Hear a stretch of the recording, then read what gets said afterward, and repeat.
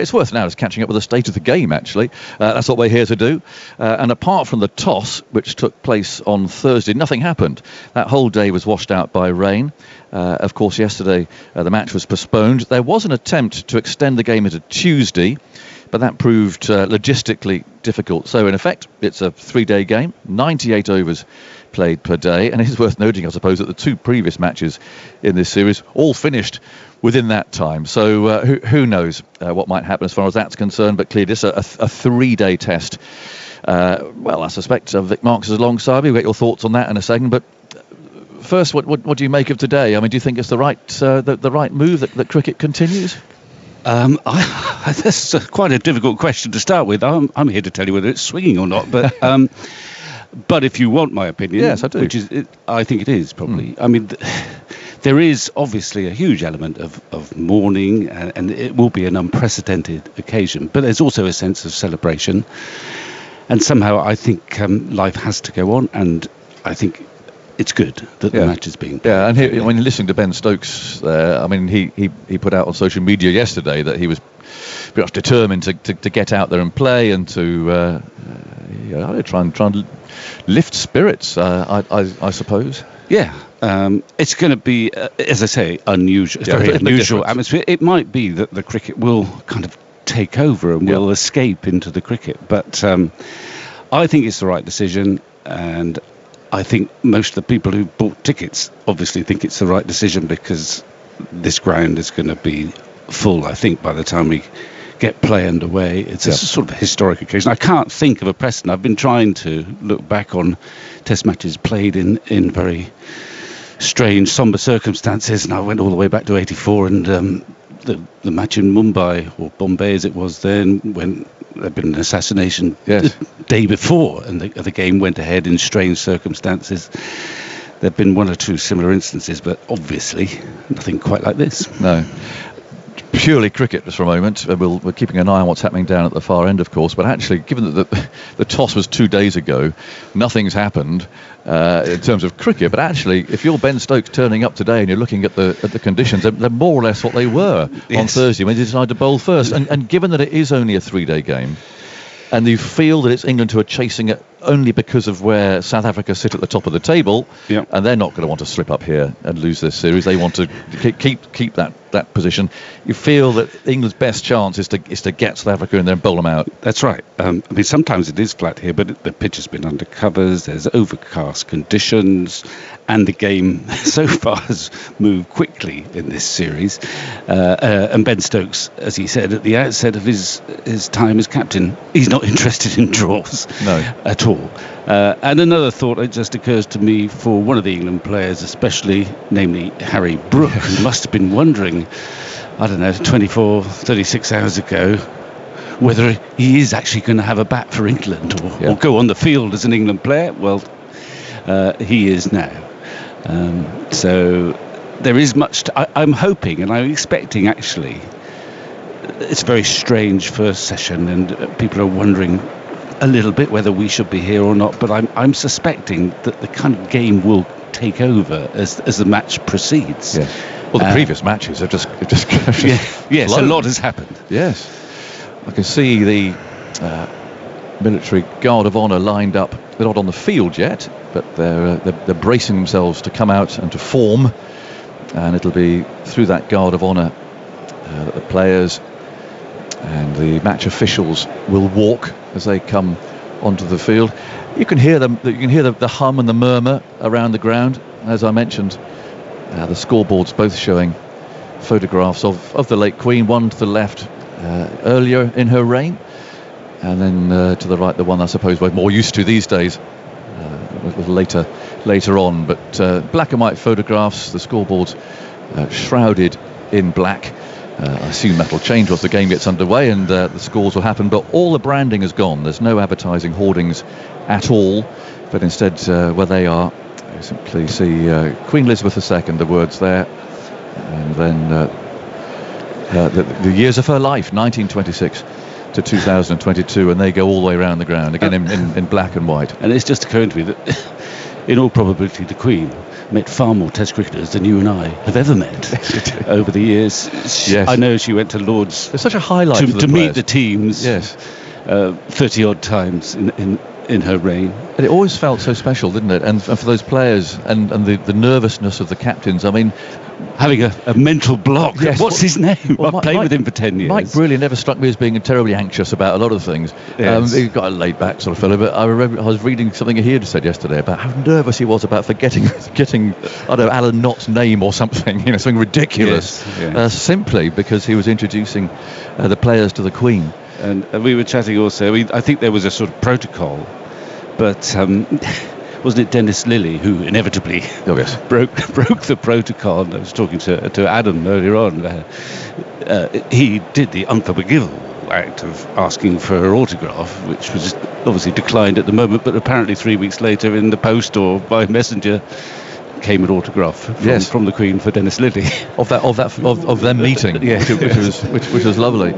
Right, here we have the military personnel. Then they're marching on from the far end, the pavilion behind them, and they'll line up there and form this guard of honour. I think it's to continue the Mike Brearley story about his anxiety. Yes. I think didn't he say that in a book that he introduced the Queen to his players, and I think it was Jim Swanson who said, surely, even in this day of age, you actually introduce the players to the Queen. And of course, he was right.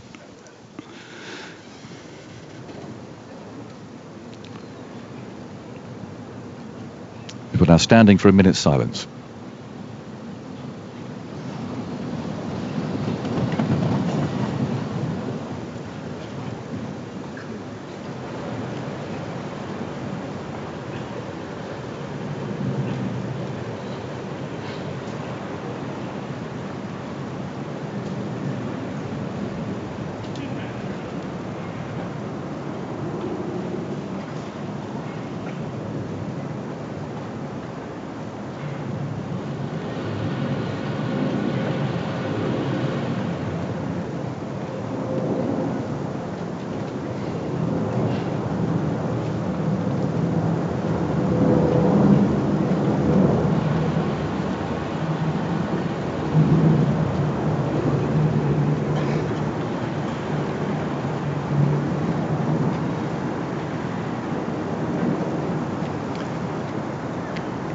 Here on standing, that the minute silence will follow shortly. There is absolute silence over the oval as the players make their way down from the Bedser stand. England led by Ben Stokes and South Africa by Dean Elgar, but noticeable how absolutely silent the crowd has fallen. There will be a formal minute silence to come in a moment. But first, the players will take up their positions, lined up there in front of the pavilion.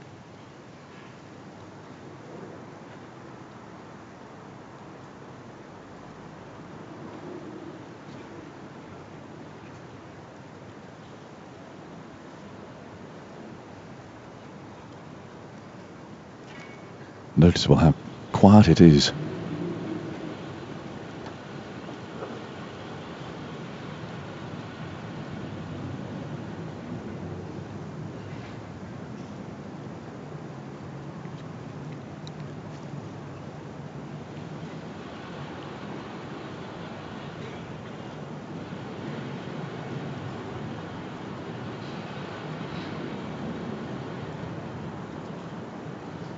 The England and Wales Cricket Board. So an announcement now. This will precede the minute silence, where everyone will stand. Most of the crowd actually standing already. The players lined up with their hands behind their backs. The umpires standing between them. We recognise her immense contribution to the nation. A short announcement across the Commonwealth and mentioning around the world.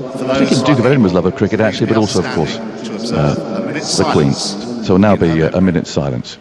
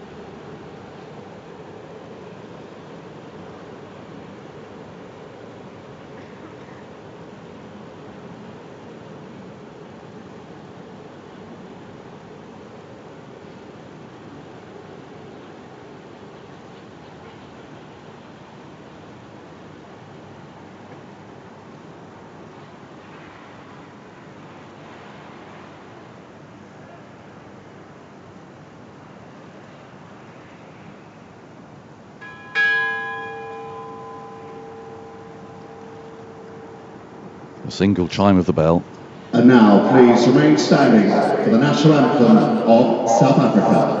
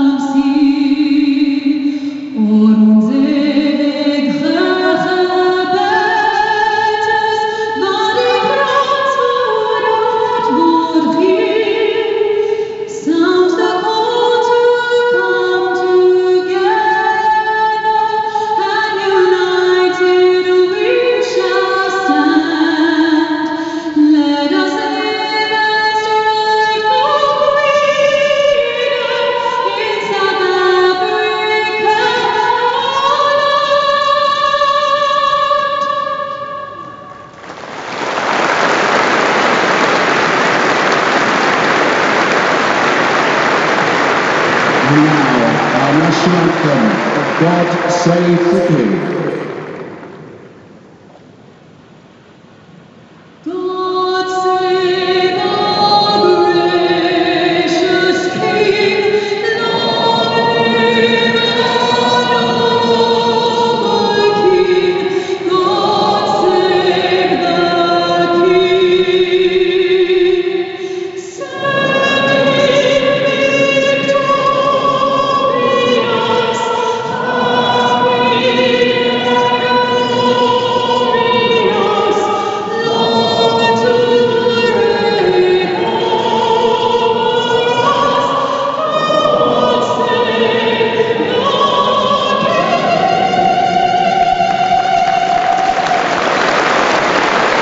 Well, I must say that was very, very moving indeed. The crowd, more than 20,000, just spontaneously joining in for God Save the King.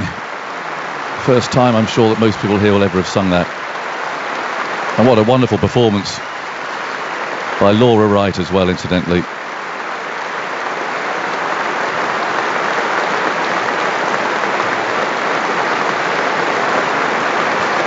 Very emotional indeed.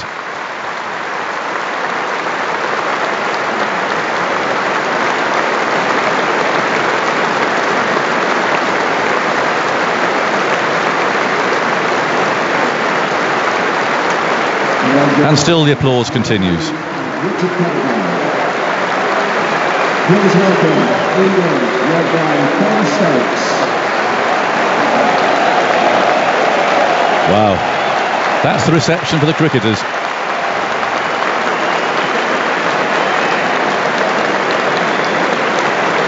I don't think there's much doubt here about whether this cricket should be carrying on or not. That's a real wave of emotion. And just, I don't know, it feels right, and certainly people here settling into their seats, I think, certainly expressed everything, I think, in those 2 short minutes. No, what a start to the match. And I'm also thinking that it's quite a good thing that England are in the field, because just imagine if you're an England opening batsman now, you've quite got everything together. Yeah. I was going to mention though, I mean, it's supposed to be a pretty strange place for the South Africans too, you know, to suddenly find themselves in this situation in a foreign land. going home next week, and then suddenly, wow, all this happens. It's from their perspective, they're totally embroiled in this Test series. They're top of the league, and then suddenly this happens on this sort of scale. Well, it's part of history, and they won't forget this match any more than anyone else. So we're going to start, and this will be the first ball of the match, albeit on the third day. Dean Elgar, South Africa's captain, will be on strike. And given only that it is 3 days, it's probably in the interest of the match as a whole, I think, if England could get amongst some wickets here and just get the game moving. Here's the first ball. It's Jimmy Anderson who bowls it outside the off stump, and as stoic as ever, Dean Elgar lets the ball go outside the off stump. And the amount of times I've said that after a big build-up and everyone's ready and everything happens, and inevitably the first ball is outside the off stump and there is no stroke. But anyway, that kind of seemed inevitable today. It's cloudy, it is overcast. The ball should swing around a bit, and Ben Stokes very much on the attack here, which he can afford to be because of this shortened nature of the game. Anderson again from round the wicket bowls, and that's fiddled away into the gully by Elgar. And there is no run. He comes up and does a little bit of prodding. I guess if anyone is going to be able to cope with all this, it's someone like Dean Elgar, who's the grittiest. He's a very good leader and much respected around the cricketing world. But he's renowned for his grittiness and just getting on with the job. Yep. So, as you said, he sort of nibbles it into the gully and waits his chance to get off the mark. Anderson wheels round again. The England players all wearing black armbands. As Anderson, wearing 9 on his back, runs in bowls. That's turned away to mid-wicket, and South Africa are indeed off the mark. A sliding stop there by Robinson leaves a bit of a mark on the groundsman's treasured square, but I suspect at this stage in the season not much will be happening over there now. And so South Africa are away 1-4, no wicket. It's a very good crowd. There are some gaps, I suppose, inevitably, maybe, but certainly I think most people who brought tickets for today are here, and there was a rousing reception there for Barmy Army's own unique rendition of Jerusalem.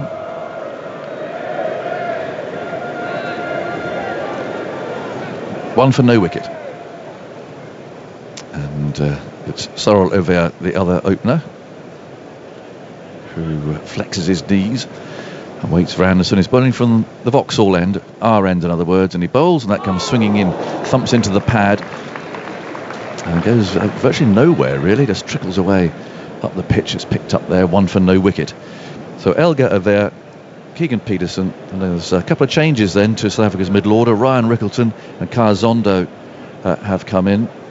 Van der Dusen, of course, has a broken finger. Ferrani, the wicketkeeper, Jan Mulder, Marco Janssen, Keshav Maharaj, Kagiso Rabada, and Anrich Nokia is how South Africa line up today. As Anderson dips his head, runs in again, is bowling over the wicket outside the off stump. Olivia allows that to go by. England, that change of course with Harry Brook coming in, and at least he'll get the chance to bat. But Lees, Crawley, Pope, Root, Brook, Stokes, Folkes, Robertson, Broad, Leach and Anderson is how England were announced way back on Thursday morning. So Anderson waits for a moment. Olivia, who's the taller of the two, waits again. Anderson bowls to him, plays on the front foot, the ball rolls way up to mid-off, and there is no run. So that's the end of the first over. We're underway. A 3-day game, 98 overs per day.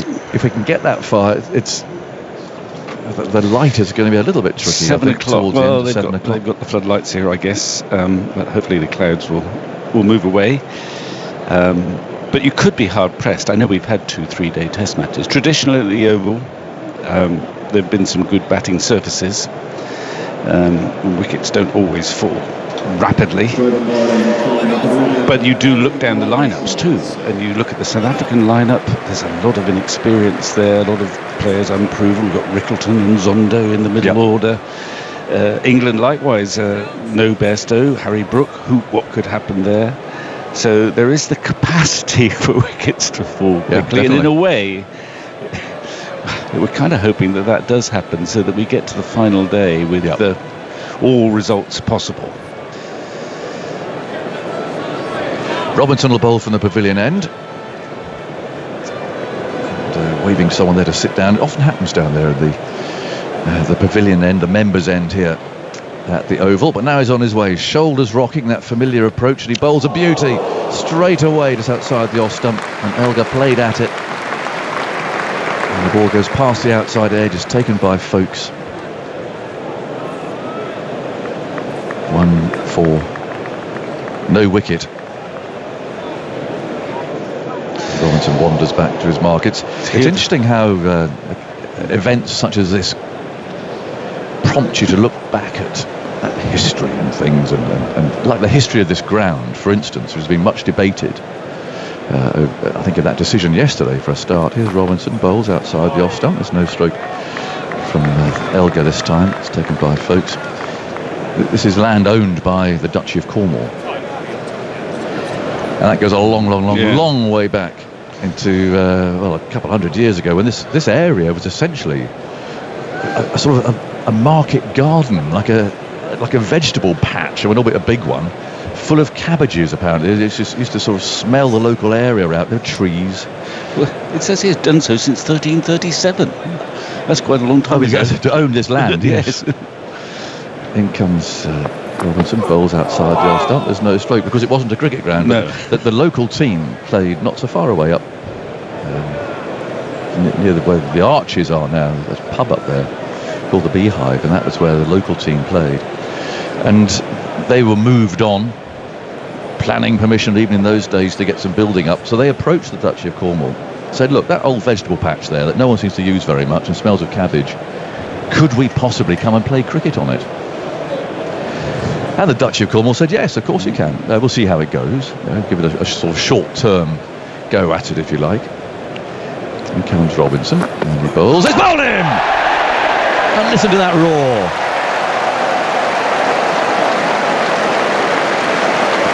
Off stump went flying. Elgar looks back and surveys his off stump that's been uprooted. And off he goes. The crowd on their feet, many of them. I feel like a real release of emotion there. The sight of that stump. There you go, it's on the replay screen. I think that roar there was when they saw the stumps absolutely going towards the slip cordon. It's been retrieved now by the umpire. It was a full-length ball, and it came through the gate. I'm not sure he got anything on it, past the inside edge. It looked a beauty, and that's the start that England want. I mean, to Elgar especially get an early wicket, and to have Elgar already dismissed, I feel that's not a massive step. It's a significant early blow for England in this shortened game. In South Africa 2 for 1.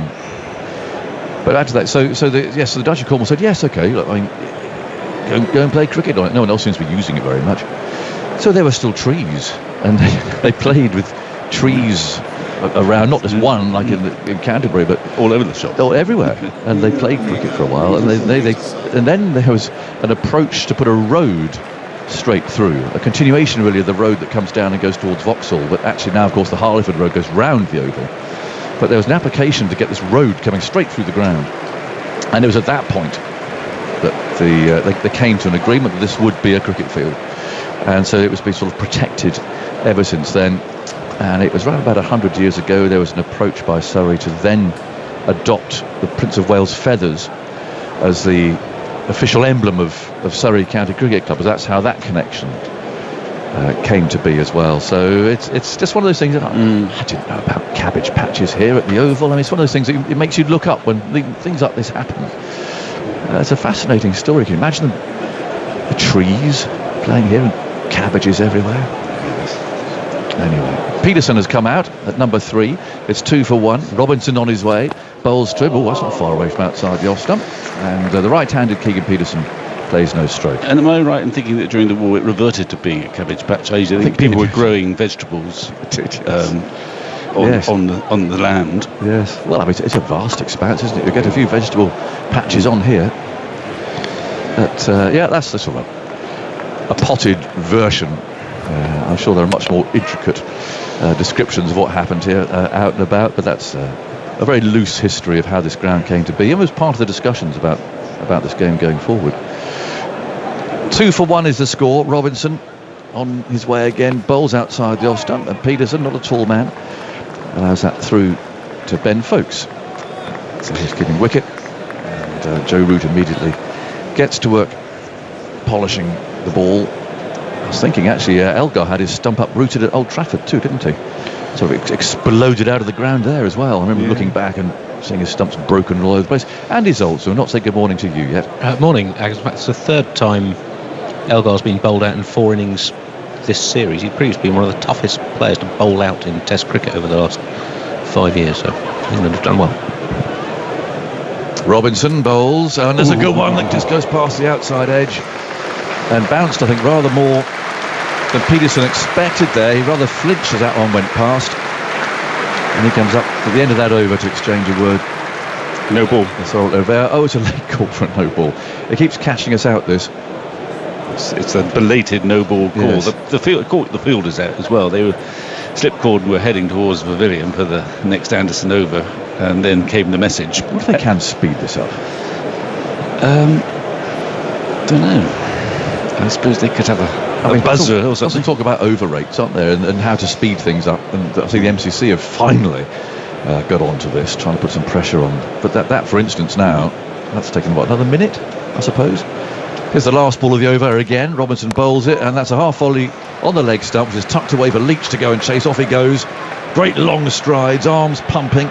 He gets to within 5 yards of the boundary, and then throws the ball back again, and they take 3. So 6-for-1. I think that is the end of the over. We'll await, but I think they're satisfied that that's it. 6-for-1 after 2 overs. Yeah, there were in fact 2 no balls over the third ball. Was also a no ball. That's the trouble. You watch it, and you think one thing's going to happen, then you turn away and talk to you, Victor, or something, and you miss that other call of a no ball. Yeah, well, he needs to sort that out. Otherwise, he's looking like a very handy choice to take the new ball, isn't he? It's a significant change, really. Well, I had a lesson in wobble ball bowling this morning. You did? Wobble scene, yeah. From whom? Well, I was waiting for Ben Stokes to do his interview there with Allison, and he was a little late. So I filled the time because Mark Wood was bowling there, and I potted out there with Jonathan Lewis, the bowling coach. Here's Anderson bowling, and that's played very late by Peterson, running the ball away behind square. And I mean, the demonstration was fascinating for bowlers of our vintage who wobble seam bowling was. Well, if the seam was wobbling, you weren't doing your job properly. No, exactly. You used to have a red ball and a red and white ball. That's it. And if there was any wobbling on that, you knew you weren't bowling properly. The wrist wasn't in the right place. You had to have the white side going perfectly down. But this, you want the wobbling. So 2 things is fascinating, because Mark Wood, of course, you never get the chance to see it when he's sitting up here. He has no mark at the start of his run, and he runs a long way.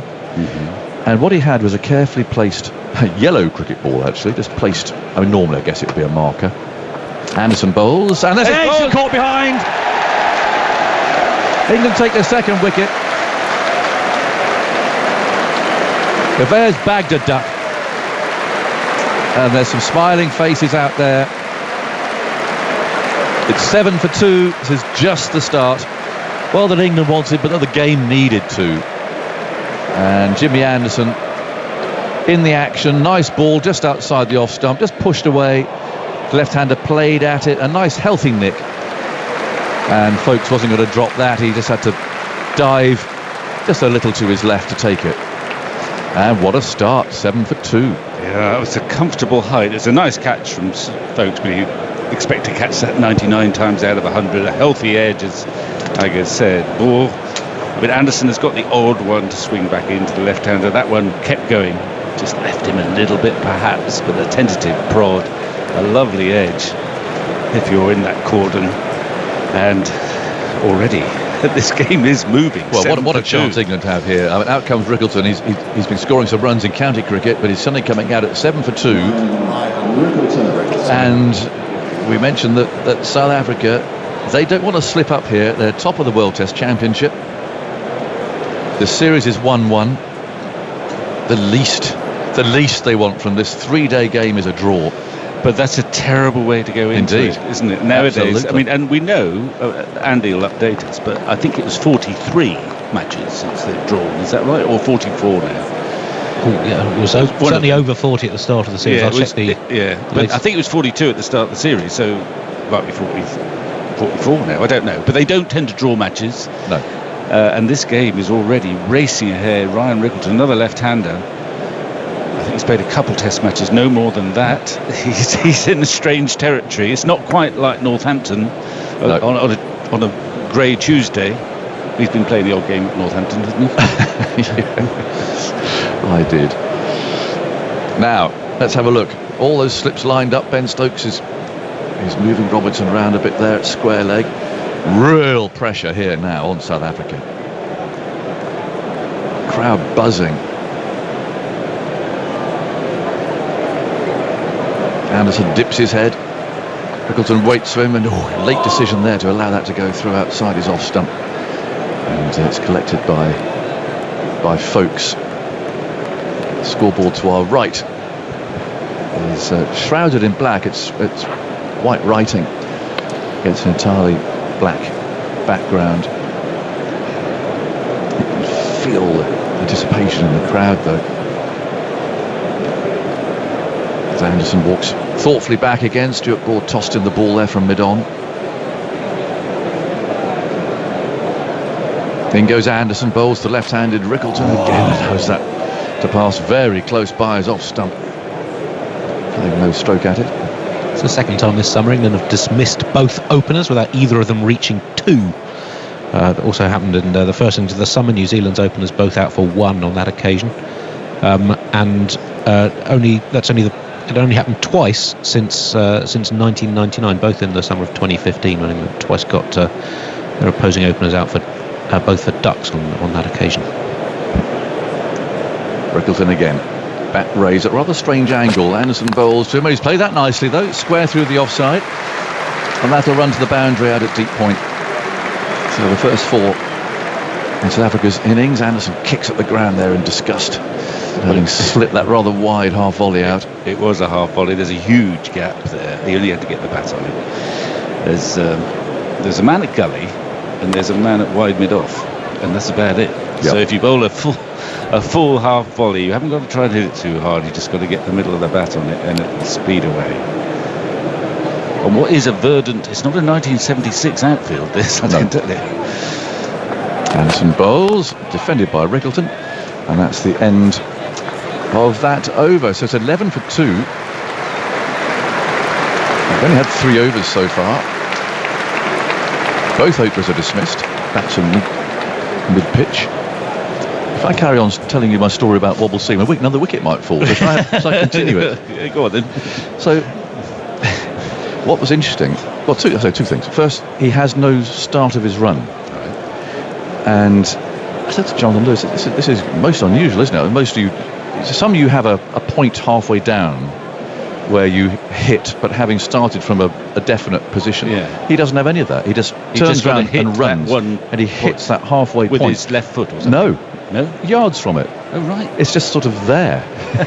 It's amazing. In comes Robinson, who bowls. That hits the pad, picked up at short leg. I mean, without exaggerating, he's probably 3 yards away from that ball. Because he's wide, the ball was straight, and he runs in from a bit of an angle. And yet, he never bowls no balls, or very rarely, and his foot is sort of touching the line. His toes touch the line. And Lewis saying he's never seen anyone like it. It's extraordinary how he just turns and just hurtles in. He said he's got beautiful rhythm, and indeed those last few yards up to letting the ball go, you can see he just coasts up almost. So that was interesting. But the whole wobble seam thing, and it's so individual. In comes Robinson, bowls outside the off stump, that cuts back. And talking Robinson, they will earmark him as being one of the great exponents of wobble seam bowling. He's picked it up so quickly. And that there's a slightly different grip for the different bowlers. Yeah. So you don't hold the ball across the seam when you wobble No, it? although one or two do, and also some really split their fingers to do it, and just And then rip what? down. So what are they for the? Yes. What are they hoping is going to happen? Well, you split your So the finger, ball, where does the ball land? and then you really work back. You really sort of almost put your wrist upwards. It comes Robinson, bowls outside the off stump. It's something for someone to try at home when you get a game. You're almost flicking the ball backwards, almost like backspin. You drag your fingers down really quickly over the back of the ball. You're really driving it into the pitch. Jimmy Anderson's case, his fingers are barely apart, and the seam just goes little wibbly wobbly. Others do it, and the whole thing's going really jerkily, and it's very interesting. And Mark Wood is learning it at the moment. He says, my aim is to really get this wobble seam at pace. So what's he hoping is going to happen when he's letting He's hoping to land the ball on the seam, but he doesn't know which way it's going to go. And if he doesn't know, the batsman's got no idea. Here's Robinson again bowling, and that's well driven, pushed really behind square in the offside by Peterson.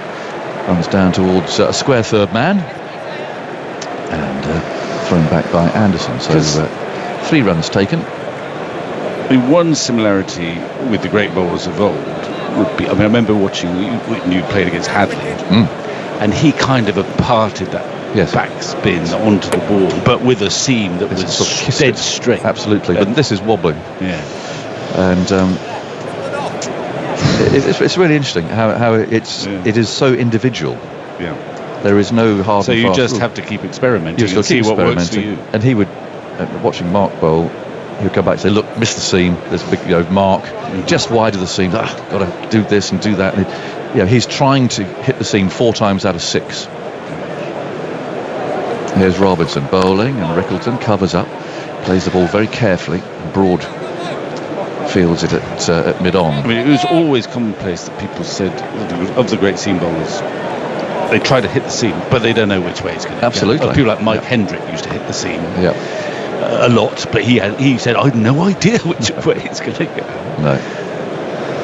14 for 2 is the score here as we resume this third and final test match between England and South Africa. It's 1-1 in the series. Only a 3-day game. Wickets have fallen already. Robinson's on his way. Bowls to Rickleton. Oh, he plants that foot. Plays slightly across it. Gets a single there. The ball rolls out to mid-off. And that's the end of the over. It's the 4th of the morning. And the crowd have enjoyed this first 20 minutes or so. Victor, thoughts from you? It's 15 for 2. And then Isha Gua is coming in here. Well, the game has almost taken over already. It's an extraordinary game, this, but it's 15 for 2. 2 wickets have gone. And we're talking about wobble seam. And Isha, I mean, even though you're incredibly young, Isha, I'm not certain you did a lot of wobble, thought much about wobble seam, did you? That's very kind of you.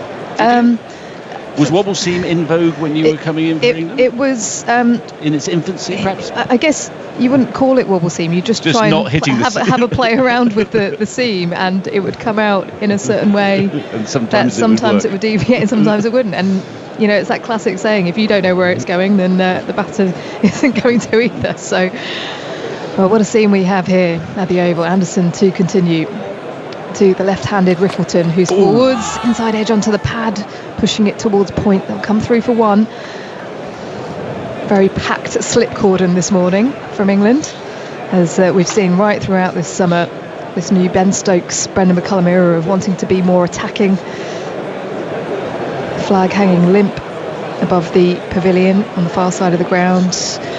Plenty of cloud cover here. It's been fairly overcast this morning, so conditions here at the Oval where generally it's a flat deck, but if you're putting it in the right areas, you're going to get a bit of movement, and you get a bit of movement in the air as well. 4 slips in a gully in position then. Anderson to the right-handed Peterson, who's on the back foot and guiding the ball to cover, and will come through easily for a single. So rotating the strike here, these two. 17 for 2 then. South Africa into the 5th over. A really unifying morning, I'd say, Vic. Well, it was moving, wasn't it? The anthems, and then the just instinctive long applause going, seemed like ages after the anthem finished. It's a special occasion, isn't it? It is unprecedented circumstances. Anderson in. Brickleton allows it to pass outside the line of off through to Ben Folkes. I think people feeling a sense of comfort in being here together. Definitely a somber feel this morning. Yeah, and yet quite a roar when the wickets fallen. Yeah. 2 wickets have fallen. And so I think you're right about the comforting element. What could be more normal? Or the separates late in September almost. The test match going on at the Oval towards the end of the summer, I suppose. Brickleton open stance. Nearly catches the edge through to Folkes. It's a good length delivery from Anderson, angled across. Had a little feel at that one. Now he's been in some pretty good form, Ryan Brickleton, playing for Northants. 4 matches that he's played, Andy. Yes, 4 matches, 2 centuries, 4 other 50s, and total 539 runs, average 77, strike rate 61. It's his 3rd test match. Decent. As he's backing across and working the ball to mid-wicket, no run. He played South Africa's 2 games against Bangladesh early this year, had a few starts but didn't reach 50, but overall in first-class cricket.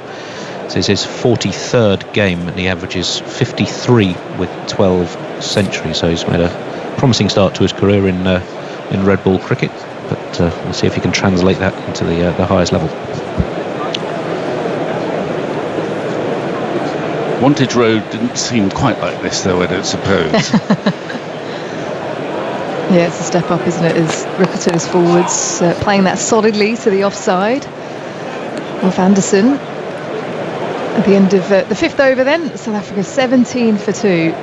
So Jimmy Anderson's opening spells this summer, which is something we've been noting through the summer. He's now taken 8 wickets in his opening spells, so 10 opening spells, a total of 8 wickets for just 92 runs, so he's averaging 11.5 in his opening spells. Over last summer and the Ashes series that he played last winter, he took just 3 for 176 in 17 opening spells, and all those 3 were in one spell against India at Headingley last year. So it's interesting. There's been a slight quirk in his stats. In fact, he stopped taking wickets in opening spells, but fully rectified this summer. Here comes Ollie Robinson on an angle to Peterson, who's gently pushing at the ball towards the offside, and Stuart Broad moving to his right to collect the ball. So 4 slips for Robinson and a gully as well. There's a real sense of that spark being there for England with Robinson returning wickets in that last game. Now a more streamlined version. He's lost a bit of weight. He's got a bit fitter after some words with Ben Stokes, who motivated him to get back to playing for England. Peterson drives with a flourish out to the deep point boundary. Loads of space, of course, because of that packed slip cordon. Pushed it slightly fuller, and Peterson obliges with a 4. Moves to 12, 21 for 2, South Africa. It's almost as if England want a fast game. They've got a very packed slip cordon, not much protection, so the moment that Robinson over pitches, it's a very good shot anyway. That would have probably beaten the field even if there'd been a cover point. But the game is already moving quickly, and that's good news. Well, it is, because both teams want a result inside 3 days. Robinson past the stumps. Peterson allows it to pass. Shouldering arms. Big difference in height between Peterson and the bowler. Yes. But even short leg, Ollie Pope in that position, who isn't the tallest of the England players, and he's got a few inches on Peterson there. He's looked good in this series so far, Peterson, without scoring a stack of runs, but he looks accomplished. There's a lovely square drive in that over. I like the way too that England have quite rightly sort of abandoned hierarchy. Stuart Broad doesn't get the new ball because it's Stuart Broad. It suits Robinson, and it suits England that Robinson should take that new ball and Stuart Broad has to wait his turn. He'd love to have it, I'm sure, but he's also accepts that there's logic there. Peterson bowled! And that is a terrible leave. Ollie Robinson has his second. England fired up here at the Oval, 21 for 3. Well, it was a terrible leave. It's one of the virtues Robinson has too. He has to pitch the ball up to hit the stumps. He's so tall. That was full in leg. Round about that off stump. It may have come back a fraction, but it was always too close to leave. But it's thudded into that off stump, 2 or 3 inches from the top of it. So out of nowhere, England have got, well, Robinson's got 2 more Test wickets. Peterson's gone already. Now we're into another. Well, he's not a rookie in terms of age, but in terms of Test cricket, Kaya Zondo's going to be coming in. And then we're down to the all-rounders. The game is moving incredibly fast. Very good toss England had, I think, about 2 days ago, making first use of this pitch. I mean, it'll be a good pitch. I think there's just a tinge of green there, and there's the cloud cover as well. There's also the expectation of a big crowd, and a sort of sense of relief that we're creeping back to some sort of normality too, I guess. Look at that scoreboard, 21 for 3, and out comes Kaya Zondo. Tricky times. You need a pretty calm head. You need Mark Rapacash. Thanks, Vic. Yeah, England all over it this morning. Conditions that have assisted the bowlers, but you've got to put it in the right place as well. James Anderson, with all his experience, but Ollie Robinson has been a star, getting it in the right areas, getting it zipping back, moving away from the right-hander. And what a moment here for Kaya Zondo. His first bat in Test cricket. 4 slips in a gully in position. Stuart Broad positioned quite wide at mid-off, got a mid-on, square leg. In fact, a short man in position there and a fine leg is Robinson is on the approach. Zondo edges, falls in front of Zach Crawley. That second slip. England's tails up here. They can sense a moment in the game. 21 for 3. They know they need this to move quickly to have any chance of having a result as Mark Ramprakash comes in. Well, a very good morning, everyone. It's a real examination here for the South African players. Just enough movement off the seam mainly, not really in the air, as Zondo is new to the crease. Peterson, of course, having left that one, he'll be kicking himself, but I can tell you that plenty of players have done that to Ollie Robinson over his career so far. Zondo on the back foot, pushing to the offside, gets into the line of the ball, a little bit squared up on that occasion, but he's off the mark in Test cricket as the crowd recognise the efforts of Ollie Robinson. 22 for 3 then, South Africa reeling after 6 overs. We're just looking at the replay of that one. Fair deviation back into the right-hander, and it's the length that's absolutely key because he's shaping up to come forwards. Was he expecting it to bounce more than he did? Well, interestingly enough, in his short innings, he had left a couple that had been shorter than that had nipped back and gone over the top of the stumps. So the Oval is known normally to have a slightly different bounce to the rest of the pitches in England. Normally it's a bit more bouncier, hits the ball, hits the bat actually a little higher up on the bat than a lot of the other pitches in England. That one pitched up just a fraction fuller. But I think Ollie Robinson is the type of bowler that you have to look to play, certainly the line of your stumps, and it might nip back onto your bat, but you need to keep your bat sort of in and around the stumps because a lot of balls test you around that area. Zondo back and across, pushing to the offside again. It's a tight call as Rickleton dives to get in at cover there, rushing to the ball. He set off immediately. The throw came in, needed to hit, and it didn't. I don't know how close it would have been, but playing it underneath his eyes, defending,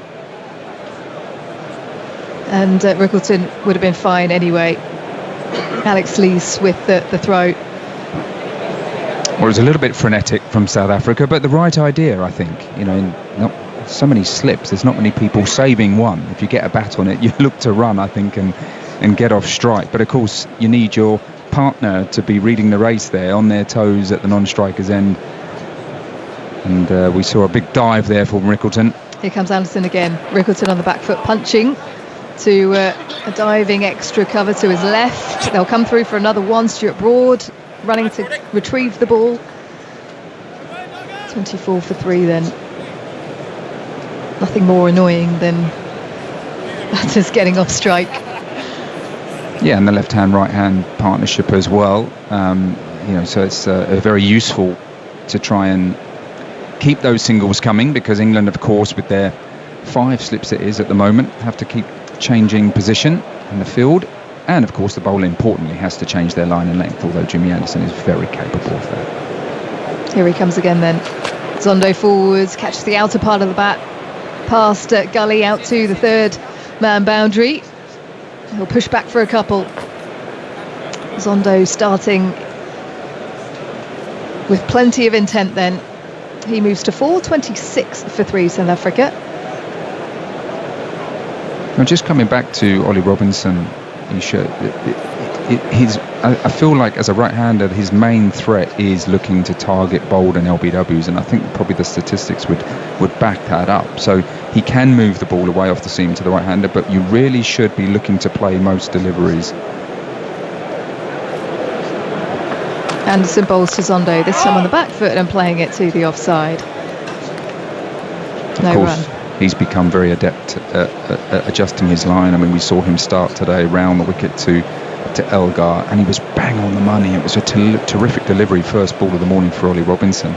Round the wicket, angled into the left-hander, moving away off the seam, and his length has been impeccable.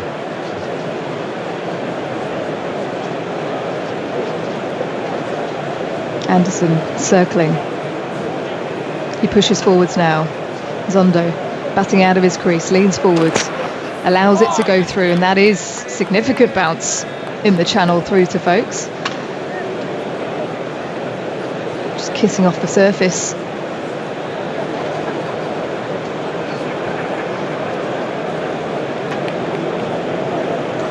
South Africa and Dean Elgar speaking ahead of this test match about batting woes, and he wanted them to step up. Well, at this stage, 26 for 3.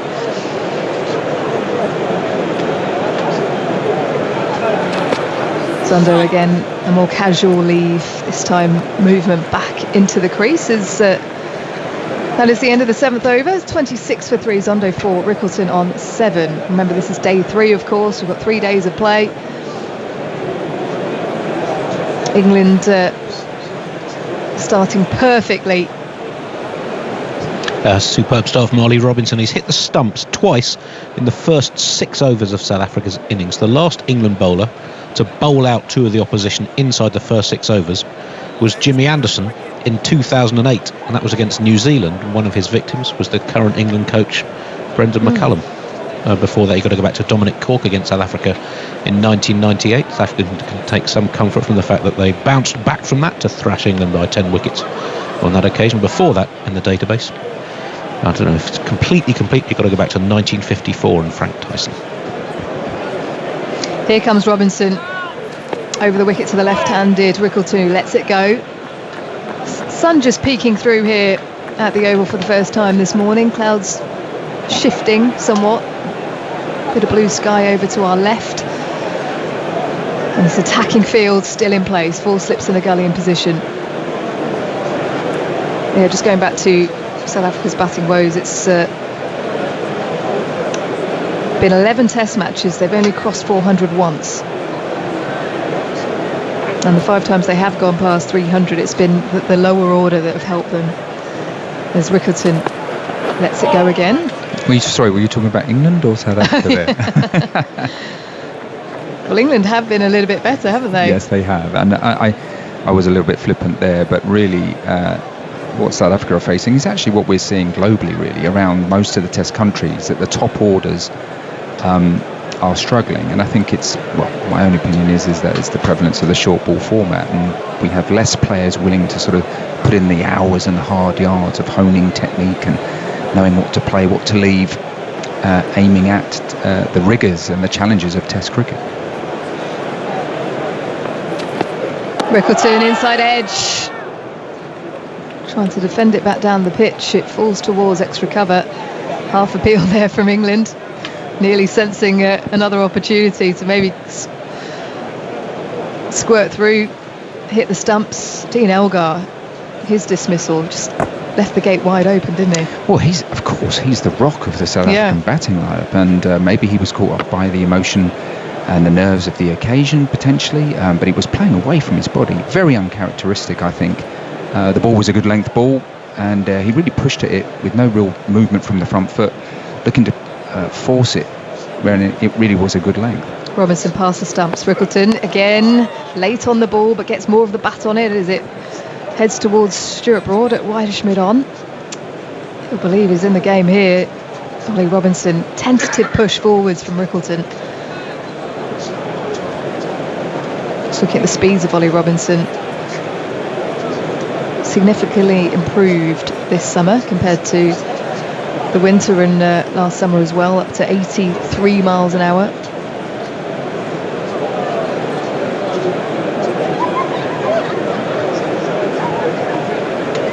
Robinson in again, beats the edge this time. Rickleton, no real foot movement there. Shaped to play the ball, then just brought the bat away. Yeah, the length is superb, and batters get caught with no feet because the length is so good. They're not sure whether to go forward or back, and it was a line to the left-hander where he felt he had to play the ball, just continuing onto this first slip line really. But he played the line of his stumps there, and that's kind of what you have to do. You have to try and protect your stumps, and if it leaves you, well, you hope to miss it. Rickleton beats the edge again. A bit like that one. Well, you're absolutely right, Ed. A true examination here from England's opening bowlers. Ollie Robinson, though, has been right on the money every single delivery. A few words from you, Mark Raprakash, and then it will be Dan Norcross.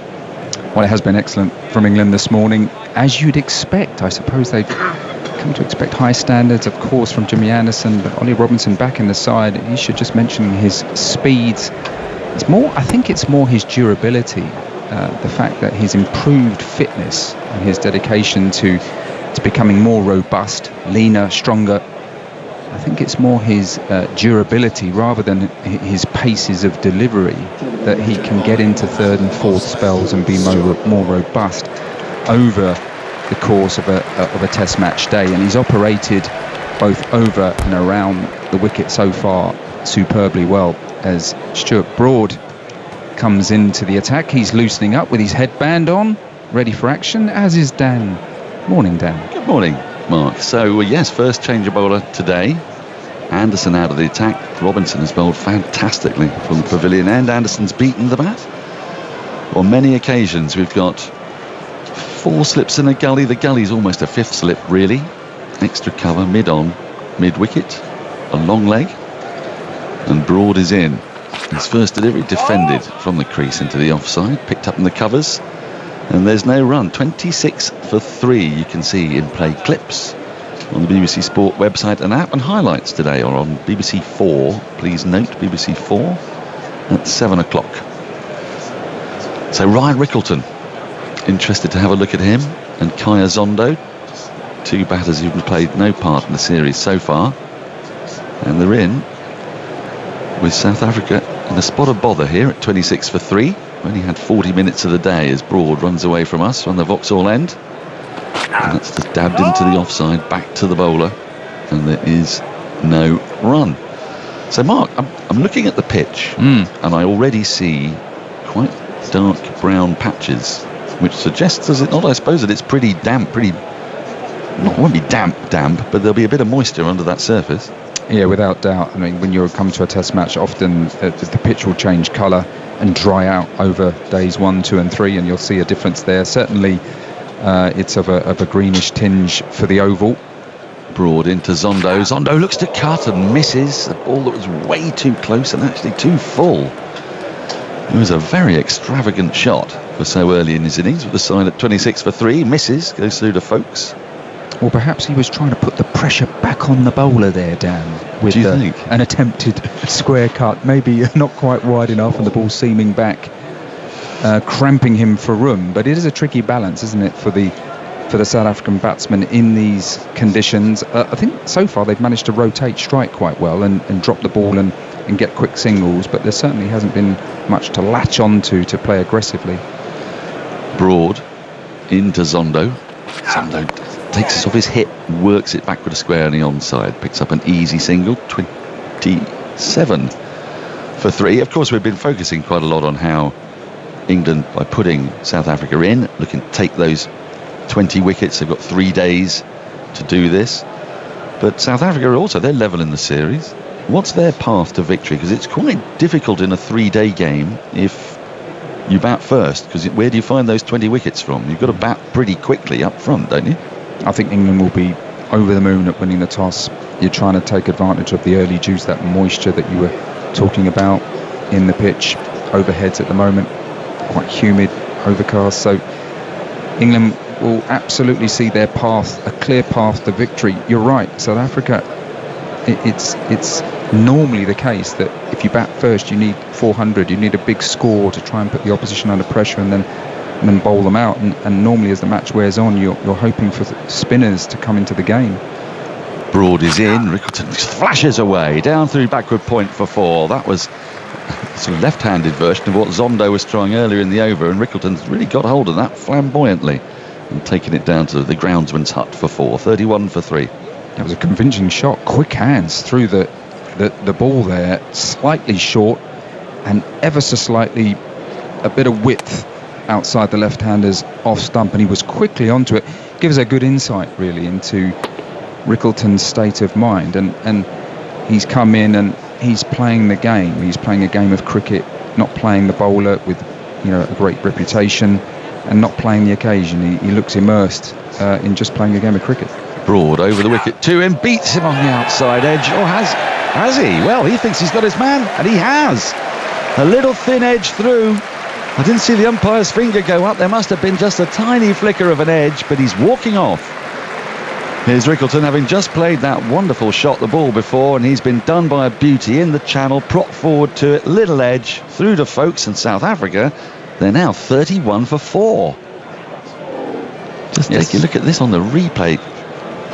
It was a very strange reaction. Folkes didn't even appeal, really. He just knew that he'd got the edge.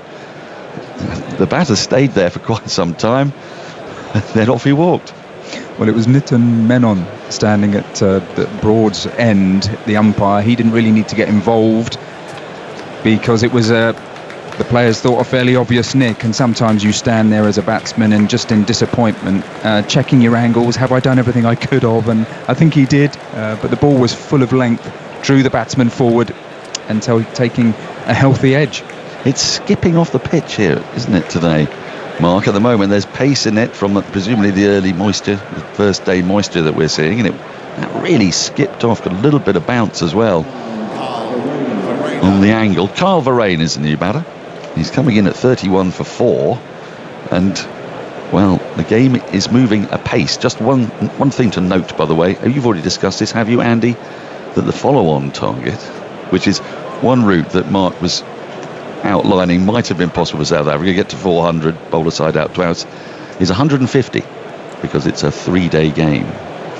Even though the toss was on Yes, because now I checked out the laws, and it's a beautiful anomaly that I think you're going to like. So the first day was rained off. Now, even though the toss took place, even though there was no play, had the players come out and had the umpire called play, but no ball was then bowled because maybe they said it was a flash of lightning or something and they walked off, then that wouldn't have been a washout, even though no ball would have been bowled. So the moment it stops being a washout is when the umpire says play. Do you like that? Now Robinson is going to start a new over. He's into Zondo, who gets one on the hip that he just pushes to the right of Ollie Pope at short leg. It was perilously close to him, but has it come off pad? It has. Umpire signalled leg by, so wouldn't have counted had he caught it. 32 for 4. And sorry, Andy, you were about to tell me something. Well, Varaine's just come in. He's one of only 3 South Africans in this team who's scored a Test century. Hervé has scored 1 and Elgar 13. Varaine has 1. That was against New Zealand early this year. Just 15 centuries in the team, 13 of them from one player. Got to go back to 1998 for when South Africa last fielded a Test 11 with fewer centuries in it. Well, it's interesting. I was looking at your fact sheet that you give us, and Elgar is the only player in this side to have over 1,000 runs, which seems very unusual. England have got 6 players in this side with over 1,000 runs. Granted, 2 of them are batting at 10 and 11.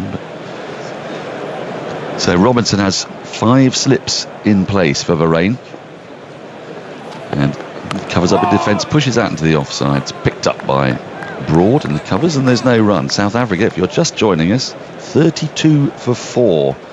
Robinson with 2, Anderson with 1, and now Broad with 1. And the top order has been blown away. Opener's gone.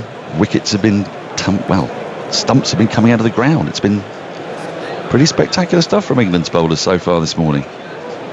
Yeah, tough for a very inexperienced South African batting line. I've been racking my brains at trying to think of when last this happened. Varaine on strike is edged through to the keeper and gone. That's the 5th wicket. Well, Robinson picks up a 3rd. A lovely ball in the channel. He didn't know whether to come forward or back. Got slightly stuck on the crease. Varaine got a good, healthy edge through to Folkes, who takes a comfortable catch around about waist height. And South Africa are now 32 for 5. Another excellent delivery from Robinson, angled in to the right-handed batsman. Really didn't do a lot of wrong. Presented the full face of the bat, but some days the ball moves off the seam and it misses the bat. Today it's just doing enough where a rather sort of circumspect South African players are just sort of putting the bat there, and England are finding the edge. So Varaine has a very short stay at the crease. Gone for a duck. Another one. A duck off 2. I mean, this reminded me a little bit, of that time Australia were bowled out for 60. Yes. Where, as you say, the ball isn't doing anything dramatic. Yeah. It's doing just enough. And the South Africans are just either edging everything, or if they're missing one on the inside edge, it's flattening the off stump. It's not just going over the top. So, 32 for 5. Who's going to wander out to bat here? Vian Mulder is due to be on the card at number 7. We haven't even had an hour's play yet. We had 52 minutes, and the number 7 is at the crease. We're just looking at that replay again. He got a bit turned round for Varaine, didn't he? I mean, he did show the full face, but he was sort of head sort of pointing down. Was he being twisted around a little bit? Is he anticipating the ball doing more, or just tentative at the start of his innings? Well, I mean, I don't know. My own experience was I didn't see too much of my first few deliveries, to be honest. It was all a bit of a blur, and I think importantly he presented the full face of the bat. He held it close to his body, and it was over the line of off stump. I don't think he really could do a lot more early on in his innings, and it just right now the momentum with England, the ball's just doing enough, and of course they're fairly easy chances to Ben Folkes. Robinson in. This is dabbed into the onside, fielded at short leg, goes straight to Pope, who throws at the stumps and misses, but Mulder was home. I think Robinson. Can you tell me Robinson's figures, please, Andy? Just He at the moment has 3 for 14 from 4 overs and 4 balls. I think that means, if my basic maths is correct, that his bowling average has just dipped below 20. Yes, he's now taken 47 wickets. This is just his 11th Test average, currently 19.89. It's pretty impressive. He's drawn level with Joe Root in wickets taken. Robinson into Mulder. Uka props forward in rather tentative defence and pushes the ball to his feet. And there's no run. 32 for 5. Zondo 5, Mulder yet to score. These are these are proving to be extremely challenging conditions for batting in, Mark. And I think we should make the point that we were talking about South Africa being so inexperienced. I can't remember a batting lineup in Test cricket like this, with so many new players into a side, such inexperience. Of course, we should make the point that this is difficult conditions, and even if you are experienced, as Dean Elgar found, these are very challenging conditions to bat in. Robinson in from the pavilion end, and that is defended more solidly this time by Mulder. Back up the wicket, and there's no run. A warm round of applause for Robinson. He's picked up another wicket, 3 this morning for him. He's had taken 3 for 14. South Africa, the end of the 10th over, 32 for 5. Andy. Well, we talk about South Africa's inexperience. To find a time when South Africa has made a worse start in a test against England when batting first, you've got to find an even more inexperienced team, because it was in their first ever test match in 1889. There were 17 for 5 at the start of that, and this is the worst since then in matches when South Africa batted first against England. Is that George Lohmann inspired, or was he 3 or 4 years later? I forget, 1885. I think he might have been later. I'll just get the scorecard up for you, Dan. It's at the Oval. There's a building named after George Lohmann just outside the ground. Yes. Born in Wandsworth, I believe. A hero in these parts, George Lohmann, absolutely. Broad, head-banded, starts a new over. First delivery, takes the outside edge. It squirts away past Stokes in the gully region, and they amble through for a single. 33 for 5. We've had a couple of convincing shots, but not many. Peterson played a nice drive. Rickleton played a beautiful cut. But for the most part, very few balls are coming out the middle of the bat. The destroyers of South African batting in 1889. In the first innings, 1889, yes, was Johnny Briggs, of course, left arm, one of England's finest bowlers in the early years of Test cricket, and Aubrey Smith, who captained England on his only Test appearance. Hollywood actor. Yeah, later became a Hollywood superstar. So that's encouraging news for Ollie Robinson. And in the second innings, the wickets were spread around 4 for Arnold Fothergill. Can you tell us all about him, Dan? There's a name to conjure with. I'm not sure I can. I thought you might do that for us. Broad in, 4 slips and a gully, wide of the off stump, and actually it swung a little bit after it left the batter, and is really well taken by folks diving to his left. Mulder yet to score, Zondo on 6. So that's quite a while ago. That's 133 years. I mean, they've made a lot of changes, South Africa, to this side.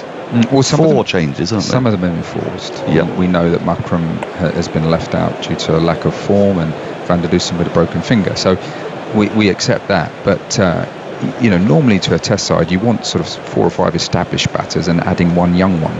Broad in, wide of the off stump. Thought about having a go at it, Mulder, but decides against. This is the opposite. It's 1 established player, and the rest really have had hardly any cricket. I mean, it's a good job, really, from a South African point of view. Rickleton, of course, has been playing county cricket. He's probably had more preparation, more first-class cricket than most of the others. To add new players into a side that's so inexperienced in a batting lineup, it is actually really quite difficult for those new players coming in. Broad runs away from us from the Vauxhall end.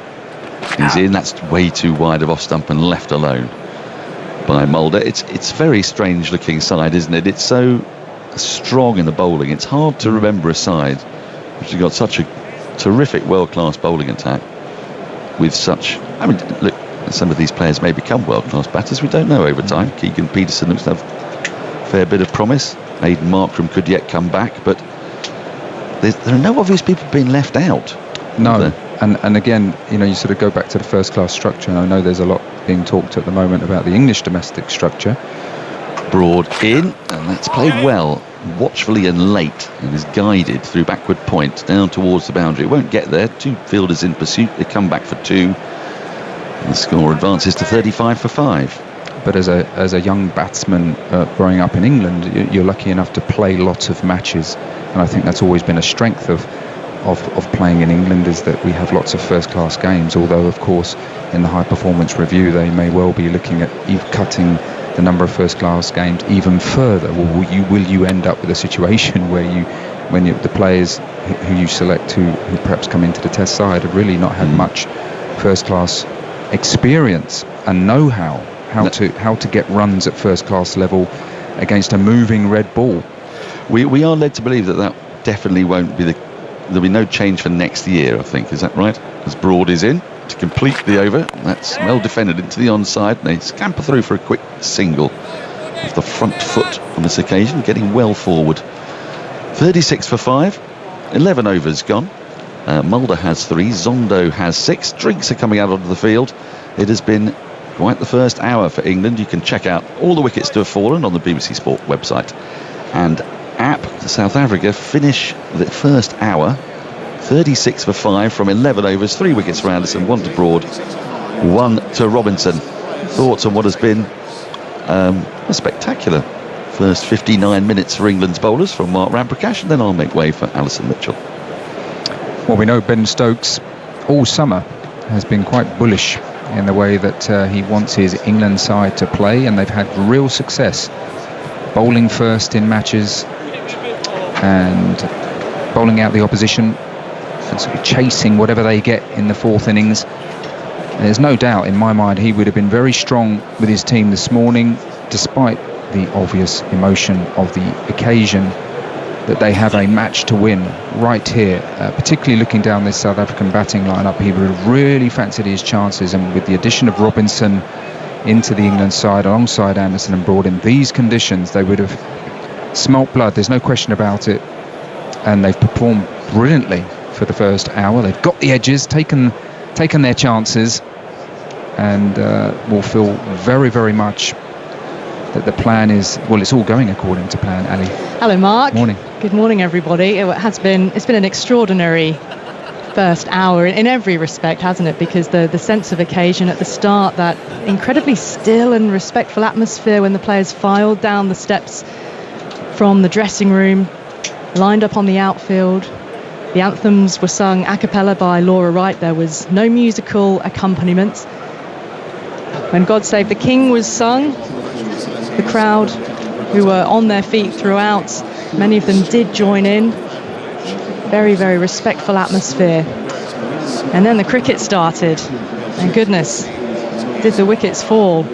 Ball doing just enough. His overhead conditions, clouds in the sky, the ball nipping. Just had a look at reminded myself of the scorecard at Old Trafford and what happened to South Africa when they batted first there. And by lunch on day one there, South Africa were 5 down. They had 77 runs on the board. They've got 36 runs on the board at the moment. They've got another hour to try and put some sort of partnership together, get themselves up to the break and suggest that they could mount some sort of middle order, lower order recovery. But it has been all England.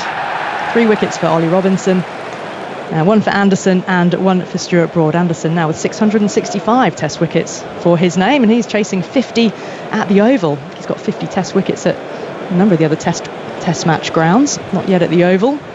Today could yet be his day. Well, drinks have been taken. Mark Ramprakash has left us for the moment, and we've got World Cup winner Alex Hartley with us as well. How are you doing, Alex? I'm all right, thank you. Not too bad. Oh, incredible bowling day. Incredible start. What a start for England. Well, set to go again. Ollie Robinson into Mulder, who's on 3. Still 5 in that slip cordon. He's forward, batting pad close together. Picked up by Pope at short leg.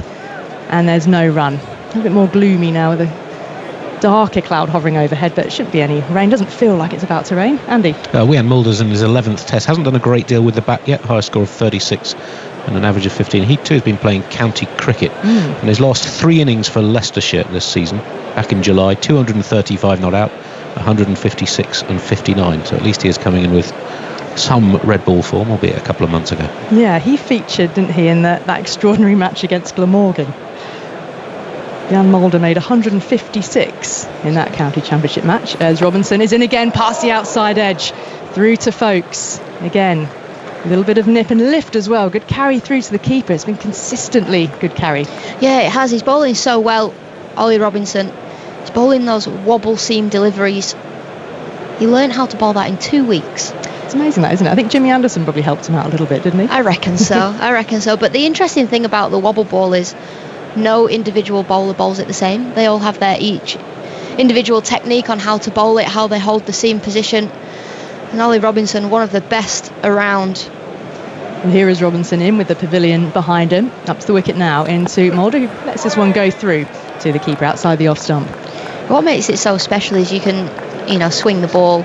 Then you hold the ball ever so slightly and it comes down and the seam's not straight, so it's called the wobble ball because the seam wobbles, and as it hits the pitch it can nip either way, and that's what makes it such a dangerous delivery. The bowler won't know which way it's going, so the batter certainly won't. Exactly. The bowler doesn't have a clue, the batter doesn't. It's a good ploy, isn't it? It's a very effective ploy. So Mulder on 3, Zondo 6, South Africa 36 for 5, entering the second hour of this deciding test match at the Oval. Robinson in over the wickets, and it's again left the batter who's forward. He was playing defensively and it's left him, and probably done just too much that time because it was very, very close to the shoulder of the bat. Ben Foakes was left with a big grin on his face as he took the ball. Decent height as well. Has just nipped away from the batter. Little bit too much. Ben Foakes, one hand on his hip, one on his head, big smile on his face. Wondering how did that not take the edge. Mentioning Wiaan Mulder playing in that Glamorgan match in the county championship, he made 156 as Glamorgan replied as Robinson is in. Big swing and a big edge to Ben Foakes. That was a rash shot from Mulder. It's another for Ollie Robinson. He's now got 4 wickets, and South Africa have slumped to 36 for 6 on this opening morning of the match. Now it's finally got underway. Well, it was a poor shot really, wasn't it, from Mulder.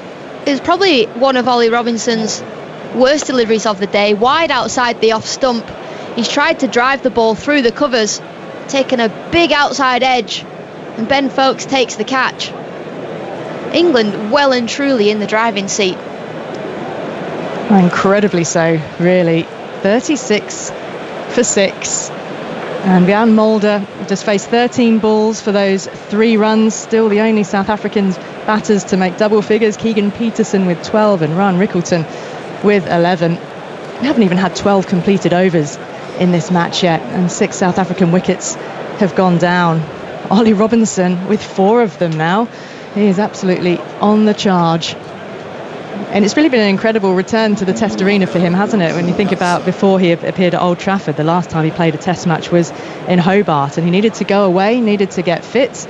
Ben Stokes certainly, I think, played quite a direct part in just having a good talk to him, and Ollie Robinson took all that on board and said, you know what, I need to make the most of my opportunities. I need to knuckle down, get myself into shape where I can. I mean, he's not needed to bowl like hugely long spell here yet, has he? But it's the skills which come with the fitness. Yeah, I think the impressive thing for me is he's gone away, he has got fitter, he's visibly got fitter, which means, he must be so much fitter than where he was. But actually, his speeds are consistently up and around 84, 85 miles per hour, and he's able to push it a little bit further.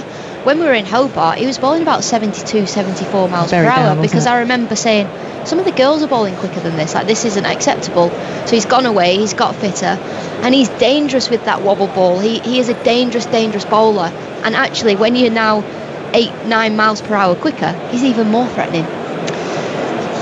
Well, Marco Jansen, the very tall figure of Marco Jansen, has come out to the middle. He would not have been expecting, or certainly not hoping, that he would have been out with the bat before lunch on day 3, but effectively day 1 of the 3-day game. 98 overs per day in this match, and we wondered whether over the course of the 3 days remaining, is that enough to get a result? Well, the way England have started, giving themselves every opportunity here. So Jansen to face his first ball from Robinson, and he's again beating the outside edge, but Jansen forward with a defensive stroke, and the ball is nipping off the surface, moves fractionally enough to not take the edge. Ollie Robinson finishes his over with 4 wickets to his name now. 36 for 6, South Africa. He's bowled beautifully as Ollie Robinson. Every single delivery you almost feel like he can take a wicket. And actually, the ball that just got the wicket, the full half volley outside the off stump, should have been left alone. But actually, South Africa feel like they need to play at balls like that because they've only got 36 runs on the board. So there's that fine line of trying to score off the bad deliveries but not wanting to lose any more wickets. South Africa's only route, or their route to victory over a 3-day game when they're batting first, is they needed to score a big innings, but they needed to score relatively quickly given the lack of time, because they then needed to bowl England out twice. They needed enough runs in the first innings to probably enforce a follow-on and have England give themselves enough time to take 20 wickets. But at the moment, it's very much the reverse. Yeah, because the toss was on Thursday, England won the toss wanting to bowl. Because the game is now shorter, England actually found themselves in a really strong position before the game even started. But South Africa had the opportunity to counteract that and get big runs, but they just haven't been able to. It's Stuart Broad with his white headband on from the Vauxhall end of the ground. He's bowling to Zondo. 4 slips and a short leg in place. He's pulled the bat inside the line. I fancy a little late then. And Stuart Broad with a threatening line outside the off stump. The ball again fizzes through to Ben Foakes. And they've got a sort of a deep set gully fielder in here, not quite as deep as a short third, but somewhat behind the slipped cordon. There's just 4 in the slips now. It's been an exciting day to be a bowler and to see England with these attacking fields that we've sort of become accustomed to over the course of this summer. Yeah, these attacking fields almost feel normal now when it comes to England and Test cricket. And they're bowling so well as to back them up as well. Broad over the wicket, little straight that time, and Zondo's able to clip him away past the square leg umpire. It brings Leach in from the boundary at deep backward square, and a single is taken as the ball comes back into the gloves of Ben Foakes. 37 on the board, 6 wickets down for South Africa. Andy, Ollie Robinson, hi Ali. 4 for 14 from 6 overs when England have bowled first in tests. Since 1975, there's only been one other occasion when a opening bowler has taken 4 wickets inside the first 12 overs of the innings. That was Stuart Broad's famous spell against Australia in 2015 when he had 5 for 10 after his first 6 overs, went on to take 8 for 15 before they got to go back to Peter Lever at the MCG in February 1975. Oh, I knew you'd come up with the numbers for this sort of Ollie Robinson spell. Puts it in context, doesn't it? And he could take an absolute hatful today. He really could. Right, Jansen is getting ready to face Stuart Broad. No change in the field. Tall man, the bat looks like a matchstick in his hands. He leans forward, taps the bat on the ground, and Broad is in now down the leg side, through to Foakes. And Jansen has a little dab as if he might try and follow it and try to glance it down to fine leg, because there's no fielder in that position. In front of the advertising hoarding, Jack Leach is very much at deep backward square, and all the advertising hoarding at ground level for this match is all in black with just the white words "We are England cricket." So no branding at ground level and no sponge with advertisements. We've just got a bare boundary rope, which makes you feel like we're playing a bit of cricket in yesteryear. That's all the mark of respect. Broad into Jansen, full straight's gone through him. Foakes with another tumble. Broad's appealing. The wickets, well, immediately a review has been made because the umpire was unmoved. Now it seemed to go through Jansen. Foakes took the catch, diving away to his left-hand side. Player review for caught behind. Original decision is not out. But as field delivery, we go to front on when available. There was a lot of enthusiasm, wasn't there, Alex, from the slips, from Broad? There's always enthusiasm from Broad. Broad's convinced, absolutely convinced. Running through. Did it take an inside edge? It might come off the thigh. Thanks.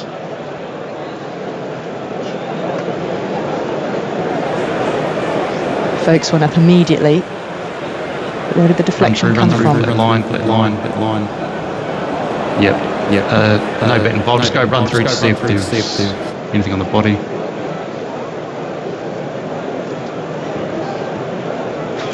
Past the inside edge with no movement on ultra edge. We've got no contact with the back. I just want to double check to see if it flick the back leg just for a LBW. It could be a second bite of the cherry here. It must have hit something. Just flick the back leg. Ooh. Okay, we've got a flat line. We'll go back to Nissen. Ball's too high anyway to check LBW. Nissen, you can stay with your original decision of not out. You're on the screen signal. Nothing showed on ultra edge as the ball went past the thigh, but it seemed visually as if there was some sort of deflection as the ball went past the thigh. It seemed like it flicked the trouser, but hey-ho. Well, the verdict is not out. It's an unsuccessful review for England. They are left with 2 of their 3 now. They've lost that review. Broad in again to Jansen. He's forward, manages to get his bat on this one defensively. The ball back up the pitch into the hand of Stuart Broad, and there's no run. 37 for 6 South Africa. A reminder that Elgar made just 1 of a 4-ball duck. Peterson 12, Rickleton 11, Verena a 2-ball duck, and Jan Mulder out for just 3.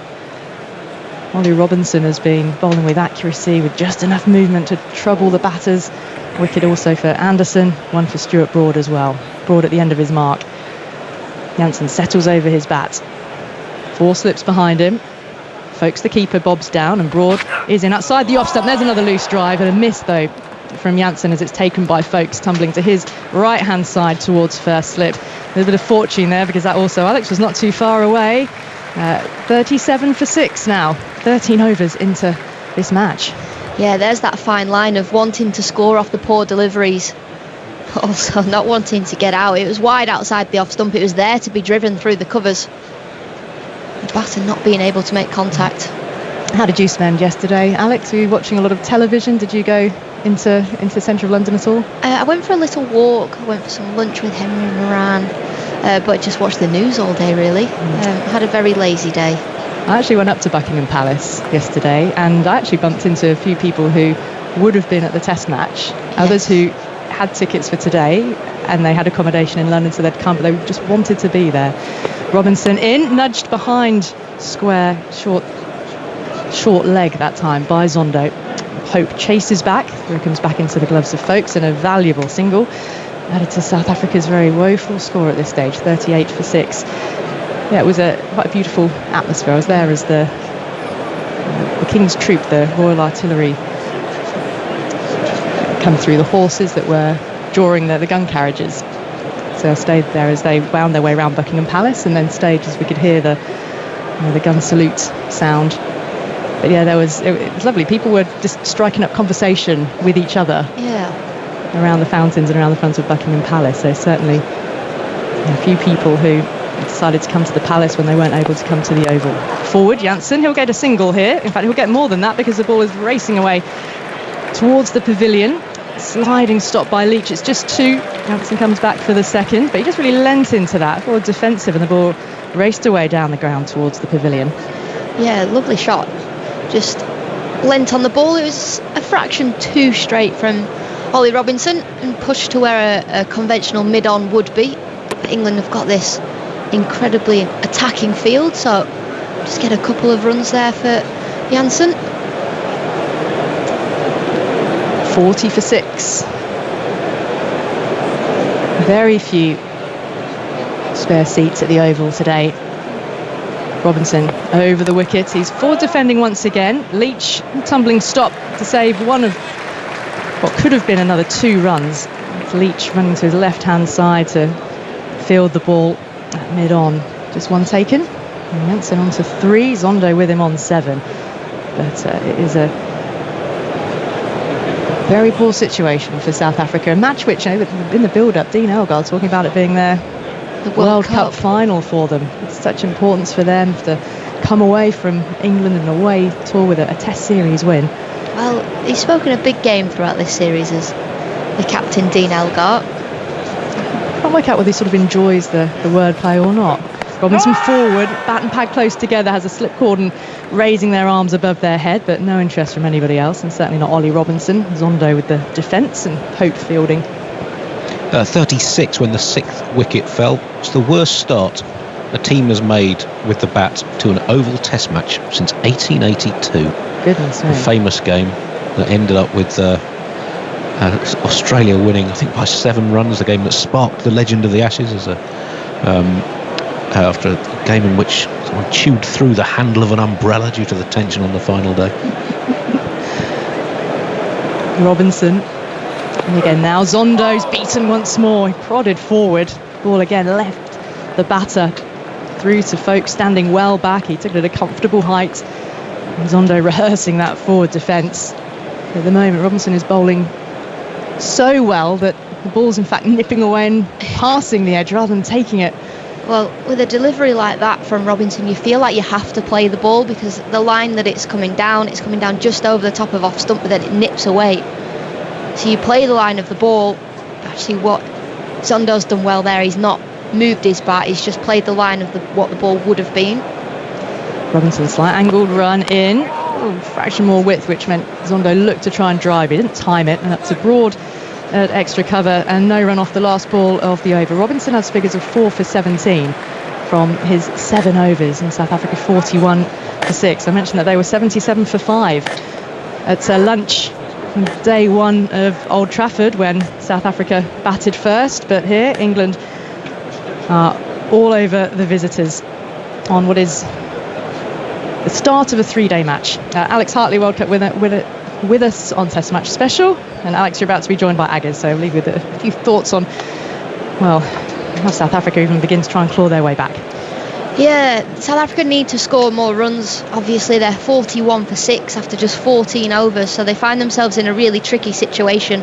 Ollie Robinson's bowled brilliantly. He's got 4 for 17 in the 7 overs that he's bowled. For South Africa, they need to score off the bad deliveries England bowl. In goes Broad then, bowls, and that's nicely played firmly towards mid-on. A scrambling, desperate save.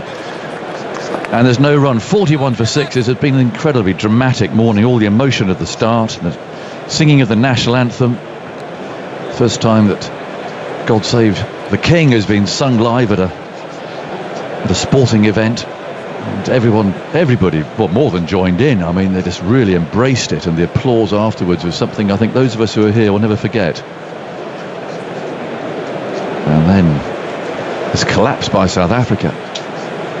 41 for 6. Janssen on the strike, and Broad bowls to him. There's that loose drive again. Full length, which Broad has only sporadically hit today. He's bowled a little bit short, but he got his wicket with the fuller ball. And that was the length to bowl. Yeah, he's been the least consistent of the 3 England bowlers that have bowled today. Just not quite got his line and length perfect. But I suppose when you've got somebody like Ollie Rob bowling as well as he is at the other end, anyone's going to look like they're not as consistent. 41 for 6. 40 minutes to go until lunch. Broad runs in eagerly again. He's there over the wicket and bowls. That's worked away nicely by Janssen. There's runs here for South Africa. But Jack Leach sprinting round from deep square leg. Will he get there? Not quite. Not quite. And so 4 runs it is. We haven't had many of those today. Have we? Well, a couple, 3? That's the fourth. 2 by Rickleton, 1 by Peterson. 45 for 6.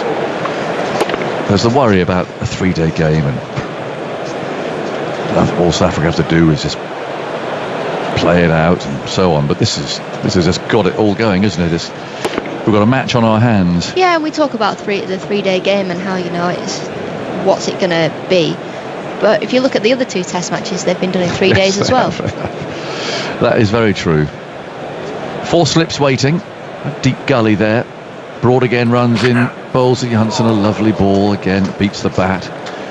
Broad looking a bit frustrated there as he turned round, puffing out his cheeks and pulling up his trousers. He marches purposefully back to his mark again. He's always a quick walker back to the mark. Doesn't hang around too long, waiting for the ball to be returned. Very good crowd here at the Oval. Just a few upturned seats I can see around. It's a very good atmosphere indeed as Broad pauses by the sawdust that's there. I suspect a legacy of Thursday. Little pile of sawdust at each end. Runs it again past the umpire, bowls, and again he's put away through mid-wicket. That was he's got his hands on his hips. I thought he might do there, Broad, because that was round about middle and off. Now Jack's going to get there this time. There you go. Picking the ball up a yard inside the rope. That's a second long sprint for the spinner, mind you. Flogging his way from deep backward square leg. He's sort of an energetic runner. Is Leach. A lot going on, a lot of arms pumping and sort of thrashing about. Well, it looks like hard work. It does look it looks like it's running into a stiff breeze. But he got there that time. 48 for 6. He ran 3, so we've got Zondo on 7 on strike. What's he doing? He's crouching over his bat. He's got a very unusual stance on it, very low. Broad bowls to him, hits him on the pad. He's squared up, he's appealing for leg before wicket, but that's not being given out by Mr. Menon, umpire from India. They're having a conference about that. I think Broad's desperate for a review here, but of course he is. Oh, they're doing it. Wow. I mean, he's not a tall man. That's all he can say about Zondo. But it didn't. I don't know. For me, that looked like Trick the third umpire. just going down. Well, it just sort of didn't look out really, but it's been given not out. It's fair delivery, just go to front on when available. So let's have a look at it then. Given not out, but reviewed. Short of a length. It's hit up on the flap of the pad. Could be a good review on clear get, replay. there's no bet involved. You can go to ball tricking when available. Do you like that one, do you? Yeah, I don't mind that one. Certainly missed the bat. It's hit flush in the flap of the pad, No problem. but he's not Just wait for tall. ball tricking there. Ball tracking on the way, and we're looking at Pitching it, but off impacts the line. yeah, missing the Wickets stumps. missing. High and We back on screen. You can start leg with stump decision line. of not out. so England will lose that review. There's no umpire's call in that or anything. Umpire Menon will be pleased with himself. He's given the right decision. Hands Stuart Broady's cap. Stokes is cursing. Why do I listen to Stuart Broad Yes. all the time? Why do I do it? He's saying to himself there. Well, Anyway. it's a question he has to answer himself, isn't it? Yep. There's one bowler in the world that always thinks it's out, Yep. and it's Stuart Broad. It is. It is. There's 2 reviews wasted now. Of course, if you're trying to overturn a not out, it's actually got to be quite a bad decision, hasn't it? But they've lost 2 reviews of England now, so they've got 1 left. The thing is now, if there's one that Stuart Broad is convinced is out, Stokes won't believe him. Jansen waits for Robinson. Up he comes, shoulders rocking, bowls outside the off stump. He's been going all day from that end.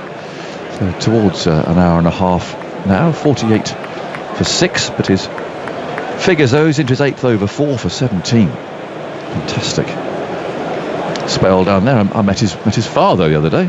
It was good fun. Seems like a cheerful fellow. So that was nice. 48 for 6. Robinson swings round, the Pavilion behind him. Sun trying to peek out here at the Oval. On his way again, past the umpire. Bowls a nasty short one actually. That's popped up in the air. Folks is appealing for a catch, and so is most of the crowd. But there's nothing from the bowler. That just struck Jansen somewhere on the body. So Robinson mixing his length up. The umpire's going down and making sure that he hasn't followed through down the pitch. They're scuffing away a bit of dust or dirt or something that is brought on his boots. It's always good to give a bit of a reminder. Yeah, it's good from Robinson that he's not just going to bowl that nice full length delivery, that he has got that shorter delivery in him, and it actually strikes him just on the bicep, forearm, bicep. Yeah, nasty ball. Slips are ready, there's 5 of them. As Robinson comes in again, bowls to Jansen, who drives him straight down the ground. That's a good shot. There goes Jack again, heading off towards the boundary, but it'll be another fruitless chase, I'm afraid. That was very well struck. Just avoiding this pile of sawdust there. So straight behind the stump, hitting it just to the leg side. And the 50's up. 52 for 6 in the 16th over. Yeah, a lovely shot. Just a defensive push up the ground from Jansen. Just leans on the ball and watches it, really. He knows it's going to go for 4. That's nice. You know, there's a lower order batter, so you get hit. And they're perfectly in position to play a straight drive like that for 4. There's Robinson, bowls to him. A bit more awkward this time. Slightly shorter of a length. It's defended though, fielded by Pope. Coming in from forward short leg.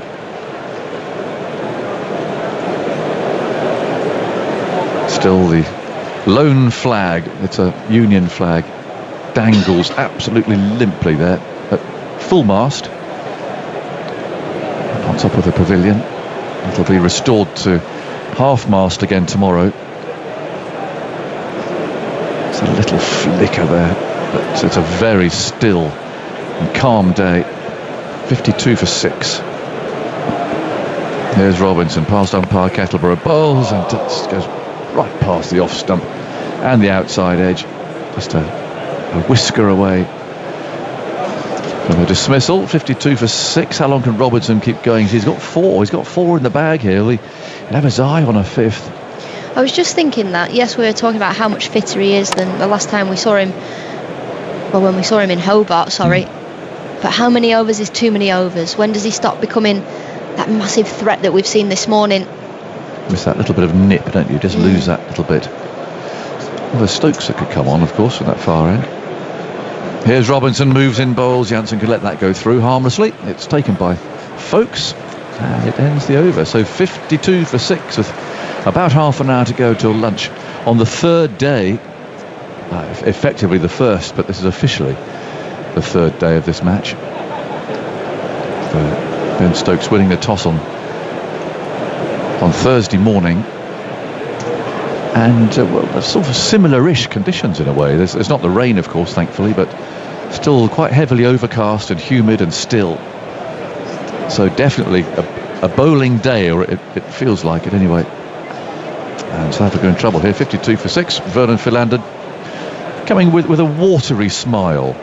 I'll describe that as, Vernon. Good day to you. Good morning. Well, good afternoon. Where are we now? Good afternoon. Yeah, I guess. Good afternoon, all the listeners out there. Perfect start for England, isn't it? In goes Broad then over the wicket, bowls, and goes past the outside edge as Zondo gropes. Didn't find the edge. 52 for 6. I mean, you might not entirely agree with me, but do you think it's actually quite a good start for the game? You've got a 3-day game.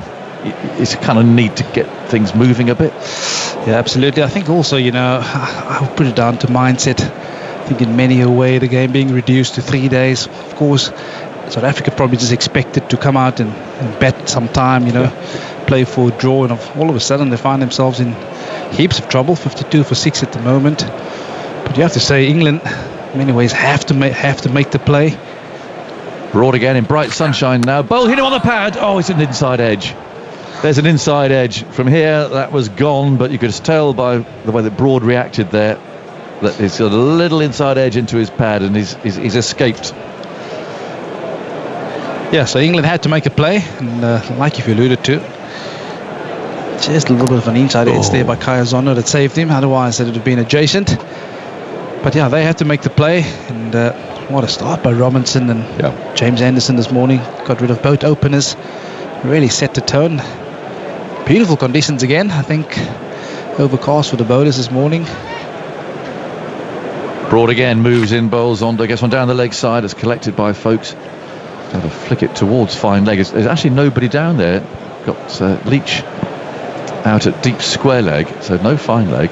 It's a fielder at short leg under the helmet, and there's a mid-on, but most of the action, as it were, is on the other side, so there's plenty of slips. Trying to find that outside edge. And saying that, also you get mornings like this as a bowling group where everything is just going your way. I remember playing against New Zealand in Cape Town. Similar sort of feel in the air, and we managed to bowl them out for, I think it was 51. Right, yes. But everything, I mean, they've nicked literally everything that came their way. Broad again bowls, and there's going to be runs here, well, but maybe only one. Let's see how Leach gets on. He's racing round there because he's got to go down to long leg to go and find that, and so they do come back for 2. That's well run. Got to keep busy. 54 for 6 in the 17th over of their innings. A dark cloud to the left, but I don't think that's coming our way, at least I hope not. It's a blue above. We certainly don't need any more weather, do we? No, we don't. Certainly don't. And in saying that, I mean, there has been a lot of moisture in the surface. You can see the sawdust being put on the wicket as well. Broading it over the wicket. Bowls. Oh, he's played across that pad again. He's got to be careful. Hope able to field at it. Yeah, there has been a lot of sawdust being put in the bowler's foot marks this morning, which suggests to me that there is a good content of moisture around. I've seen a couple of balls jagging around. Some lateral movement on offer for the seam bowlers.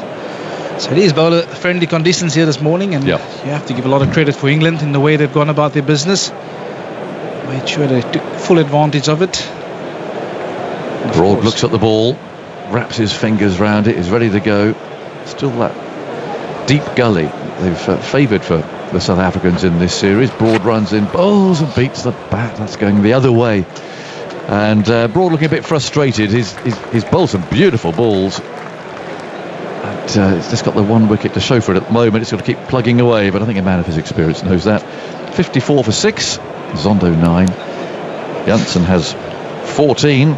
Elgar out for 1, Over 0, Peterson 12, Rickleton 11, Farania a duck, and Mulder out for 3. We've got Maharaj in at the moment, but then it's down to there's Rabada and Nokia to come. Now, is there going to be a change at the other end? There is. They're going to bring Jimmy Anderson down to the pavilion end. A terrific spell from Robinson, though. 8 overs, 3 maidens, 4 for 21. He's just wobbled that seam around. He's moved it this way and that. It's an immaculate line and length. It's been very, very challenging today. He has been the pick of the bowlers. Even in the last test match, I felt he bowled really well. I think the first innings really set the tone. Didn't get all the accolades in terms of the wicket column, but he's really made life difficult for the South African top order. And of course, today he managed to get his rewards. 4 for 21. Really set the tone for England again. And I really like the way Stokesy is using his bowlers here today. Anderson bowling short spell earlier, coming back. So you want to make sure. I think they've also identified to utilise this new ball, because we've all seen once that ball gets to about 30 overs old, you can bat. Jansen on strike. In comes Anderson. Then he bowls to him. Oh, it's a thick edge, fielded by Pope. That fourth slip that landed well in front of him there. So perhaps they might come up a yard or two. The crowd settling back. I think just pleased to be here. It was a very emotional start to the day. No doubt about that. The national anthems both sung with no musical accompaniment. It was eerie, but it was passionate, and her voice echoed round the oval. Comes Anderson and bowls, prodded forward by Jansen up to mid-off. But it did reflect certainly the mood of Buckingham Palace yesterday. I took a wander up to go and just feel it, really. It felt like the right thing to do, and it was a very calm and quiet and reflective mood, really. A lot of people there. It's just something it just felt was just right, really. They closed the mall off, and people were just sort of walking through quietly and slowly. A lot of tourists there. Anderson comes in, bowls, and there's a thick leading edge there as Jansen tries to flick the ball away into the leg side, but finds mid-off. And a couple of the players also went up there to go and pay respect and have a little think about life and contemplation, as these things always make you do. Yeah, it's always good to see the amount of tributes pouring in from around the world, especially this morning, walking into the stadium as well. 54 for 6. Here's Anderson in quite gloomy light now. Bowls, and Jansen leans forward, plays the ball firmly, he picks it up in his right hand. And of course, the England captain, when he's been asked about whether this fixture should go forward, made it pretty known that you want to play in honour of late Queen Elizabeth II. Yeah. And well, things have gone their way thus far. Really made sure that they started well this morning. Jansen's a tall man in contrast to Zondo at the other. He's crouching over his bat now as Anderson comes in. Bowls to him, has appealed for leg before wicket. He likes that. Umpire Kettleberg doesn't, though. And there's a beseeching appeal from behind the stumps there from Folkes and from Root. And the fact that Jansen was looking to work the ball away into the leg side, I suspect, suggests that that's where that ball was destined. But Anderson wanted it. There's no question of any reviews, though. He's simply walking back to his mark again. Yeah, that's going down the leg side, looking at the replay. I tell you what, that's a lot closer than what we all think.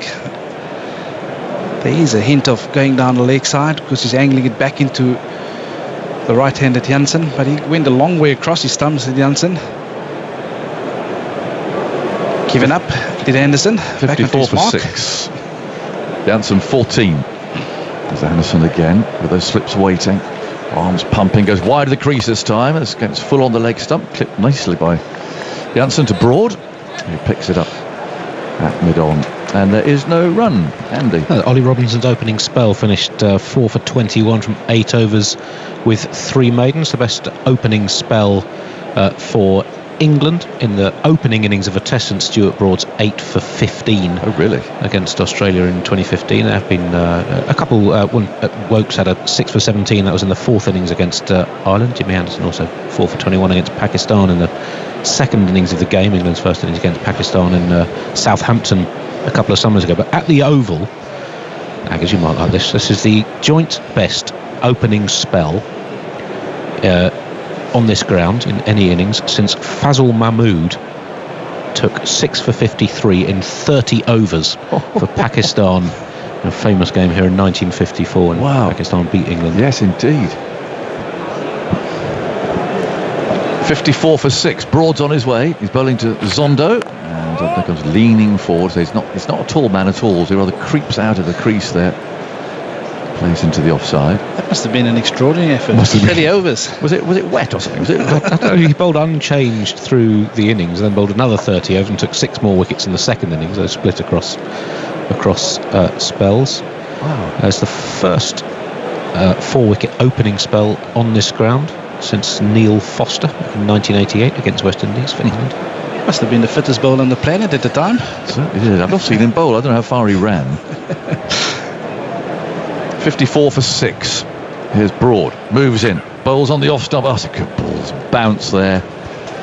Nip off the seam. And Zondo walks away to go and think about things. It's a battle, this. But I'm not sure many would actually have edged that. It seemed to really go. 54 for 6 in the 19th over. So the light not great. It's just this dark cloud is blocking the sun at the moment. It's almost that stage where you think the floodlights could come on. It has gone a touch on the dark side here with all these clouds moving in at the moment. We had bright sunshine over ago.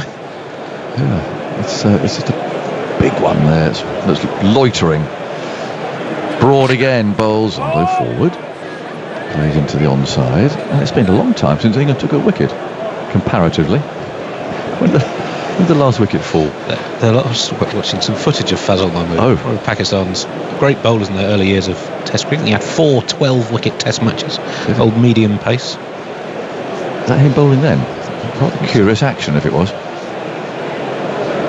So not express pace. No, it's quite a low arm, I describe that as. His partnership's now lasted 6 overs and 4 balls. The previous longest was 3 overs and 2 balls.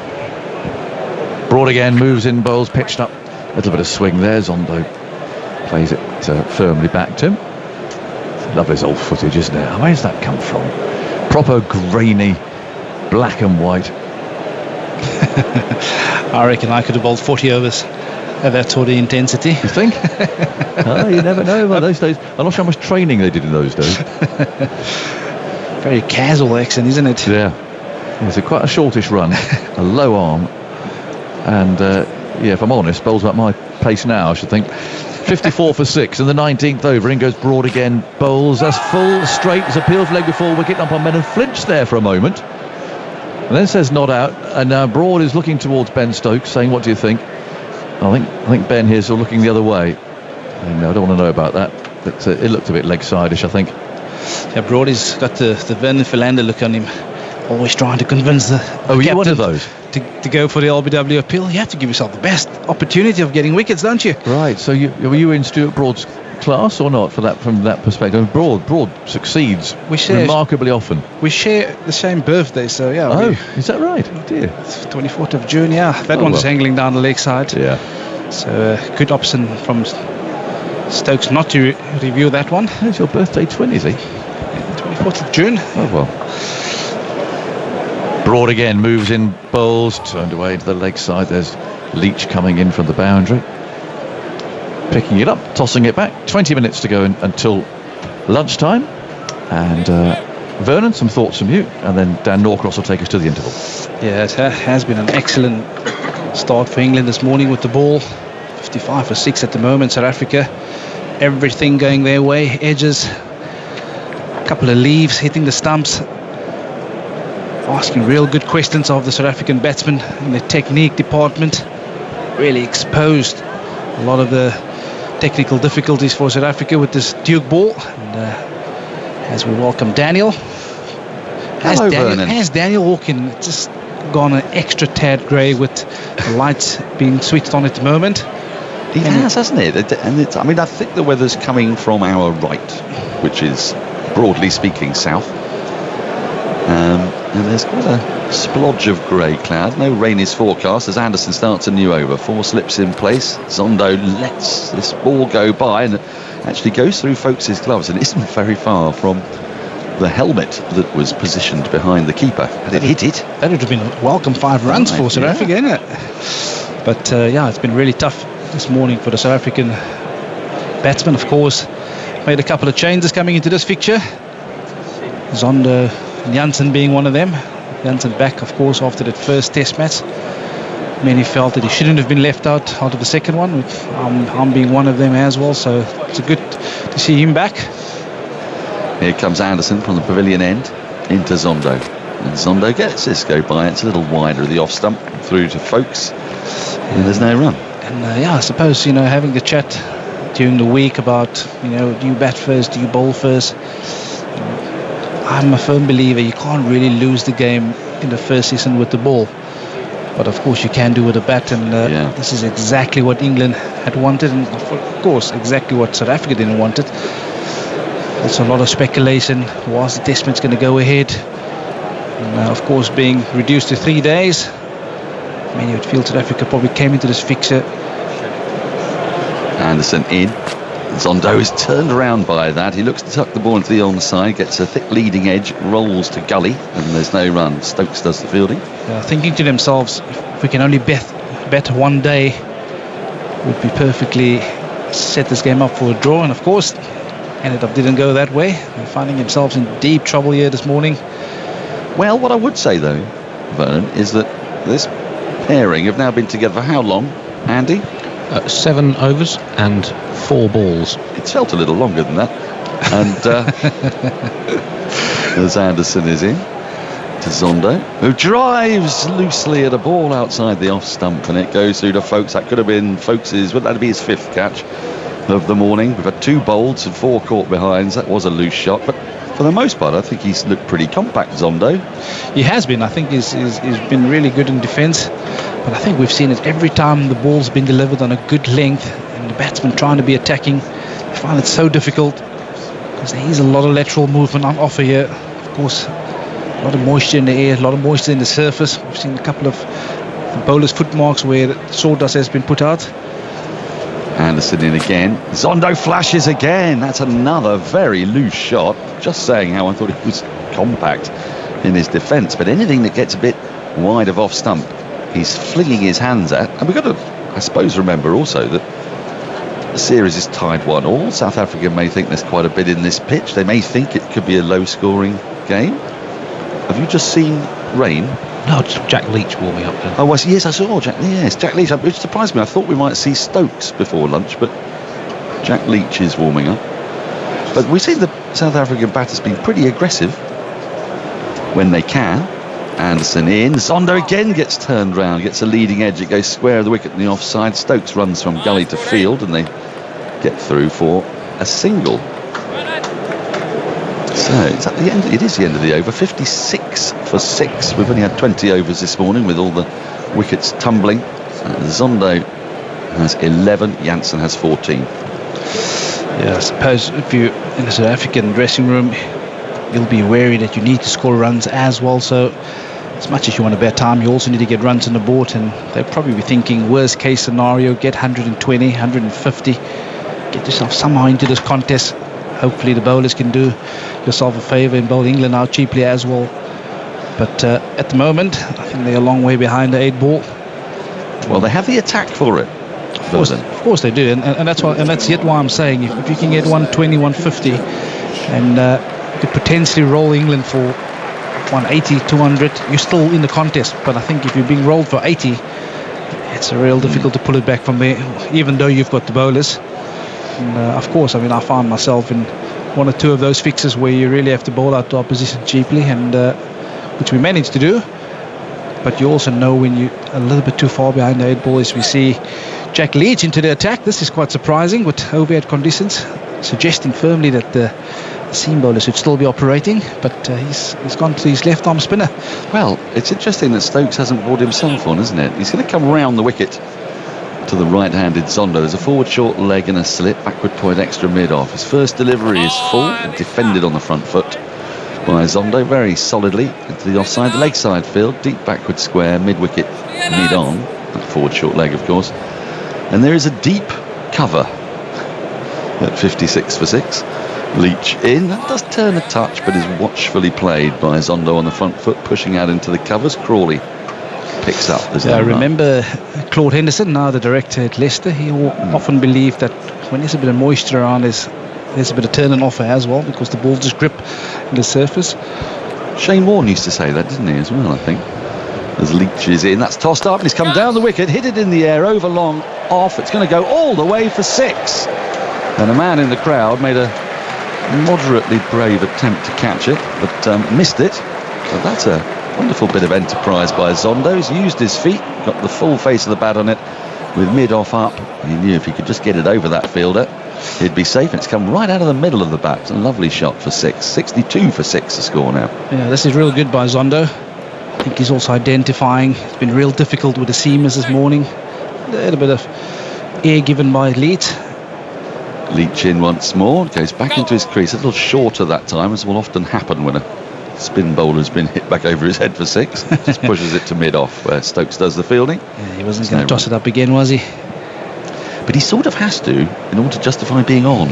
Absolutely, I think. Yeah, absolutely. Yeah, I mean, you're alluding to this fielder on the cover fence.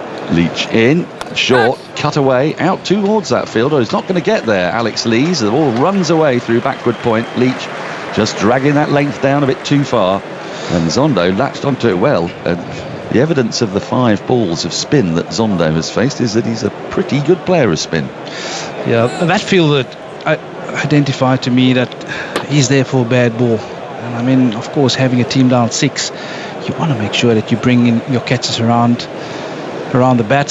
So you want to start well, even though you're the spinner in the side. But yeah, I mean, probably not the conditions for a spinner at the moment. 66 for 6 the score. Forward comes Zondo, and that's pushed into the offside. Pope had moved from short leg to silly point, dives forward to field it on the bounce. After 21 overs, South Africa 66 for 6, an unusual score. Triple Zondo, 6. 21. Triple 6 on the board. Yeah.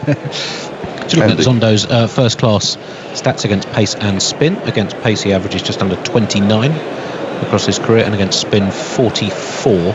So yeah, has a good record against spin. Very experienced player. This is his 134th first class match, just his second test. And the first one he came in as it was a COVID replacement in the 4th innings of the game, and just fielded for about an hour, and that was his test debut. So if he gets 100 today, it's not his test debut. And that doesn't feel quite right, does it? Doesn't. Isn't it his test debut with a bat? Yeah, but there'll be a little asterisk next to it, won't there? Because he's... In the modern day, COVID replacements, concussion replacements. We had one early this season, didn't we? And Matt Parkinson, as Anderson starts a new over. Janssen tucks this ball, well, as he was looking to tuck the ball into the on the side. In the end, it just dribbles out straight in front of him on the offside, picked up by Leach, and there's no run. Yeah, there's a good little partnership here formed by Zondo and Janssen. 30 at the moment. They, of course, want to make sure that they take this as deep and far as possible at the moment. It's been a good partnership, but I mean, 36 for 6. The innings was all over the place. It still is, but England's bowlers will have a chance to rest up. But the ball is getting that bit softer as Anderson is in, and it's defended well and late by Janssen on the front foot into the gully region, picked up by Pope. There's no run. And we've seen all summer, if you can hang in there, Vernon, until around the 40th over, things do get a lot easier thereafter. So that will be what these two have their sights on. Keshav Maharaj is no mug with the bat. He's only 4 runs short of 1,000 runs himself. He'll be only the second South African player in this team to reach 1,000 runs if he manages that. Yeah, I suppose the big talking point has always been lower order runs, and can your lower order hang in there? South Africa's got a mammoth task ahead of them, of course. Anderson rushes in to Janssen, who drives slightly away from his body, but he finds a gap to the right of extra cover. It's running up towards the boundary. It won't get there. Broad moves from mid-on to do the fielding. Sprawling stop. 2 more to the total, 68 for 6. So I suppose what this partnership will do, it will give a lot of confidence of those to come. And again, wow, this new ball in England, overhead conditions are in your favour. You can really make it talk. it just did just enough, didn't it, Vernon? And it wasn't extravagant, it wasn't really darting, but it was just kissing the outside edges or just getting past the inside Absolutely, and another day you'll be beating the bat. But not today. Everything has gone England's way in this first session up to now.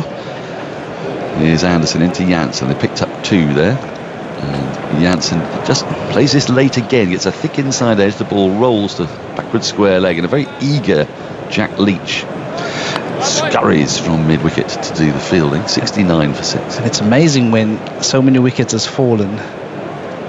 How the expectation... Fielders field more enthusiastically, don't they? I mean, this partnership is only 33 runs old, or 33 runs in, but it feels like such a long time since something has happened with the ball. It's really just the expectation that's been created in the first few overs. Batsman is allowed to get runs as well. Ball's beaten the bat quite a lot in this partnership, and we've had a couple of tight calls for LBW as Anderson is in and Zondo defends late on the front foot into the offside square of the wicket. They come through for a single. They didn't come through for a single. No run. 69 for 6 the score remains. The crowd's just starting to disperse a little as lunch arrives. It's been an intriguing, a strange atmosphere all day really today. The crowd starting to get into the cricket itself, I guess, after the second or third wicket fell. The cricket's been absorbing the circumstances unique outside the off stump through to the keeper end of the over. 22 gone, 69 for 6. Janssen has 17, Zondo 21. Andy, this is the third test of the series, and this partnership has now 10 overs and 1 ball. It's only the second partnership in the opening innings of these 3 test matches to last beyond 10 overs. So when England were bowled out in the first test at Lords for 165, their longest partnership was 9.3 overs, which was Stokes and Pope. And then when South Africa batted first in Manchester, only their 9th wicket stand between Nortje and Rabada at 12.1 overs lasted beyond 10 overs. So we've seen some pretty tricky first innings batting.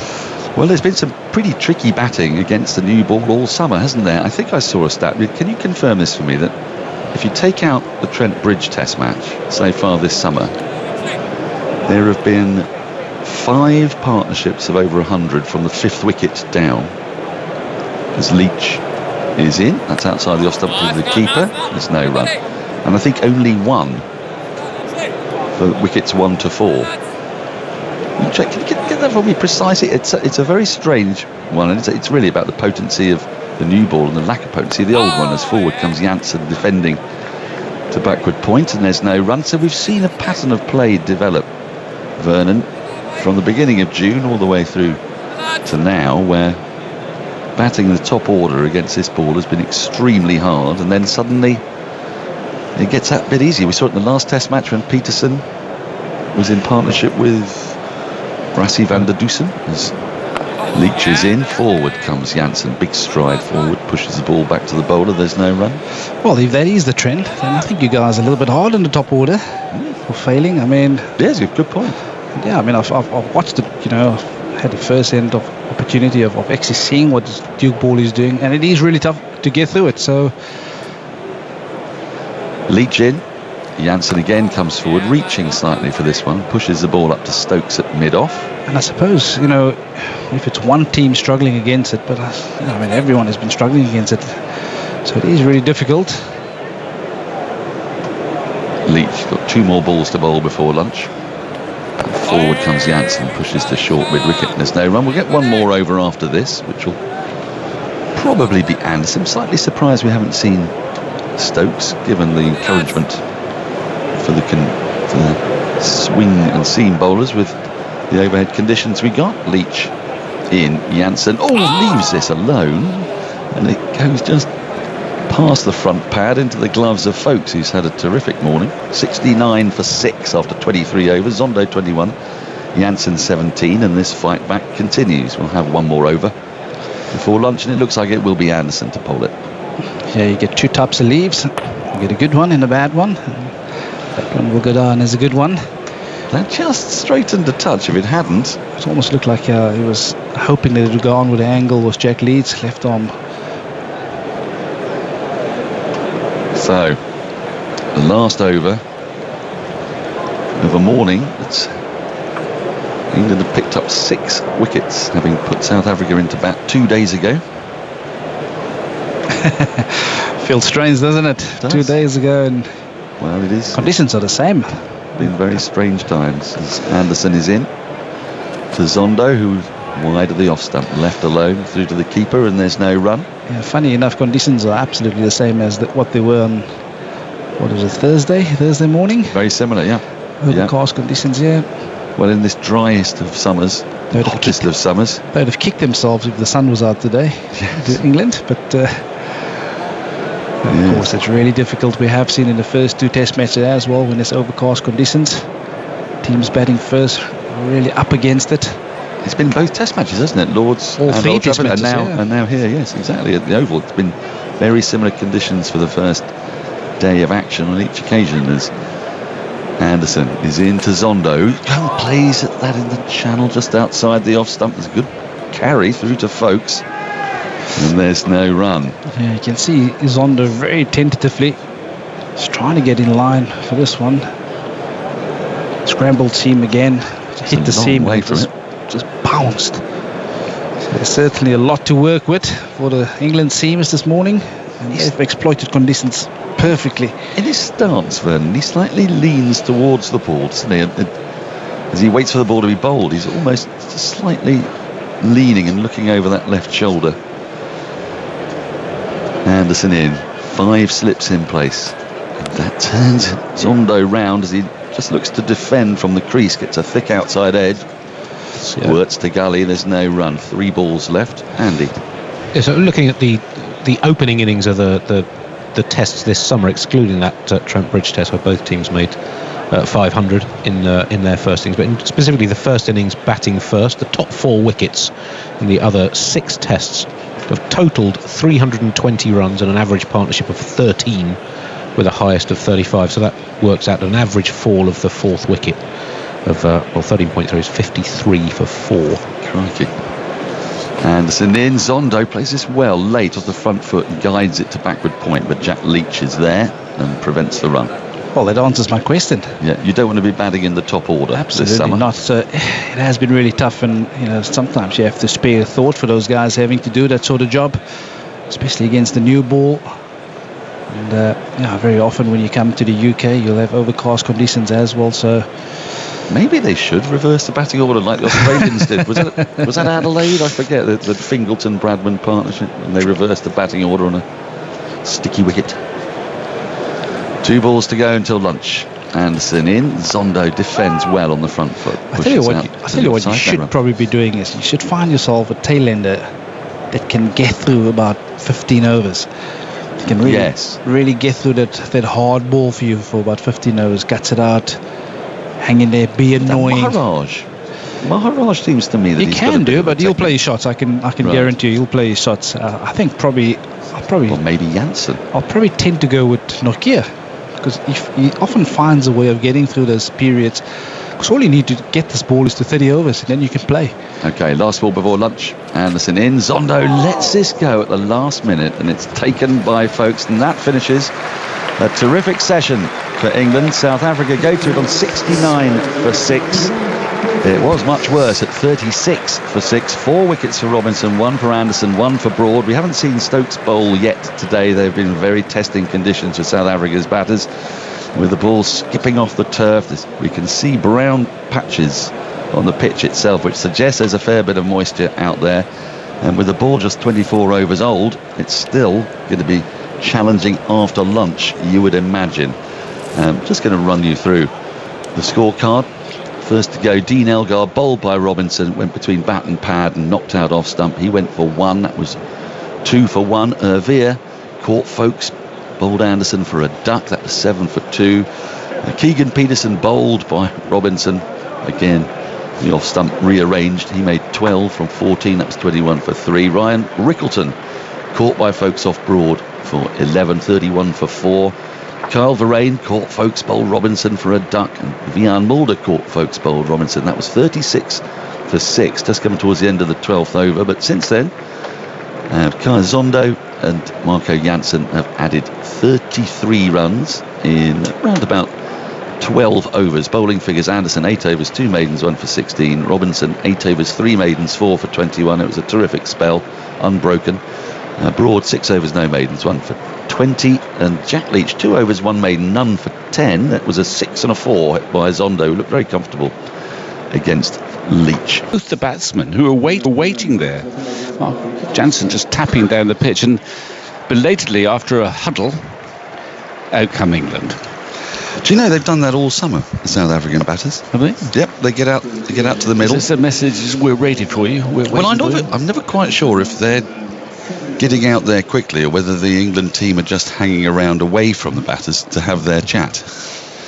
But they have been throughout the series. The South African batters, when they're batting, get out there, and at the moment Marco Jansen is just visualising going through some forward defensive shots. He's batted very well. Well, he batted well at Lord's, didn't he? It made his omission seem even more curious, didn't it, at Old Trafford? He was one of the more impressive players in their thumping victory at Lord's. The players are now out there. Stuart Broad's going to bowl the first over from the Vauxhall end. The floodlights are on, but not really necessary at the moment. The clouds have lifted quite nicely, and we can see patches of blue sky. The crowd itself is just starting to get back into its seats. And Broad has bowled 6 overs. He's beaten the bat. He's only taken the 1 wicket, 1 for 20, but he's beaten the bat on a number of occasions. He's had a couple of close LBW calls. England have burned 2 reviews, which is worth just bearing in mind. If you get a tight decision, it just makes it that much harder for Stokes to decide whether or not they're going to go for DRS. 4 slips in place, backward point, extra cover is Stokes. It's a mid wicket and a long leg. Marco Jansen is on strike for the first ball after lunch. Broad's going to bowl it with his headband on, running away from us.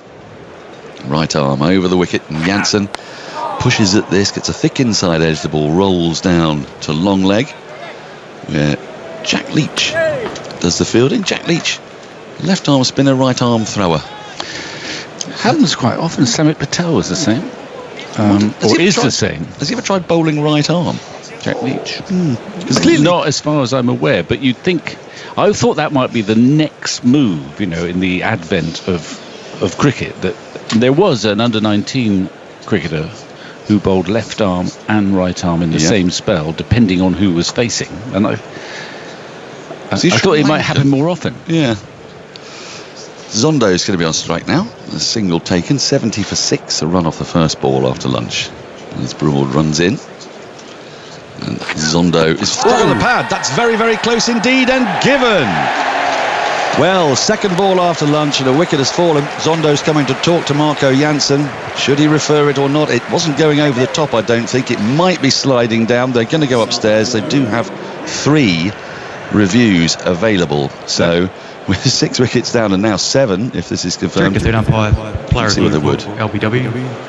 Original decision is out. It is a fielder front arm wing bowls. I think he's reviewing this because they have 3 available. It was one of those appeals from Broad where he only just remembered at the end to turn round and look at the umpire. Well, did you know it's going to be leg? Yeah, we're just doing that with Aldridge. Is it going to hit leg stump hard enough? Well, I can see middle and off, and he is actually batting just outside his crease. Flat line, keep going to the pad. I think this might be going down. Might just be clipping. No bet. It's not going over the top, it's hit below the knee roll. Here we go, here's ball tracking. You're all right. Pitching in line, impacts in line, wickets missing. And that's when we get back on screen, and I recommend you change your decision to not out. And that was missing by a lot. That was hitting possibly a 4th stump, but it was hitting almost sort of the outside of the 4th stump. Stuart Broad had given it out. Oh yes. And I think I'd given it out actually from first view. Well, I think we thought that it might have just straightened a bit, but it didn't. It just went on with the arm, and once we saw the first replay, you could see the ball was hitting in front of leg stump, but it still had a way to travel. Because Zondo, though not a tall man, is batting 5 or 6 inches outside his crease. He's got quite an unusual setup just before he faces. His legs slightly opened out as Broad is in, and forward comes Zondo and defends solidly at the offside. I've been impressed with Zondo. There was a little phase just before lunch when he went after a couple of loose deliveries from Anderson, and I wonder whether they might think just to put out the tempter, because he does seem to be drawn to that tempter. Yeah. However, he's got 21 out of 70. You're not thinking about Bannerman already, are you? No. As Broad is in, and Zondo drives into the offside nicely, squarish off the wicket, and Stokes is after it from extra cover. He will haul it back in. They'll just get a couple of runs. Janssen chews up the ground a little bit faster with his extremely long legs than the more diminutive Zondo.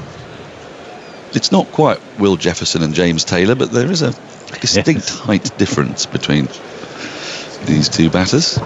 Andy. The ambidextrous bowler you were talking about, I think it's Kamindu Mendis of Sri Lanka. He's played one test, didn't bowl in this test, but has bowled in ODIs and T20s. In ODIs, he's bowled basically 2/3 of his balls right-handed and 1/3 left-handed. That's all kept in the database, of course. Yes. Right.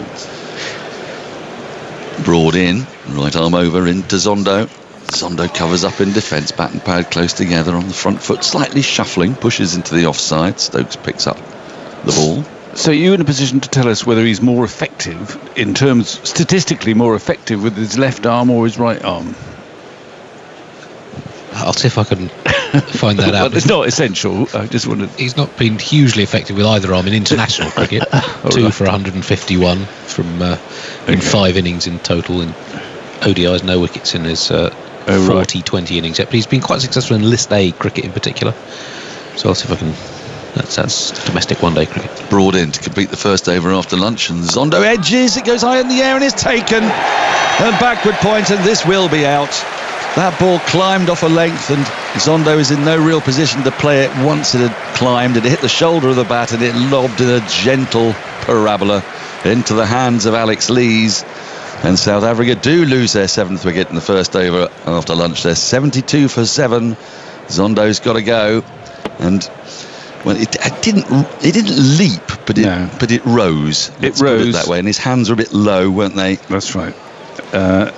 It wasn't the most venomous delivery I've ever seen, but I think it obviously bounced more than Zondo, who's a short man, and he was playing, as we say, a little bit low, and it took the shoulder of the bat, and it was the gentlest of catches. So that's the perfect start. And nearly had him LBW, at least that's what Stuart Broad thought. Turns out it was really quite a long way away. Yeah, in fact, yeah. But their balloons simply to backward point, another wicket. It's almost too good to be true from an English perspective, I think.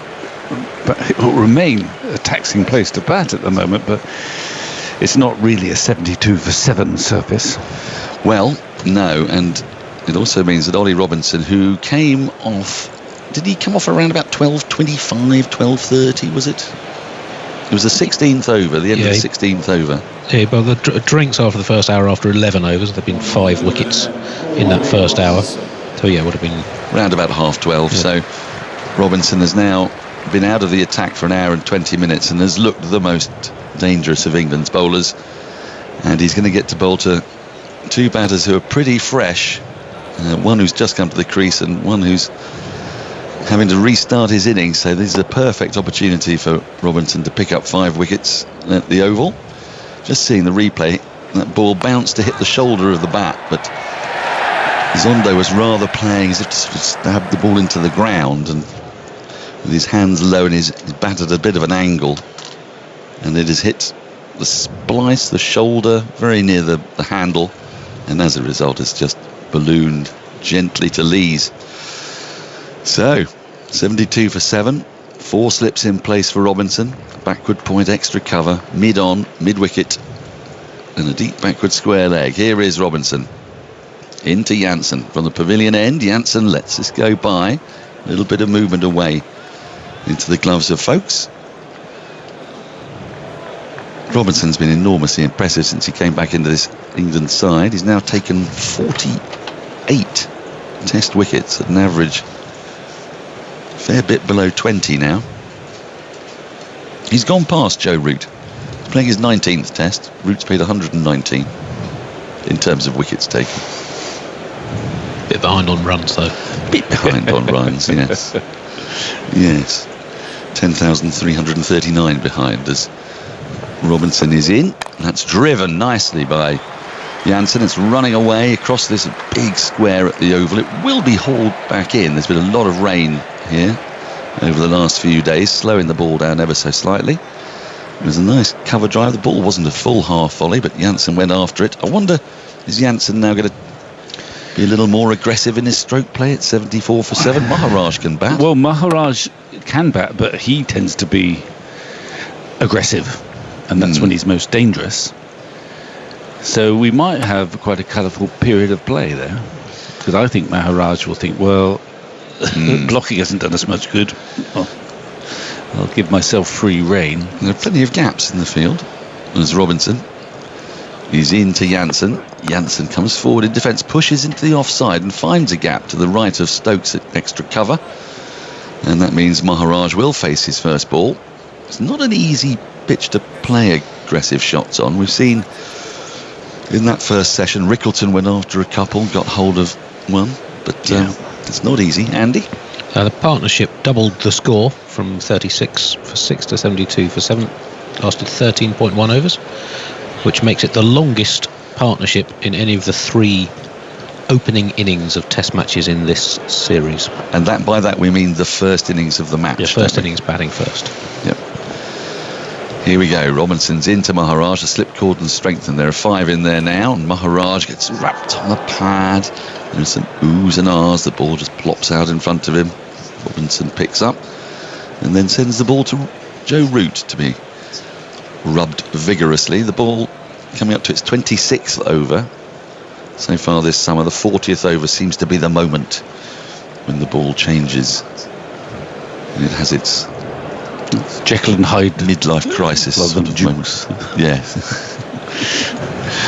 Yes, but that's 14 overs away. So Stuart Broad keeps telling us anyway. He's not a big fan of this ball. Yes, but how many runs have been scored this summer? 3-day test matches abound. Here comes Robinson into Maharaj, who drives nicely straight back past the bowler. They've gone through for a quick single, shy at the stumps at the keeper's end, because Janssen was slow to set off. But Broad was off balance as he threw, and so Janssen gets home comfortably. But again, it's a nice straight bat. We've seen with the South Africans, they've played a couple of nice balls straight back past the bowler, mid-on especially, up to mid-on. 76 for 7 the score advances to with that single, as the crowd is now filling out again. Robinson running in at this slight angle from the pavilion end. Janssen drives at a ball outside the off stump and misses through to Folkes. That was close to the outside edge. That's the end of the second over after lunch. 76 for 7 South Africa. They lost their 7th wicket in the first over after lunch, if you're just rejoining us or joining us. And if you want to have a look at that, you can go onto the BBC Sport website and app, where we have in-play clips and text and whatnot, and highlights on BBC 4 at 7 o'clock tonight. Well, one of the virtues of Robinson is that he invites the drive. He's, if you like, brave enough to get the ball full enough to invite that drive, but he gets the ball to move, the Knicks carry. He suddenly, I don't know why this man has come into my head, but I find him reminiscent physically to Mike Hendrick. He's a bit taller than Mike Hendrick, yes. But Mike Hendrick was always criticised. I mean, he was a very fine bowler, but they used to say, if only he could pitch it up a little bit more. So he's kind of like Mike Hendrick, who seems to pitch it a little further up and is prepared to be driven more often. Gets his wickets quicker as a consequence. Broad starts a new over. It's Maharaj and a thick inside edge. Cannons back off his pad and just ends up a couple of yards to his right. It's picked up by Pope. And there's no run. The sun now starting to come out. Rather milky sunshine. Well, that would add to a perfect day from an English perspective. Well, only if they can cloud cover, bowler made. Yes. Batting under sunshine. Well, it's a 3-day test match, and if you want a 3-day test match to have a positive result either way, 76 for 7 soon after lunch on the first day of those 3 is quite the way to start. Broad in. Oh, that's hit pad and balloons out into the offside square of the wicket. Maharaj looking a little uncomfortable at the moment against Broad. Broad just getting a bit of bounce as well. Yeah. He's got the ball to move. I mean, he has beaten the bat quite often. He surprised Zondo with extra bounce. That one nipped back into Maharaj, who's still trying to settle in. But it did move off the pitch. Now, Stuart Broad's moved up to 561 wickets. Did Glenn McGrath get 563? Is that right, Andy? I think he did. He's getting close to another landmark. Broad in. Maharaj defends from the crease, really, up to mid-on. There's no run. Anderson is the most prolific wicket taker among seam swing bowlers. Then Glenn McGrath. Then Stuart Broad. But Broad is now only two wickets behind McGrath. Anderson now 665 after his wicket today. And he, of course, overtook Glenn McGrath on this ground in 2018 against India. Alistair Cook's last test match. Broad runs into Maharaj. 4 slips weight. Forward comes Maharaj and pushes the ball into the onside. They go through for a quick single, which they get comfortably. 77 for 7 the score. Maharaj to 2. McGrath 563 wickets in just 124 tests at the otherworldly average of 21.6 runs per wicket. Broad's average just dipped back down under 28, 27.9, 561 wickets. It's a lot of wickets, isn't it? It certainly is. 665 and 561. Extraordinary. Janssen now on strike. And the clouds really are shifting and lifting. 4 slips in place, backward point, cover, mid-wicket, mid-on, long leg. Broad in.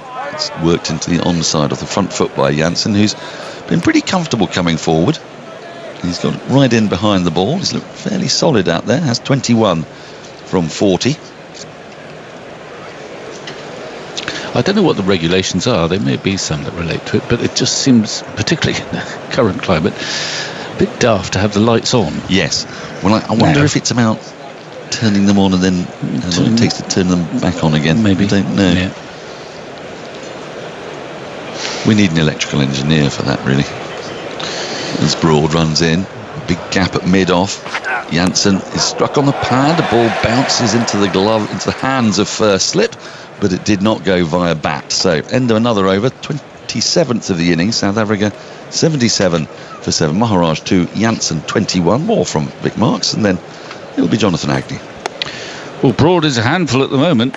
He's getting that ball to move consistently this way and that off the pitch. A little bit of extra bounce accounted for Zondo.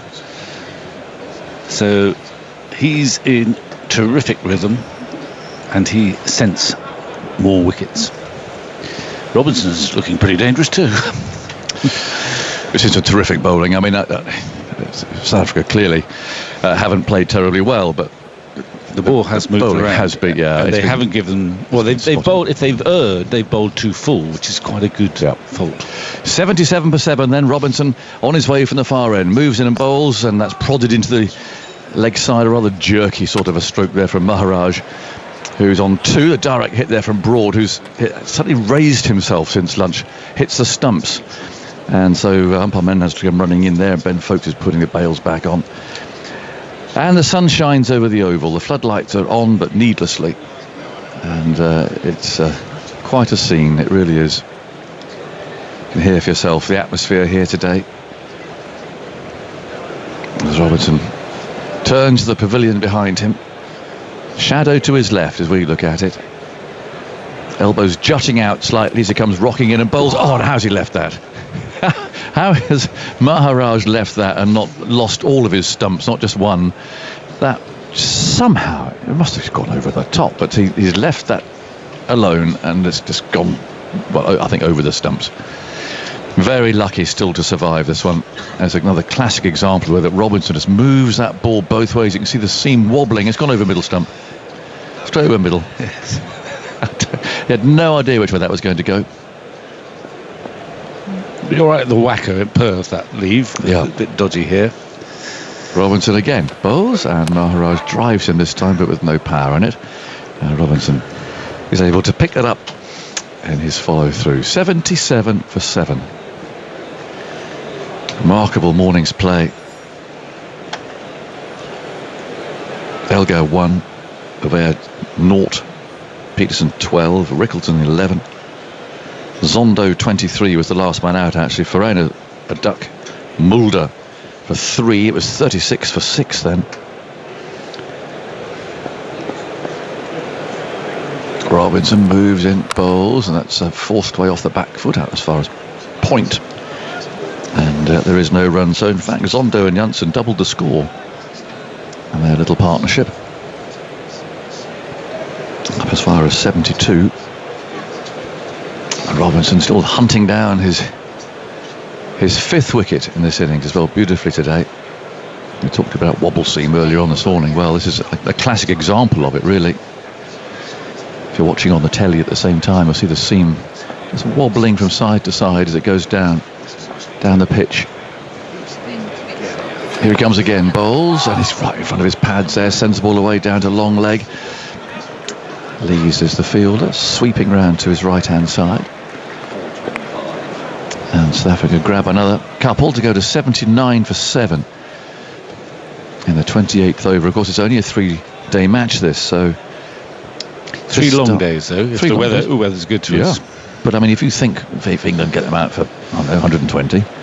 There's plenty of time. Yes, there is loads. You're back through to tomorrow after tea. Stick them back in again. I mean, there's a real possibility of a result. The weather looks pretty good. Robertson again moves in, bowls outside the off stump. There's no stroke from Maharaj. The ball's collected by Folkes. And it's the end of the over. 79 for 7. Maharaj has 4. And Janssen, the tall figure there, comes down to meet his diminutive colleague, who barely comes up to his shoulder. And that's with his helmet on as well. He's on, Janssen's on 21. And the crowd moving up and down and going here and there. There's a restriction on the amount of alcohol that can be bought today. But it's been such a I wonder how you do crowd. that, though. It's quite hard to administer. Well, it is, but you can only buy 2 at a time, I think. And a ban on fancy dress too, although it's a Saturday. But anyone I wonder if there's been an instance of some. Hang on, this is not fancy dress. This is what I wear. I suppose if you're a nun, it's tricky. A nun. Not the nuns that we usually see at cricket matches on fancy dress day, if we're honest. 79 for 7. Then goes broad, bowls, and that's played away into the onside. Well, a very good friend of mine, Chris Hammond, who back in the day was a captain of British Airways, who made a lowish approach over Antigua one day, which virtually took the roof off the stand. But anyway, but he then appeared in his captain's uniform some half an hour later with a cake. So I mean, if a pilot happened to land at Heathrow and come straight to the ground, would he be allowed in? Well, would they let Dickie Bird in? Well, yeah, I think they would. 79 for 7. Broad again, bandana strapped around his forehead, runs in, bowls, and Janssen drives outside the off stump. Oh, Folkes has dropped it. Did he hit it? I think he did. Look at Broad. I think he's nicked that, and I think Ben Folkes has dropped what he would consider, not just an assessment from here, was a sitter. He's dropped it. Let's just check. It was full in length, invited the drive. Wow, and I think hit the end of he his barely finger. got a glove on it. No, he's dropped that. If you look at the body language around. It was one of those that swung after it bounced, but even so, it hit him on the right knee in the end. Yeah. Well, so Janssen survives on 21. Well, another one gets chalked down in Broad's little black book. And he goes again over the wicket, bowls. Janssen defends this time, a ball that's not so full. It's played into the offside. I wonder what number that is. Oh, he'll know. Catch, 113th He'll know. drop catch off my bowling. Yeah, and you'll know who's dropped how many. I see a little spike. Yeah, I mean, it was a sort of regulation. He had to move to his right.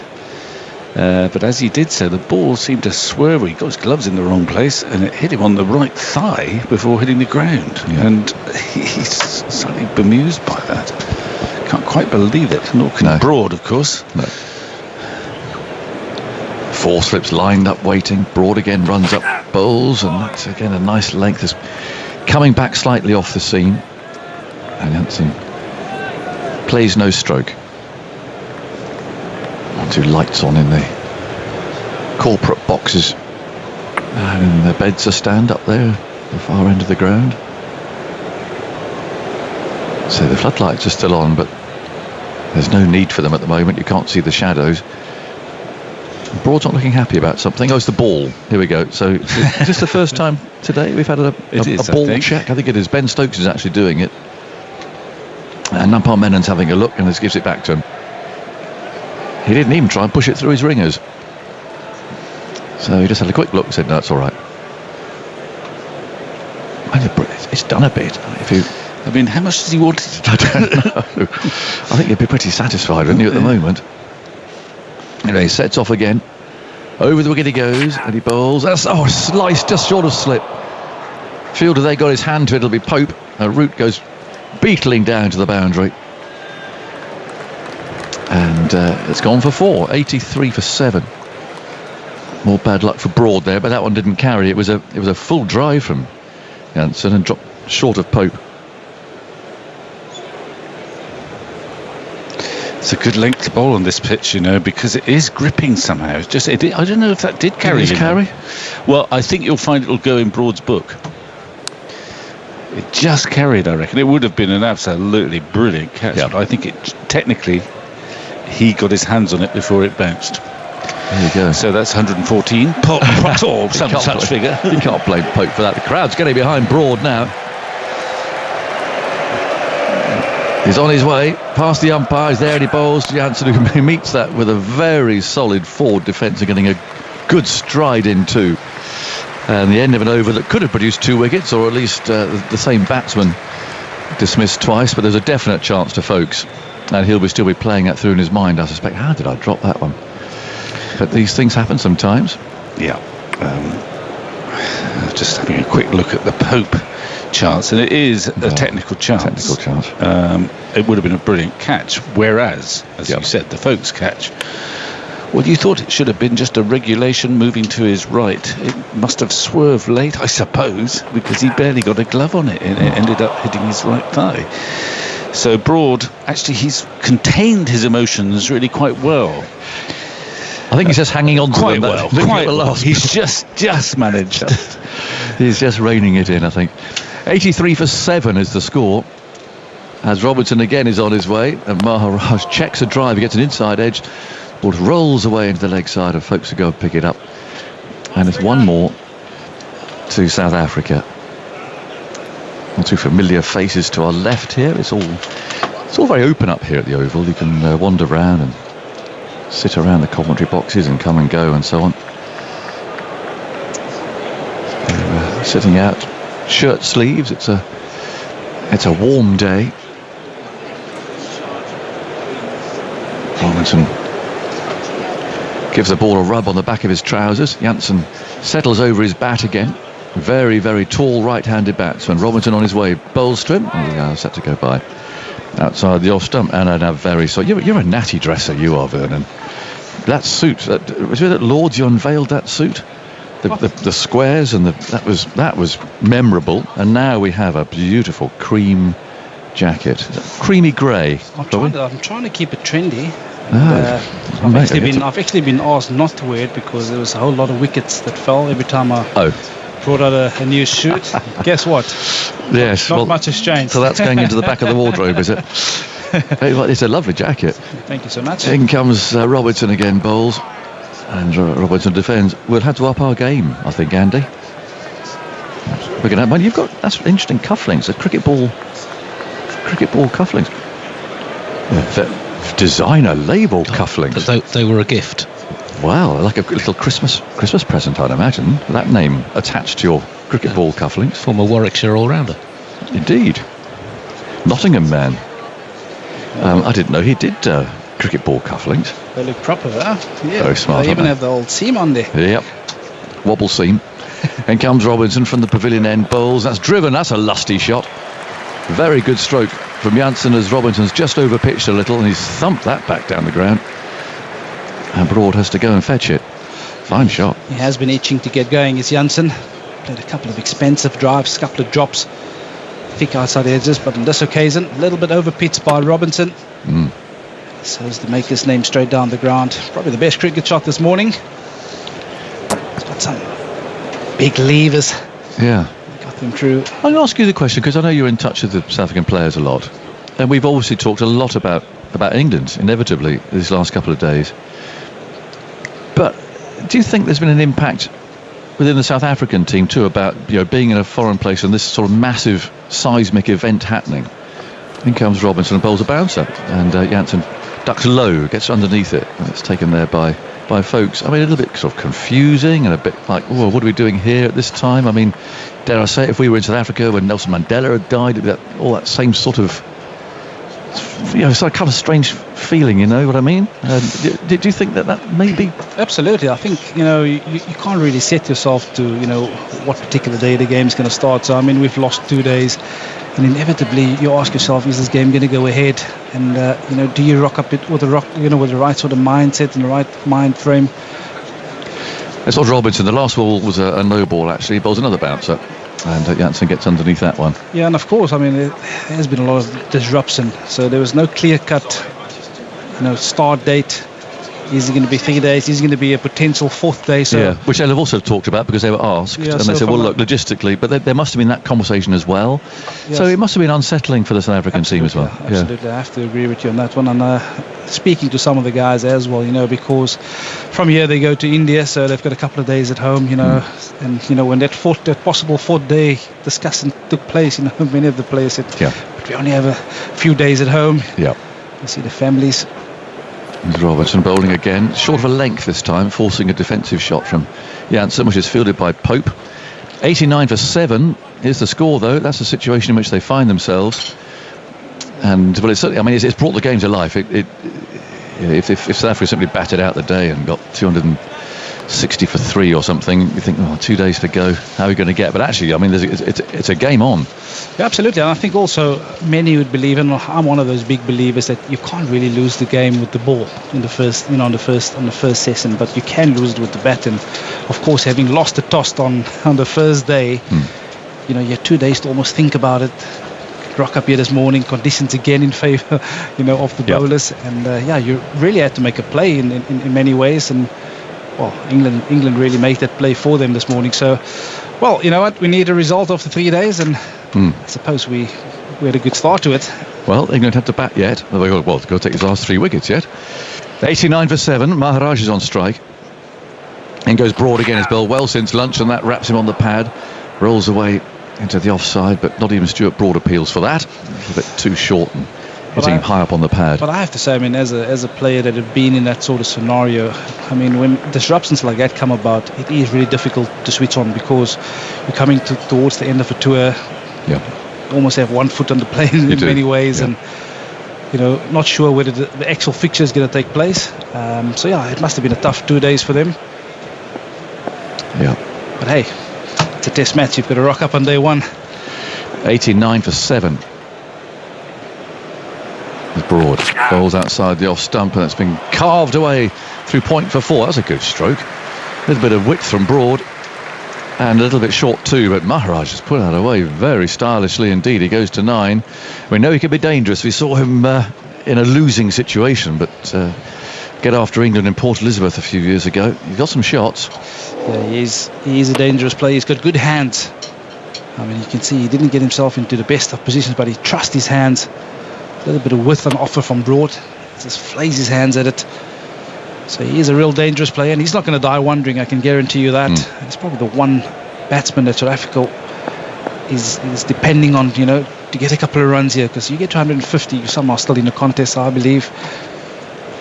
Broad again moves in, bowls. Oh, it's gone straight through him. And again, Broad appeals. I think that's just gone absolutely over the stumps, past the edge of the bat, and went flying through to Folkes. That really has zipped off the pitch.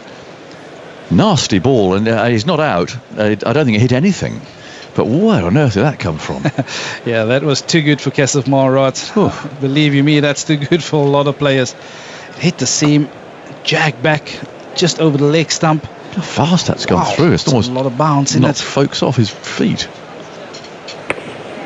Yeah, there's something in this. And so, South Africa looks to be in a pretty bad position at the moment, but they're quick bowlers, look at that and think, oh, okay. Yeah, I was certainly saying that earlier. I mean, there's still a lot of moisture in the surface, and I would believe if they can get 150, they still have the bowlers in the arsenal to roll England for 180. So they're certainly not out of it yet.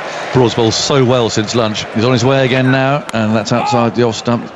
Played carefully by Maharaj to that fielder that they've had all the way through the series. And I found myself saying to people, why is that man at backward point? It's a really strange sort of deep gully position. It's not where you'd normally have a fielder at all.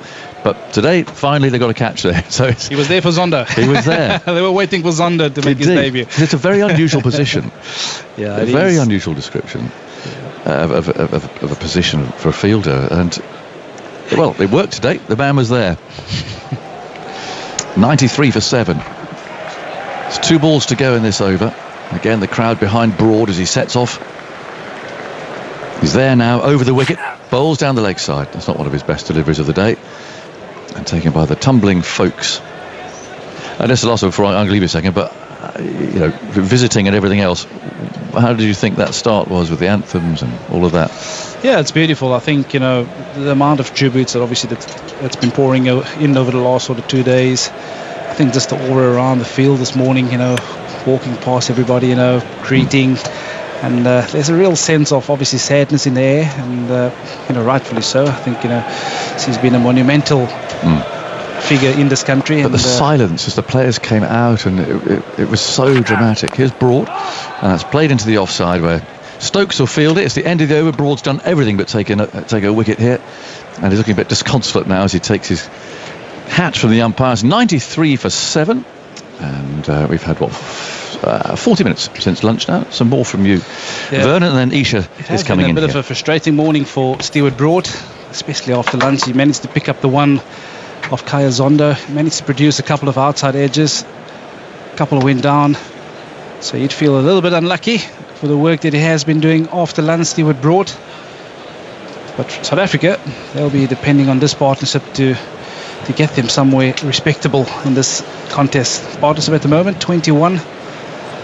As we say hello to Isha. Afternoon. Hi, Vern. Yeah, Stuart Broad a little frustrated. He's just got something happening here at the Oval. We do see it from him on many occasions as Robinson bowls to Janssen, who clips out to deep square for 1. Moves to 94 for 7 now the score. Janssen to 30. Lights on here at the Oval. Still a bit of cloud cover, but a lot of blue sky dotted around as well. The flag blowing in the distance gently. There's a few spots of blue sky, which is got me smiling.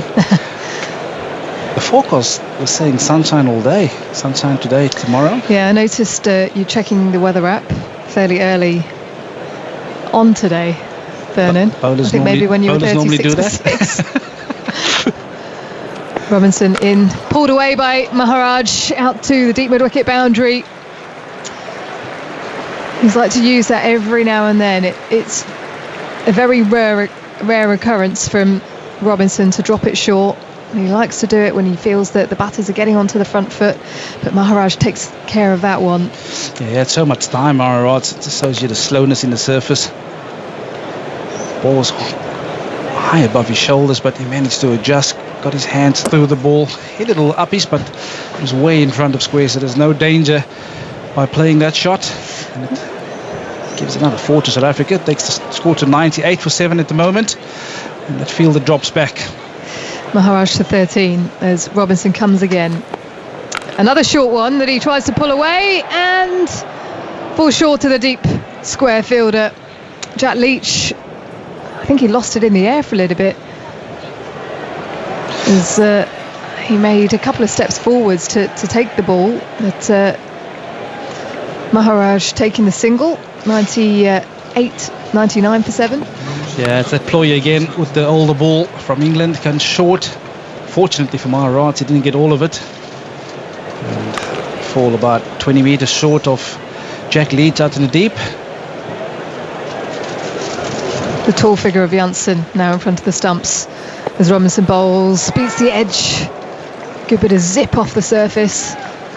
You talked about Robinson's bowling, Vernon, and that he has this ability to get the extra bounce when he's able to kiss it off the surface, but on occasion, when it's not hitting the seam, it can veer back in, and maybe that lack of bounce as well, and that comes quite naturally to him. Yeah, I'm amazed, and he's got such wonderful natural attributes. I think we were talking about it off air. When he gets the ball to swing away, he brings that outside edge into play, and then his natural variation is to hit the seam and then just jag back in at the stump. So, you're contesting on both sides of the edge, and to have that sort of ability available to you is just incredible. Here he comes again, Robinson to Janssen, who's on the back foot defending to extra cover, just jagging back a touch there, not fully in control of that one, Janssen. Robinson's figures 4 for 39 into the 12th over here. He was precision galore in the morning session. Could not take the ball out of his hands. Every single delivery, he felt something was going to happen. Yeah, he's been brilliant, and for a tall guy to bring the stumps into play, that is just magnificent. I think we've seen tall guys in the past, but very often they'll go over the top of the stumps. Janssen misses one, looking to play the ball to the offside. I think that might have gone in between bat and pad as he looks to drive. So another one by a whisker, missing the bat through to the keeper. 99 for 7 at the end of the 32nd over. And of course this innings, Keshav Maharaj has reached 1,000 runs in Test cricket. Also has over 150 wickets. He's the 7th South African to have the double of 1,000 runs and 100 or more wickets. Trevor Goddard, who played from 1955 through to 1970. Then since South Africa's readmission to Test cricket, Sean Pollock, Jack Callis, Nicky Boyer, left-arm spinner, Dale Steyn, the man sitting to your right, Vernon Philander. So Maharaj, the 7th man on that list for South Africa. I was about to say I'd be pretty gutted if I didn't make it list. So 3 slips in position for Stuart Broad. His 5th over after lunch, I think, Andy. 2 men back in the deep on the leg side. He's got Maharaj to bowl to on 14. And his tail up. Bowls now, good length to Maharaj, who's just covering the ball to the leg side. No run. Mid-on takes it. And Stuart Broad, I think, fair bit of anguish for him 4 overs ago when there were 2 drop chances. Vernon, one behind the stumps from Ben Folkes, and on replay we did see the ball just curve in the air. I can tell you, changing its line. Tell you wouldn't care what the ball has done. It's gone to the keeper. You expect it to catch them. As a bowler, I can guarantee you. Maharaj, gentle push forwards, tries to pull the ball, misses it. You can understand England's ploy here to bowl short to him. The first one off Robinson in the last over, he played it away for 4, but the way he plays the ball, it's almost as if he's whipping it with his wrists as he gets out in front of him. So it's not entirely conventional, and you feel like maybe you can extract a wicket from him doing that. So that's why we've seen a few more of those. Absolutely, I think he's given him the confidence of bowling short, because he hasn't been that convincing playing that shot. This time leaving outside the line of off. He's been hitting a few uppies, and I suppose the ploy they used at Lords, I think it's the first game, where Maharaj was leaving most of those short deliveries. Today he's looking to take them on, so not a bad ploy when he's looking to take them on. And, especially being 99 for 7, you wouldn't mind him playing a little rash shot at the moment. But he's a dangerous player, he's Keshav Maharaj, I can guarantee you. And, he's not going to die wondering today. It was these two with the important partnership in that first test at Lords. As Maharaj is driving to mid-on, slightly fuller on that occasion from Broad, aiming at the stumps. No run to Olive Robinson at mid-on. You talk about partnership, and I've been part of a couple of partnerships. Sometimes there's just that automatic click between two guys. And, I can remember playing with Quinton de Kock, the two of us. We shared some good partnerships together, and I don't know what it is about it. And the same with these two. You always feel like when they come together, there's an automatic click. They get runs naturally. I mean, this partnership already 27. Another short one. This time he does duck underneath that. That one from Stuart Broad, slightly tighter in line. Wasn't as much outside the line of off stump, it was more going over middle. Yeah, well, there was that partnership with Mitchell and Blundell for New Zealand that kept scoring runs for fun against England. They've had it for days and days. That partnership at Lords you're talking about for South Africa in the first test of the series. These two came together with South Africa 210 for 6 and added 72. Maharaj setting himself up, beats the edge. It's a beauty from Stuart Broad. Good length delivery, just shaping away a touch. And that lingering look from Broad. Why is this happening to me? Look, 99 for 7. Yeah, you get those days where you can't do a thing wrong. He's been bowling a couple of extraordinary deliveries here, beating the outside. That's finding the heads as well, not going to hand. And he'll feel a little bit hard done by. That's how the game of cricket works, unfortunately. From time to time, doesn't always go your way. He's just run up to Ben Stokes to have a chat, and I think he's saying to him, "Okay, I'm done." That's the thing about Broad, because of where he's at in his career. Even though you probably want him to keep going in the form that he is right now, and with his tail up, everything's happening for him. But he knows in his mind that maybe he can't carry on. So just seeing Ben Stokes warming up himself as Robinson comes in from the pavilion end and beats the edge. It's rinse and repeat for him at the moment. Marco Jansen just stepping forwards, looking to play the ball, and a bit of movement off the pitch. Yeah, we've certainly seen Marco Jansen shift in mindset, trying to be a little bit more positive. We've seen before lunch he was leaving those good length deliveries, but just after lunch he's looking to be a little bit more attacking, and probably rightfully so as well. David Robinson, of course, being 4 wickets, looking to get to that 5-er. He played a couple of cover drives, and since then Stokes has taken out a slip and put himself at cover as Robinson on an angle comes into Jansen, edges and taken, first slip, 5-er for Ollie Robinson, his 3rd test match 5-wicket haul, and it comes here at the Oval. On day 3 of this test match, and what has been a poignant day for England. Yeah, he's really been the pick of the bowlers for England. Fully deserve it.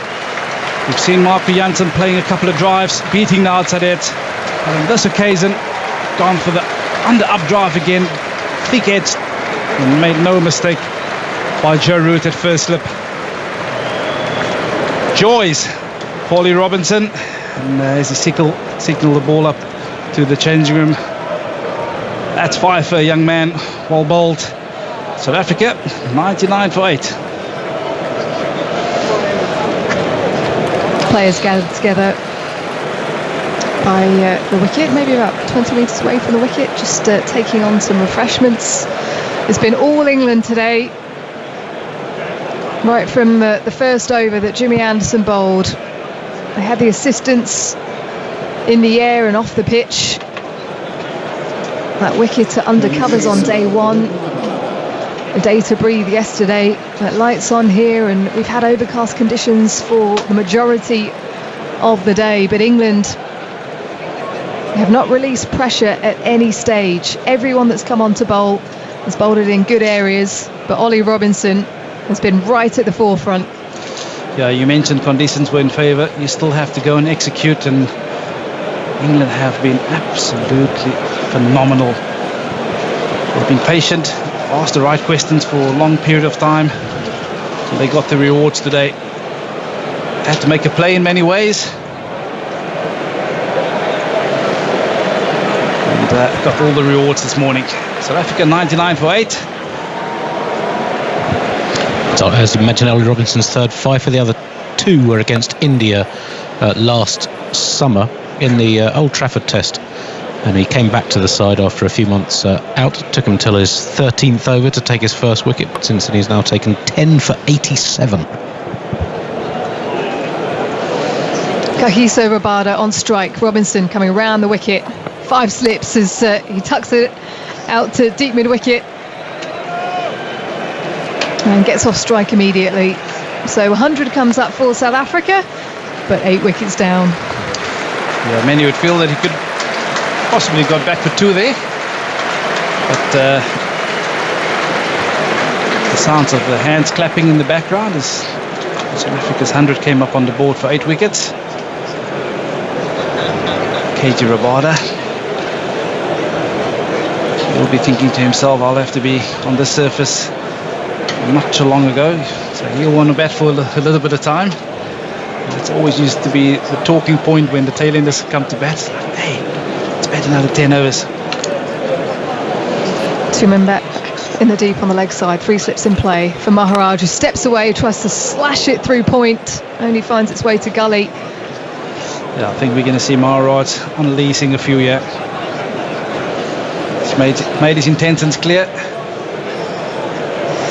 Change of field, so Stokes bringing himself across from point to square leg. I think we're going to see the sword ball ploy being used again. Yeah. As we see they're losing the gully field there as well to go down to like a flying third man. Yeah, cheers for Jimmy Anderson, who's now positioned down there. Stokes has just asked Robinson to stop, so he's taking another one out of slip. And the crowd getting behind Jimmy Anderson down at the boundary as we have a deep square in front of the umpire. Ben Stokes positioned himself at backward square, sort of in between him and fine leg. As Robinson bowls full, Maharaj tries to squeeze it out through to that vacant point, and all it can do is find its way to the keeper. Yeah, he's gone for the double bluff is Robinson, but also it's a no ball. So if anything had to happen with that ball, it wouldn't have counted. He's had his fair amount of issues with that front foot, hasn't he, Ollie Robinson? Fortunately for him today, he managed to pick up 5 with legal deliveries.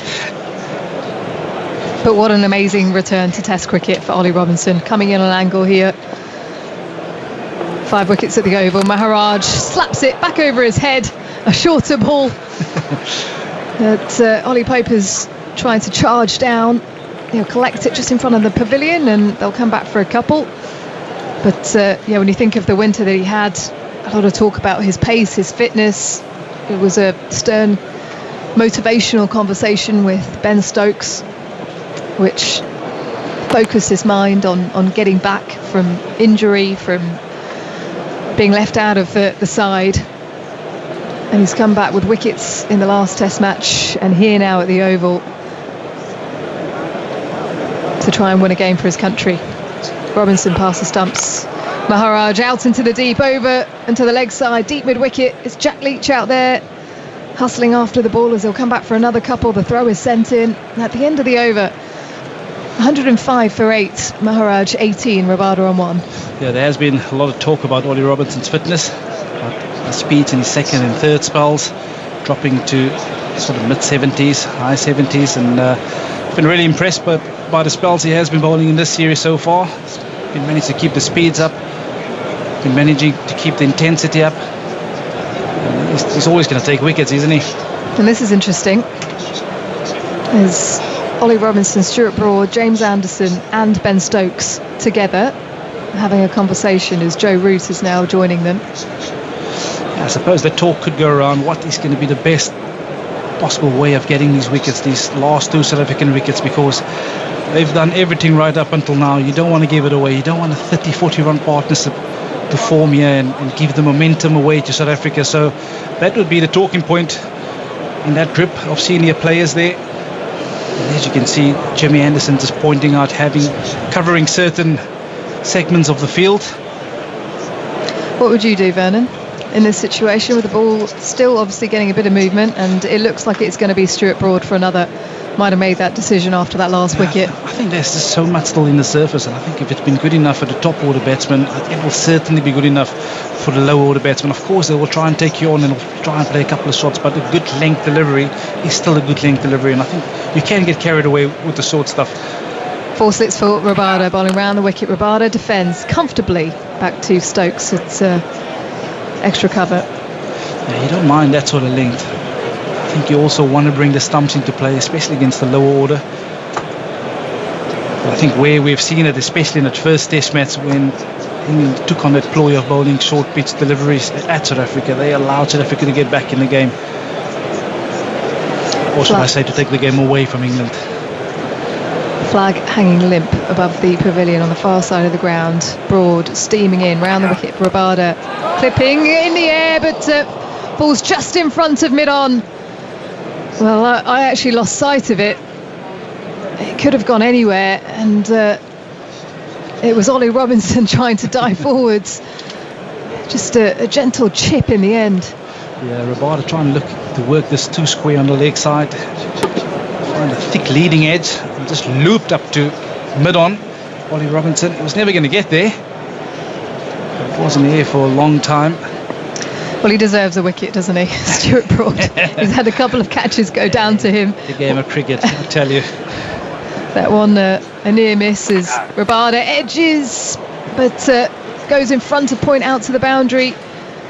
It's a thick edge as he tries to drive through that open space on the offside. Throw comes in, he'll pick up 2, moves to 3, 107 for 8, South Africa. Yeah, as a bowler, you won't mind seeing that. That's a thick outside edge. But again, the talking point of this tour so far has been that ball when it gets to about 30 overs old. It seems to lose its hardness. Because that in many ways should have probably flown to that slip cordon. Ball, yeah, that's on the softer side now, so it's not coming off the bat that quickly or off the surface that quickly either. But they have been impressive, the England teamers. The left-hander Rabada still in his crease, taps his bat down, now clips, and that's a shot he wanted to play a few balls before, out to the deep mid-wicket boundary. James Anderson not looking 40 years old at all. He is sprinting rapidly out to the outfield as he turns and throws now. Not before Rabada picks up 3 and moves to 6, 110 for 8 then. And that is the danger when you bowl to the tail end, is very often you feel like you have to bowl them out. As we see Stuart Broad, he just got a touch too straight on that occasion. Of course, helped himself with his legs, KG Rabada. Managed to pick up 3. Well, he's usually very good bowling round the wicket and getting the ball moving away from the left-hander, and you could see the shiny side on the left-hand side of the ball. That's what he was trying to do, and it just didn't go for him. He's having a quick chat to Ollie Robinson now at mid-on. So right-hander on strike. Maharaj has looked to be a little bit more aggressive since the removal of Janssen. He's got 2 slips, third, point, wideish mid-off, mid-on, deep mid-wicket, deep backward square, and fine leg in position as Broad comes in now, bowls short and bowled, chops onto the stump. Stuart Broad, well, he deserved that. He's been toiling hard after lunch. The opportunities have come, haven't necessarily been taken. He's taken it into his own hands. Yeah, he certainly deserved that wicket. He's created plenty of opportunities with his spell after lunch. Stuart Broad, couple has gone down. This one back of a length in case of Mara. It's gone on the pull shot. There's nowhere near short enough to pull. Bottom-heads and onto the stumps. Well deserved, Stuart Broad. He's had to work hard for that one. South Africa 110 for 9. Maharaj's 18 of 32. And South Africa into deeper trouble. Yeah, the disappointment continues. 110 for 9 now into the 35th over today. Well, many wondering whether this game might get a result. First day washed out, no play yesterday. Paying respects to Her Majesty. And today, coming into it knowing that they only had 3 days to try and inflict a result. England having won the toss and elected to bowl. Overcast conditions in the morning. It couldn't have gone any better as they had South Africa 6 down at lunch. A further 3 wickets after the break, and England all over this as Norkia strides out to the middle now. 110 for 9. Alex Hartley, what have you made of it? Well, it's been England's day, hasn't it? They came out getting those wickets before lunch. 6 wickets at the stroke of lunch. And then they've come out and they've executed their plans really well. Everybody bowling the shorter balls to Maharaj because you know he has to take it on. They need runs on the board. He's going to be that player that takes that short ball on. And then unfortunately then he gets that under edge onto his stumps. And his cameo's over. Out for 18. Keshav Maharaj. So Anrik Norkia with 3 slips in position as Broad will continue. Third is just being asked to move slightly finer. Points. Stokes at extra cover. Mid-on, mid-wicket and fine leg as the crowd are getting behind Stuart Broad. Here he comes charging in. Norkia delicately plays the ball back down to mid-on. Off the front foot at the end of the over then. 110 for 9. It's been some spell from Stuart Broad. 3 for 37 from his 12 overs now. He's having a gentle chirp to Kagiso Rabada. Just saying, come on mate, play some more shots. Stuart Broad, we know when he gets going, he likes to bring the crowd with him. And just signalling to them to get behind him. I've seen it so many times, all the different spells in Stuart Broad's career, when you just know he can take a wicket every single delivery.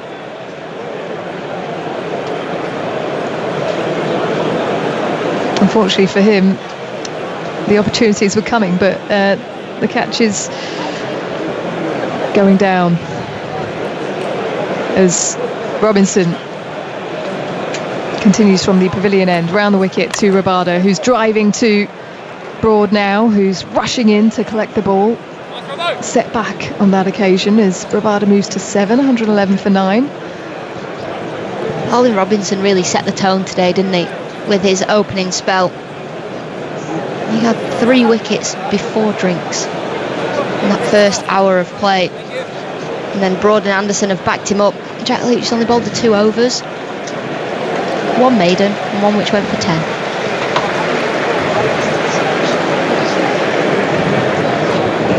South Africa facing the possibility of the shortest ever opening innings of an Oval Test match. Here comes Robinson to Norkia, just batting the ball away to Gully, no run. We're going to have to last another 7 overs to avoid that ignominy. Currently the shortest ever first innings at the Oval, so first innings batting first was England against Australia in Don Bradman's last test in 1948 when they were skittled in just 42.1 overs for 52. Well, England have been setting records quite a bit recently, but that's has been with the bat. That is an extraordinary stat. Of all cricket played at the Oval. Norkia defending to mid-on comfortably. He's sort of just getting into position, just almost jamming his bat down, isn't it? There's no flow to the way he's playing. No, and it's not exactly like Ollie Robinson is somebody to rush you for pace either. But then you have to remember he is a tail ender, number 11. And it's a really, really tricky situation to bat in when your team 111 for 9. Do you bat time? Do you just play a few shots and try and get as many runs on the board as possible? And catching extra cover as a short ball is bowled. He ducks underneath that one, allows it to pass comfortably. Being in situations like this, you just have to be really clear on your plans. So does he have to get one and get Rabada on strike so Rabada can be the one to take the bowlers on and play some shots? He's going to defend the ball, he has to be really strong in his defence, not like you just said, just jamming the ball out. Leg slip in position, 4 slips in play. Robinson charging in on an angle to Norkia, who again just fends at the ball in front of him. Not really any foot movement. It's more just a back leg coming through and then a quick jab at the ball. Think back to South Africa, 11 days off, so 13 days off altogether, Andy, before this innings. Dean Elgar spoke about the South Africans and what they got up to in between. They played a bit of golf, Alex. There's a surprise. Cricketers playing golf. Nortje crouching down, driving, past a diving James Anderson, out to the long off boundary. Stuart Broad loses his hat as he chases it down. Throw coming in now as Nortje gets off the mark with a 3 at the end of the over. 114 for 9. England won't mind that though, because Nortje will remain on strike. Just grimacing there a touch, James Anderson. I think he's fine though. He's fine. He had to peel himself off the floor. So lights still on here at the Oval, even though it's not as gloomy as it was half an hour ago. There's quite a lot of blue sky over to our left.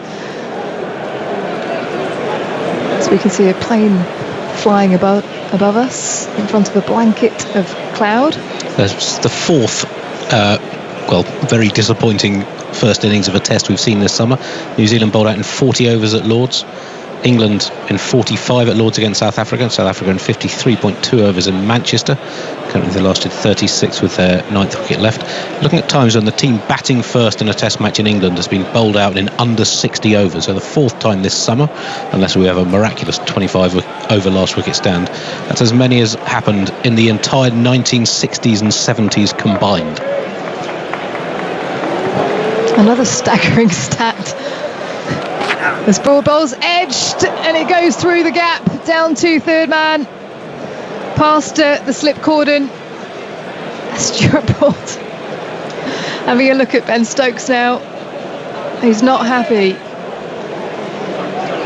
Stuart Broad signalling, why didn't you just put your hands up to catch it? When Stuart Broad's in this mood, he feels like he can take a wicket every ball. He's had a couple of drop chances, and this one, well, in the end I think it probably would have gone to a 4th slip.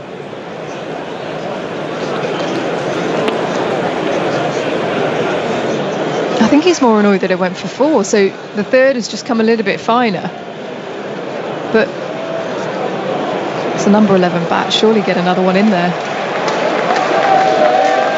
Crowd with Broad here as he bowls full, edged and taken. Well, my eyes were deceiving me. It's actually been taken by Ben Stokes as he tried to launch it over to the cover region.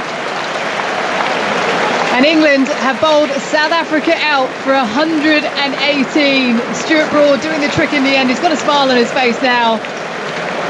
But that is job done from England's bowlers. Everyone contributing. And what has been a poignant day for England. And Ben Stokes talking about wanting to do this in the Queen's honour. They have been outstanding. They have indeed. As we said, Ollie Robinson really set the tone and the bowlers backed him up. It's been a day for England so far today. They've been outstanding with the ball and in the field.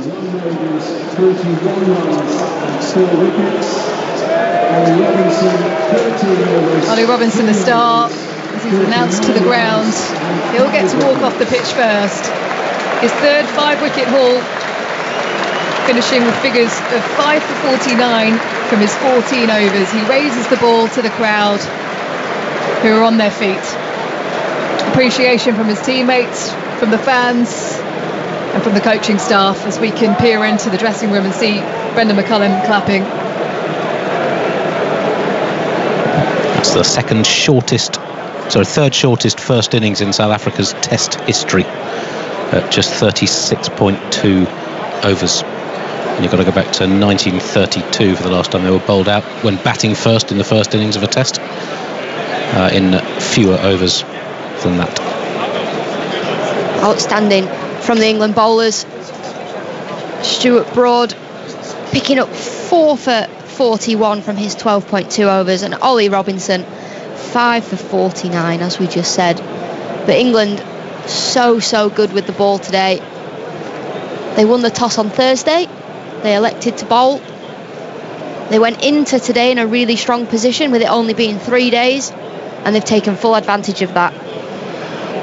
They have. They've bowled South Africa out for 118 in 36.2 overs, and 2.4, that's 39. There are an unlikely 59 overs left in the day, but if England are batting at the end of the day, they will surely have a lead, which will give them every chance of winning this match. Of course, if they're bowled out, then it will give South Africa every chance of winning this match as well. So the game has moved on at quite a pace today. I will run you through the scorecard. First to go, Dean Elgar, bowled spectacularly by Robinson for 1 from 6 balls. That was 2 for 1. Suralurvia caught by Folkes off Anderson for a duck, 7 for 2.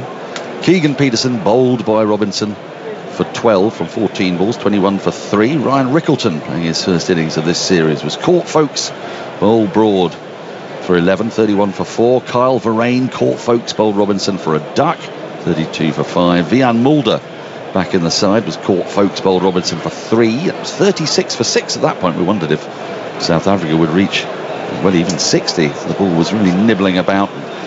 It was always just catching the edge or hitting the stumps, getting very little fortune at all, South Africa. And then a partnership of 36 that doubled the score was ended when Kaya Zondo was caught by Lees off Broad for 23. That was the first wicket to fall after lunch. The ball just popping slightly on Zondo, taking the shoulder of the bat and looping gently to Lees. He went for 23, 72 for 7. Then another little bit of a partnership with 27 before Marco Jansen, who top scored, was caught by Root off Robinson, driving away from his body. A comfortable catch for Root. That was Robinson's 5th wicket, his 49th in total, at an average below 20 now. Jansen going for 30 from 59. That was 99 for 8. Keshav Maharaj was bowled by Broad, pulling under edge onto the stumps. He went for 18 from 32. And then the last man to go, Anrik Nortje, driving at a full ball. It did indeed look a bit like an edge through to second or third slip, but actually driven to extra cover. Bit of an optical illusion up here, and Nortje was gone. Caught Stokes, bowled Broad for 7, 118 all out. Kagiso Rabada was left unbeaten on 7 from 6 deliveries. Only 4 bowlers used, and one of them, Jack Leach, only bowled 2 overs before lunch, none for 10. There was the seamers that did the damage. James Anderson, 8 overs, 2 maidens, 1 for 16. Ollie Robinson, the pick of the bowlers, 14 overs, 3 maidens, 5 for 49. It really did feel a bit like his surface today. Stuart Broad, who bowled really well after lunch, 12.2 overs, 1 maiden, 4 for 41. So a subpar total for South Africa. They're going to have to try and get back into this game with the ball. They're going to have to take early wickets. But we have seen Alex Hartley alongside me, World Cup winner. This pitch, there's something in it. There's a bit of juice and moisture, as you can imagine. It was under covers for a couple of days. It was really wet in London for a couple of days before that as well. It's a lush green outfield. The square looks really green. So there's still movement, and with the new ball, we've seen how Duke's ball's operating up to the first 40 odd overs this summer. They will fancy their chances with Jansen back in the attack as well. They've got 4 excellent seamers, and you would imagine them to come hard at England. Yeah, they have to come hard at England. They've got to try and take early wickets. We saw with the new ball, the Wobble seam in particular, how dangerous Ollie Robinson was with that. And then when you actually look at the South African bowlers, they've got Rabada, Jansen, as you said, and then they've got the class of Maharaj as well. We didn't see any spin from England today. We saw 2 overs of Jack Leach. 1 over went for 10, 1 was a maiden just before lunch. So I would suggest that they'll be looking for early wickets. They have to. They've got to bowl England out early. England are in a really strong position. If they can only bat once in this test match, and once only, that's what they'll be looking to do. Stuart Broad and James Anderson both reached 25 wickets for the summer. Anderson has 25 now, Broad 26. So those two still going very strong indeed. Ollie Robinson picked up his 10th wicket. He's only played in 1 match and 1 innings, and he looks back to, well, better than his best. So A terrific all-round bowling performance from England in conditions that undoubtedly have helped them. Andy Zaltzman. Well, looking at the seam movement in the innings, comparing it with equivalent stage of other innings, so basically I was looking at the first 35 overs for seam bowlers. There's only been one innings this summer in which there's been more seam movement in that stage for pace bowlers from any team. That was England bowling in the first innings against South Africa at Old Trafford. So yeah, it has been very difficult. Doesn't perhaps explain quite why it took only 36.2 overs, which is the second quickest England have bowled out South Africa since 1924. The quickest they bowled them out in the first innings of a test since 1912. They bowled them out in 33.1 in the second innings at Johannesburg in 2016, and before that you've got to go back to 1924, Edgbaston. 12.3 overs South Africa lasted on that occasion. They were bowled out for 30. Ah, yes. That's the lowest score against England on the 26, the second lowest score in Test cricket, isn't it? I believe so, yeah. Yes. And I imagine they were bundled out quite a bit in the 1880s, 1890s under Lohmann and Barnes. Yes. So that's the 12th time England have bowled South Africa out in, 36.2 overs or less. And 6 of them were in the 19th century. 3 more before the First World War. That one in 1924, and as I said, only 2 in the last 98 years. And just remind me, that's the shortest first innings at the Oval. At the Oval, by quite a distance. In the history of this ground, which began in 1880, the first Test ever played. Yes, it's the oldest Test ground in London. Yeah. Yes, so there is more international cricket today. This evening, yes. England's women take on India in the first of 3 T20s, which is followed by 3 ODIs. Alex Hartley's with me. We'll be covering that match from Durham, which starts at 7 o'clock. And some interesting news this week. Nat Siver pulling out of that series. She pulled out of the ODIs as well. Yep. So it's been a long, hard time for England's women since the beginning of this calendar year, with the Ashes taking place, lots of quarantines and whatnot, and then playing that multi-format series against South Africa, followed by Commonwealth Games, followed by the 100. Is this just a function really of burnout? Yeah, I think so. I think, in all honesty, it's probably a knock-on effect from COVID as well, and it was quite chilled out throughout COVID. They only had that one series in the first year, 2020, against the West Indies, and then they've sort of been playing catch-up ever since, so it's been back to back to back. I guess it's something they're going to have to get used to. As an England women's team, as English cricket, we've been crying out for more cricket, and the fact that we train more than we play, and it shouldn't be that way around. You should play more than you train, especially reduce the gap. But it has its toll on takes its toll on its players, and unfortunately for England, they've lost Heather Knight through injury, the captain. So Nat Siver was the standing captain throughout the Commonwealth.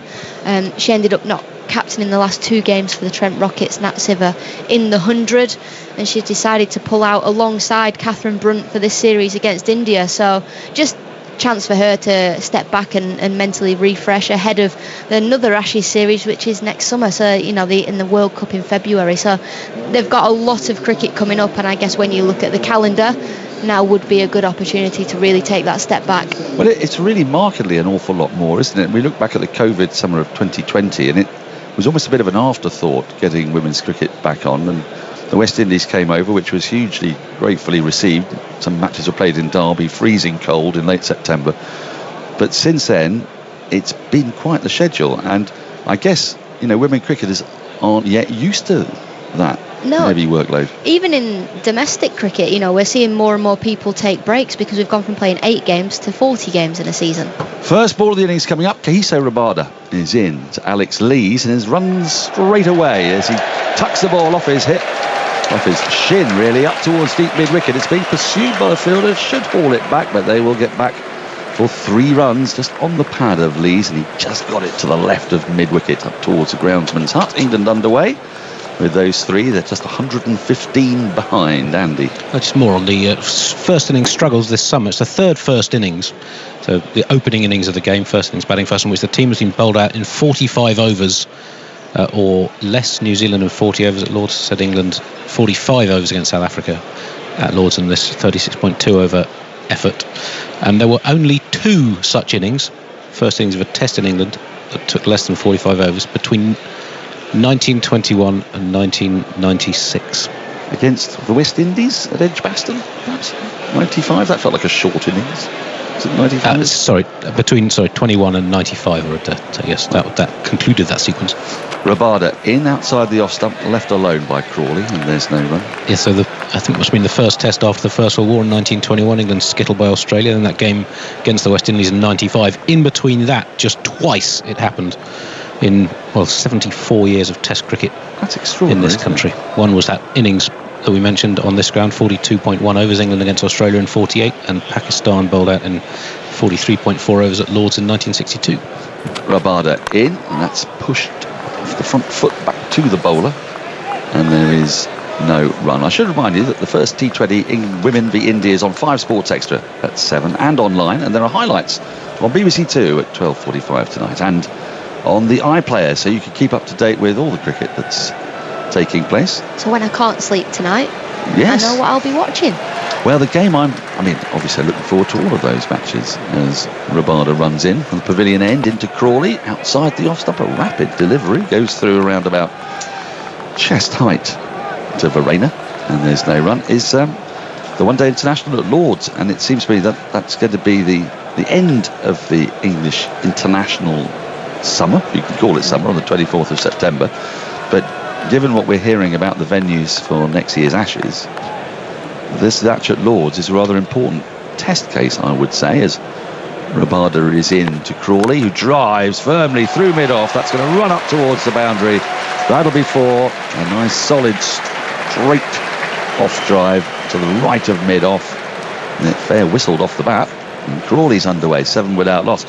So we've seen record crowds for the 100 of women's domestic cricket. Saw 20,000 at Lords for the 100 final the other day. I haven't seen the marketing really for the Lords One Day International, and I think they're going to need to do that. Well, that's the problem, isn't it? They market the 100 so well.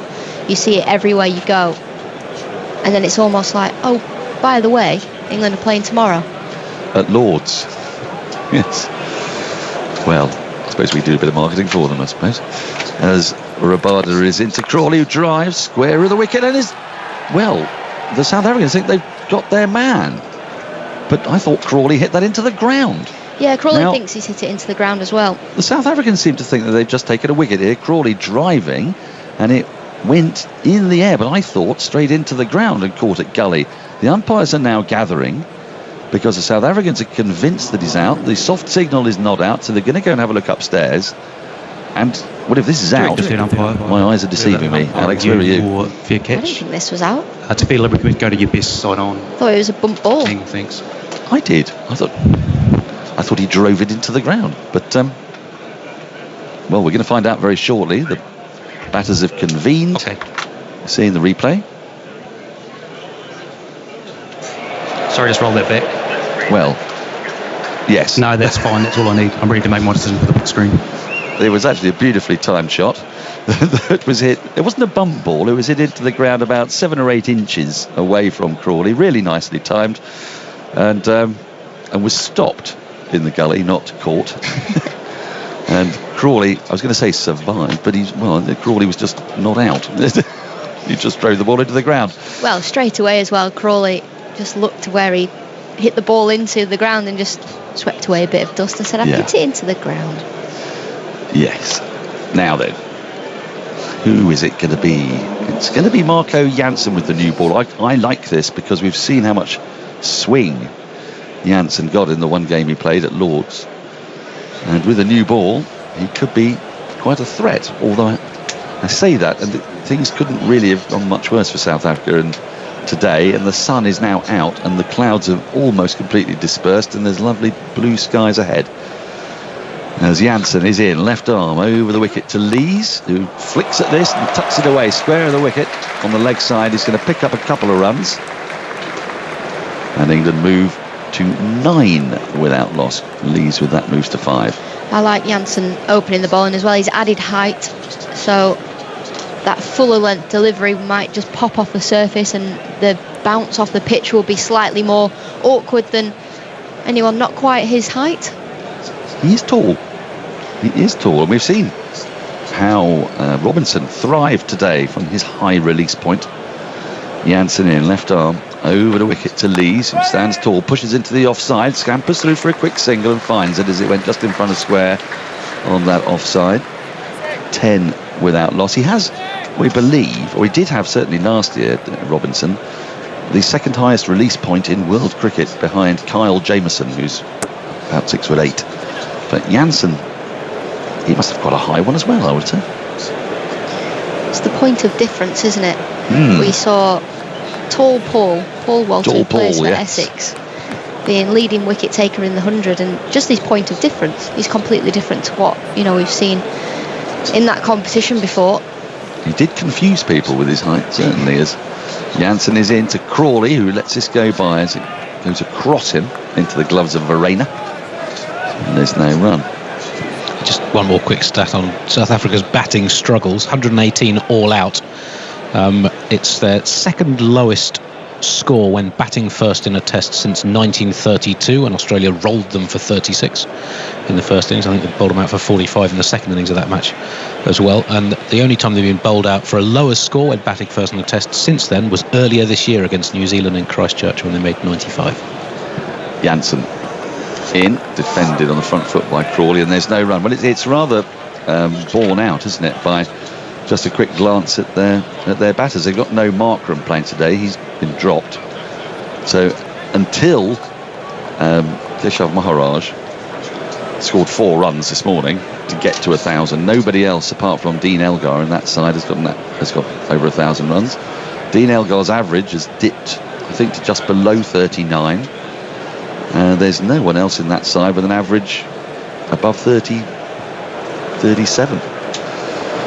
His next delivery goes through to the keeper, left alone, there's no run. That was left on length by Crawley, knowing that he's going to, that's the type, so he's going to get more bounce off the pitch than anybody else. So the length of that delivery he's able to leave, it goes over the top of off stump. A nice shape though. It's just coming back in, isn't it? And we have seen that the ball's seamed around quite a bit today, and it's swung a bit. Conditions for swing bowling possibly not quite as favourable as they were earlier, although it's still relatively warm, which would be helpful. Janssen into Crawley, who lets this go as that's angled again across Crawley, just shoulders arms through to the keeper. That is the end of the over. England 10 without loss. They're 108 runs behind, and we just had a couple of overs. Not much we can read into it so far, Alex, but there is still a bit out there for the bowlers. More from you, and then I shall hand over to Alison Mitchell. Yeah, there is something out there for the bowlers. There's got to be when you bowl a team out for 118. We've seen the ball nipping around both directions, and with the new ball it will swing, although the clouds have disappeared completely. Hello, Alex. It's remarkable, isn't it? Rabada is in some width and a glorious drive from Alex Lees out through the covers for 4. That was imperious. It was there to be driven. And he seized the moments. Lovely smile on his face as well, and rightly so.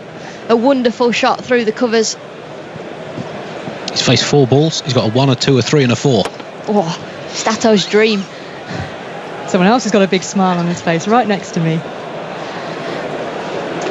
Leads very swiftly on to 10. 14 without loss, England, in reply to South Africa's 118 all out. A new low for total for South Africa in England since readmission. Clipped through the onside this time, well in front of square. The ball racing away towards the groundsman's shelter. Fielder in hot pursuits. They come back for 2. Maharaj manages to pull the ball in just in front of that bare boundary rope. And back they come now for 3. 17 without loss. 101 behind. Productive over so far for England. Saltz was praying for a 5 there. You needed 5 wides, really, didn't you? Oh, well, 6 would have been good. You would have taken it. 1, 2, 3, 4 and a 3. Here's Crawley, who performed well at Old Trafford, didn't he? Valuable 38. Ball from Rabada, defended. Ball runs out on the ground towards backward point. Probably the most significant 38 runs of his career today under pressure. As we know, he's got big scores to his name, but in terms of where he was and the innings leading up and his propensity for getting out cheaply of late, 31 off 101, just helping to solidify England's ultimately match-winning position, setting them up. Shouldering of arms this time to a ball that lifts and carries through to Farina at a healthy height. Rabada turns to walk back to his mark. The floodlights are still on here at the Oval, but that grey cloud that had hung over the ground through the entirety of the morning session has given way to some clear blue sky, and the cloud that is here is much higher, it's much whiter. It's got a different feel to it suddenly as England are batting, defending Crawley to a foolish delivery from Rabada. Fielded at mid-on. 3 slips down the gully in place to point, off mid-on. Fine leg and a short leg in place for the pace of Rabada. All-rounder Marco Jansen top scoring for South Africa earlier with 30. Only 4 other batters made it into double figures. The next highest score was Kaya Zondo's 23. Rabada in again, left alone by Crawley, taken at shoulder height by Verreynne, standing well back. End of the over. 3 have been bowled by South Africa. England have 17 runs on the board, just 101 runs behind. Stuart Broad with 4 wickets for 41 earlier, putting in level with Glenn McGrath on 563 test wickets. Ollie Robinson, a career best set of bowling figures for him, finishing with 5 for 49 from his 14 overs. And he was threatening from the start today. Took the first wicket to fall, which was Dean Elgar. 3rd ball of Ollie Robinson's spell. His first over of the match. Stump out of the ground. Full big edge, caught one-handed by the keeper. Oh, it's the end of Alex Lees for 13. And Jansen is high-fiving his teammates. South Africa bite back with an early wicket of their own. 17 for 1. Did that burst through onto the stumps? Oh, it splattered the top of the bails. And then the ball grabbed one-handed by Farina. Oh, Jansen celebrating, and Lees walks off. And I think many in the Oval crowd are a little stunned. He's gone for 13 from 6. 17 for 1 then. Very interesting. Mark Ramprakash has just sat down at the right moment. Well, the old adage is sort of never really judge a score until both sides have batted. So England have done really well with the ball. They've equally got to match that sort of performance with the bat now.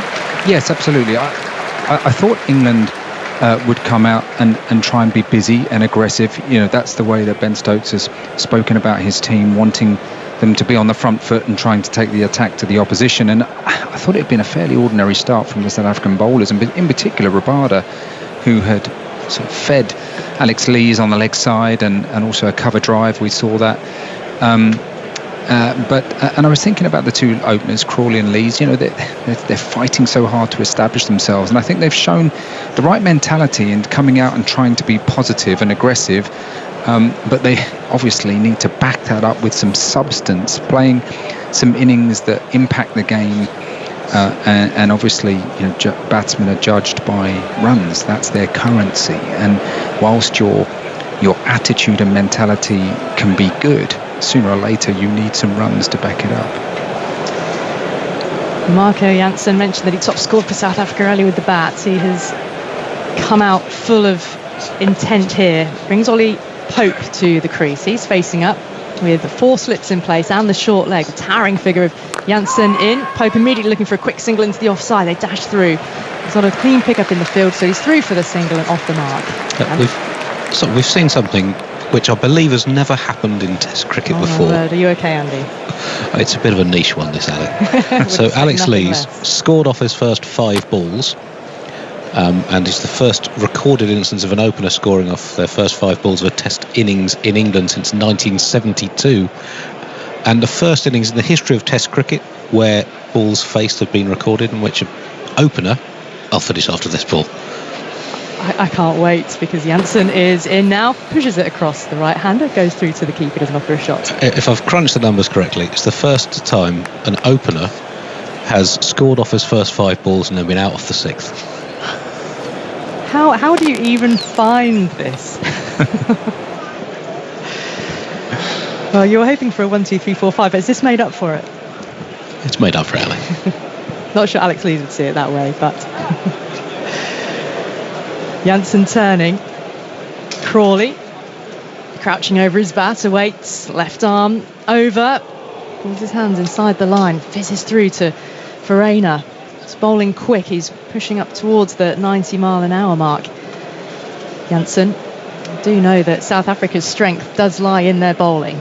England have got to be wary of this.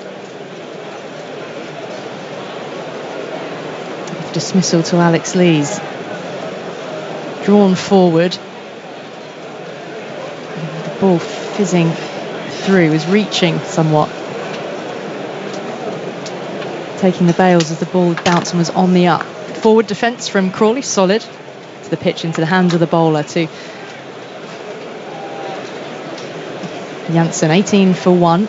England exactly 100 runs behind. One more ball to come from the bowler. How tricky a customer is he, Mark, with his, I suppose, release point, the height that Janssen bowls from?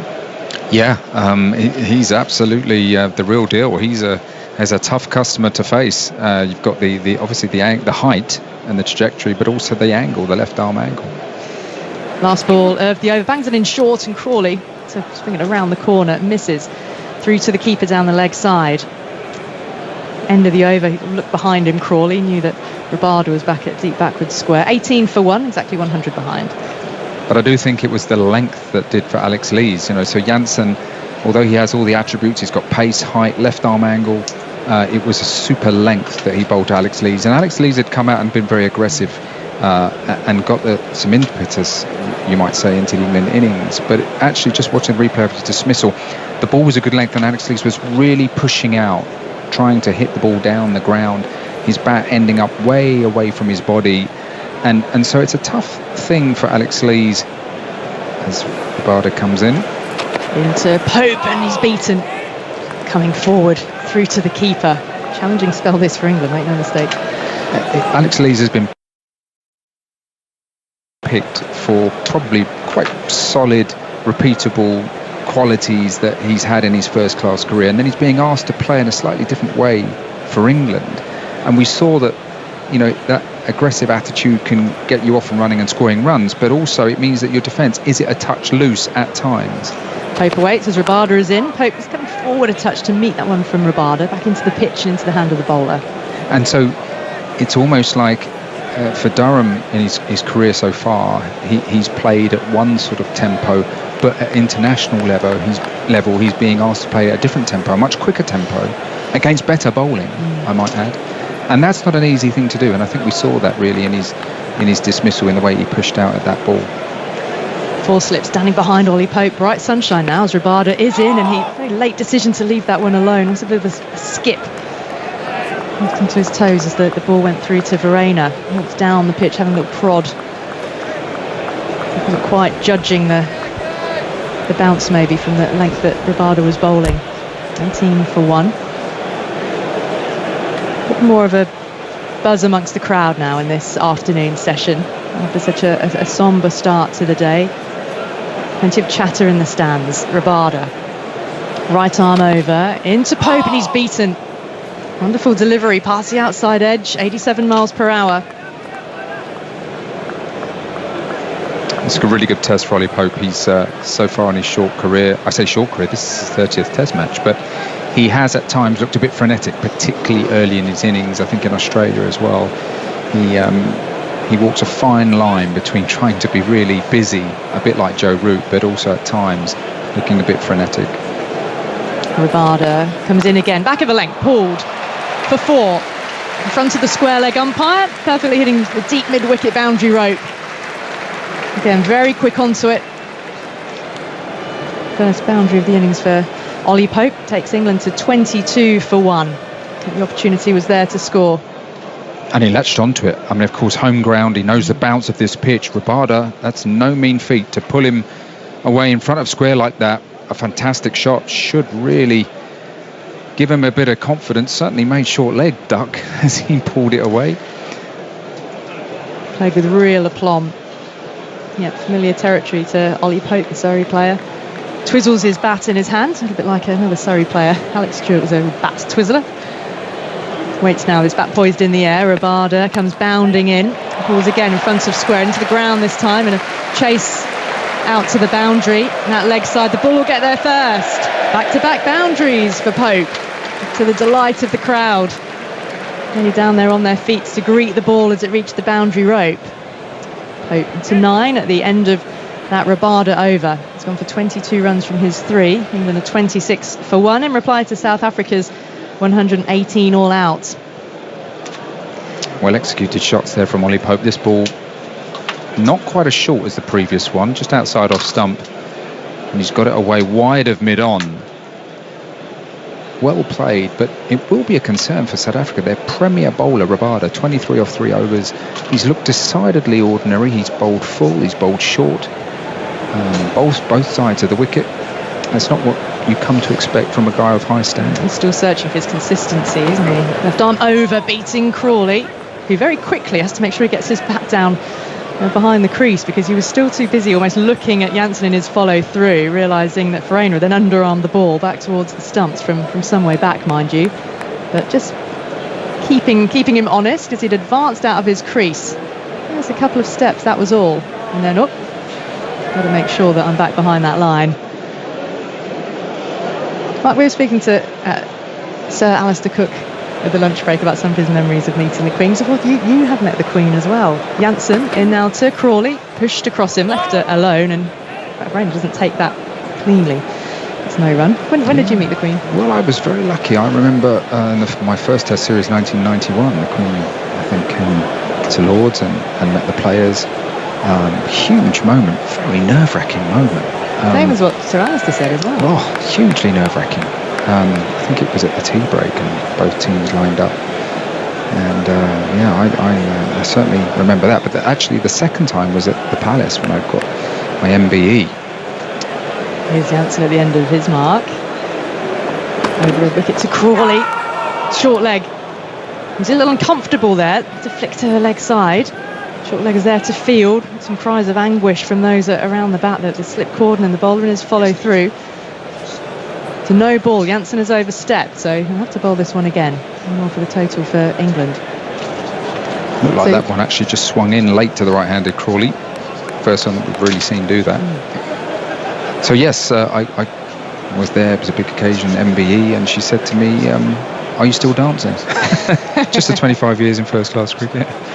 Well, we know what she's a fan of on she was a fan of on weekend evening. Into the pads again by Crawley. It's just a bit of a late shape, looking to knock it into that onside.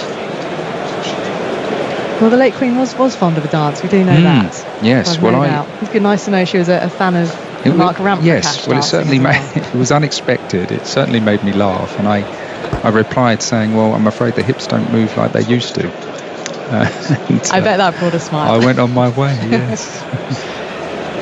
There is some late swing from Jansen. He's bowling with an angled seam. Over the wicket he goes. Defence from Crawley is coming forward, and Jansen picking up in his follow through. I think that short leg very much in play, actually. Jansen, a tall man, bounce. Crawley wanting to push forward, really keen to get on that front foot.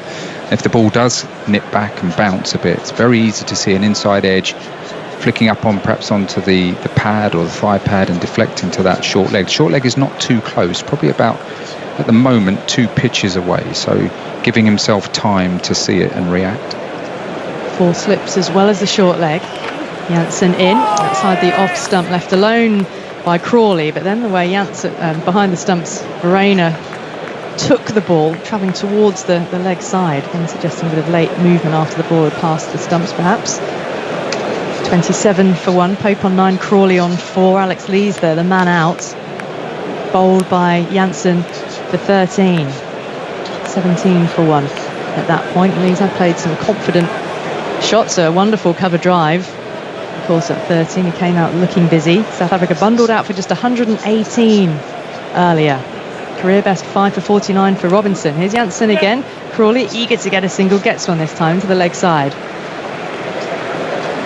Moving on to 5 at the end of the over. England are 90 runs behind, 28 for 1.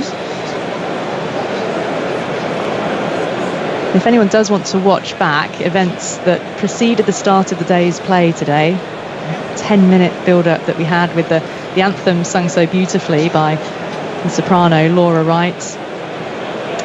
Crowd spontaneously almost building up, joining in bit by bit with the singing of the words "God Save the King." Be able to watch it on the highlights programme. It's on BBC4 tonight at 7 p.m. And of course clips of the wickets that have fallen are already out there on the BBC Sport website and app. Defence back up the pitch now to Rabada. So he needs to try and just find, if he's not finding wickets, at least find a way of containing England at the moment and building some pressure, might then result in another much needed wicket. So we've got the 4 slips in place, a conventional field here with a short leg as well to Crawley. He's facing up now. Rabada coming in past the umpire, right arm over. Crawley shouldering arms, ball outside the off stump, carries through healthy height to Verena. Ali, it's interesting just to contrast England openers, because Crawley, known as a bit of a shot player, but of course at Old Trafford I think he was 17 off about 99 balls, went on to get 38 and in a more attritional fashion, and here he's 5 off 26 and so far has shown good judgment outside the off stump. Rabada in again, leaves another one alone outside the off stump. And there's a lot of talk this summer about putting pressure back on the bowlers, and of course old cricketers like myself sort of feel that yes, you can do it by scoring runs, but you can also do it by batting time, by leaving well, occupying the crease, yes, in a more traditional fashion. We know that once this ball loses its shine, then the batters will cash in. So I thought Zach Crawley batted well actually at Old Trafford, and if he continues in a similar vein in this game and bats time, he's doing a really good job for his side. Of course he will want to go on to a meaningful score, and he's got to back his concentration and his technique in order to do that. Of course time is an important factor in this match. There's Rabada is in. Oh, now he's struck on the pad. He was looking to leave that one as well. Everyone's gone up except the umpire Richard Kettleborough. Coming together though, Rabada, Elgar, the slips, they seemed interested. Will they have a look? Yes. They want to review this. Well, it's Crawley who's... Director, third umpire, player review 5 runs to his name. Original decision is not out. It is a fair delivery. We go to front on, thanks. We've just been saying how well he had been judging these leaves outside the off stump. A wobble to the seam. Comes back in this delivery. Thank you. Clearly no shot played, so ball tracking available. So it struck him outside the line of the off stump, but because he's not offering a shot, no problem. LBW can stand. Has the ball come back in enough to be going on to hit the stumps? South African team are gathered together. Ball tracking coming in now. Pitching outside off, impact outside, wickets is missing. Where you pick on screen and you can stay with your original decision of not out. Signal now. Hasn't nipped back as much as first thoughts. And Ali, what a fantastic decision from Richard Kettleborough. That most umpires would have been given that out because Zach Crawley's hands were up in the sky, nowhere near playing a shot, and he bats also on off stumps, so you can't see the stumps. It's very tempting to think, oh, that's nipped back, it's got to hit the stumps. A terrific decision from umpire Kettleborough. Rabada in again now to Crawley, walks forward a touch, and this time the ball does pass the bat because Crawley was forward and playing a shot that time. Fizzes through. I was going to say just the point we were talking about earlier about Crawley and occupying the crease. What do you believe England should be looking at in terms of being able to get the result, because they need to bat to get a sufficient lead and have enough time to bowl South Africa out again? As Rabada's in once more, beats the outside edge of Crawley through to Verena. The end of the over. I'm leaving you, Dan is about to come in, so while Daniel Norcross comes in, I'll allow you to pontificate about that very question. England 28 for 1 and 90 behind. Well, it was much better over from Rabada. He seems to have settled in against the right-handed Crawley there, on and around off stump. It's an area that Zach Crawley has got to improve in if he's going to have a long and prosperous Test career, and that is his judgment about what to attack and what to defend, what to leave around off stump and just outside. That one, the LBW shout, nipped back sharply, and but it proved to be a good leave from Crawley because it wasn't hitting the stumps as Janssen comes in. And Pope waits and is tempted by one outside the off stump, but he leaves it alone. It goes through round about chest height again to Verena. There is no run. 28 for 1. There's a lot of time actually left in the game once the side's been bowled out for 118. I mean, looking at today, we can go on until 7 o'clock to make up the overs. So you've got the extra half hour plus the overs that are being made up. So that's 3.5 hours. That's 3 hours and 10 minutes of playing time. That'll be around about 42, 43 overs or so as Jansen is in. That's tucked away nicely. Flicked fine by Pope, and it's going to go to the boundary for 4. It was on the pads, and he's just got enough on it. A nice wristy flick that got it fine of the long leg to the right of long leg. And 4 more to Pope. That's his 3rd boundary. He moves to 13 from just 9 balls. So looking at the way England have been batting this summer, it's around about 3.5, 3.75 and over generally they've been going at. So if we times that by 42, we'd get to about another 150. That would be 180. That'd be a lead of 60 starting the second day. If they batted till beyond lunch, they'd have a sizable lead. Jansen is in. This is driven by Pope. He advanced on Jansen. I don't think it'll make it to the boundary. It's being pursued by the very upright Nortje, but they get back for 3. Good running from Pope. The score goes to 35 for 1. Pope to 16. And if you have a lead of 160 with 5 sessions to go, and long sessions at that, because each day has another 8 overs attached, that means a rather brittle South African batting lineup needs to bat for 4 sessions to stand a chance of saving the game, really. As Jansen is in to the tall Crawley. Crawley lets this go through to the keeper. No run. Back to Crawley though, Mark. He's 5 off 31. And partly what attracted him, I think, to England's management were the attractive shots that he played, the drives that he's played. He's put all of them away, hasn't he? Ever since there was concern about his place, he's actually been almost shotless. Yeah, but it's ironic, isn't it? Because the team policy has been, no, we're backing him. We know he's not going to be consistent, so the head coach said. And yet he's played in a more orthodox fashion. Jansen into Crawley, who lets this go as well. Outside the off stump, through to the keeper, no run. I suppose he'll know that, having watched every game this summer, if you can stay in there until the ball gets softer, then you can cash in. He's never quite made it to the 40 over mark though. Yeah, it's funny that the longer you bat, the things seem to get easier, and the ball can lose its shine and lose its hardness. You get the pace and bounce of the pitch.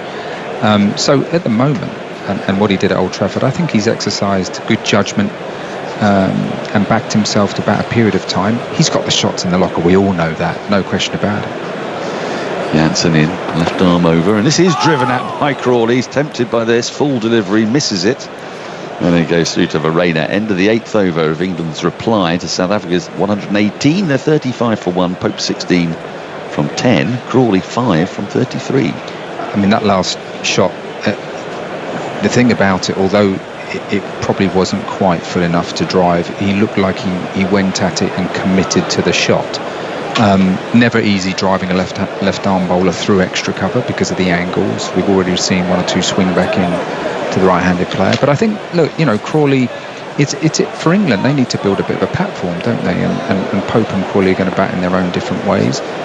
And the longer they bat, the easier it will get, no question. Rabada from the pavilion end beats Pope with a beauty. It was just back of a length, and it climbed a little bit on Pope, and it's linked past his outside edge into the gloves of Verena. Andy.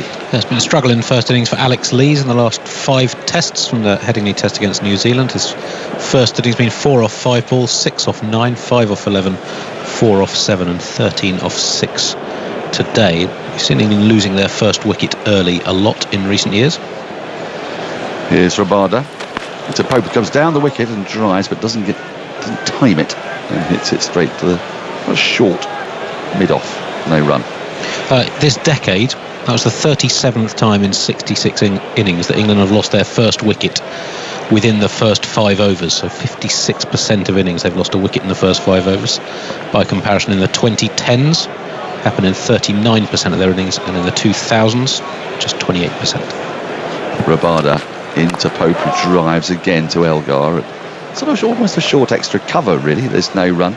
Is that a function of the pitches, the balls, or the way people are approaching batting? It's felt like opening the batting in England has generally been tougher. I don't know whether you've got the bandwidth to do a comparison between all teams that have come to England since the turn of the century. I dare say that wasn't the question you were hoping for, Andy.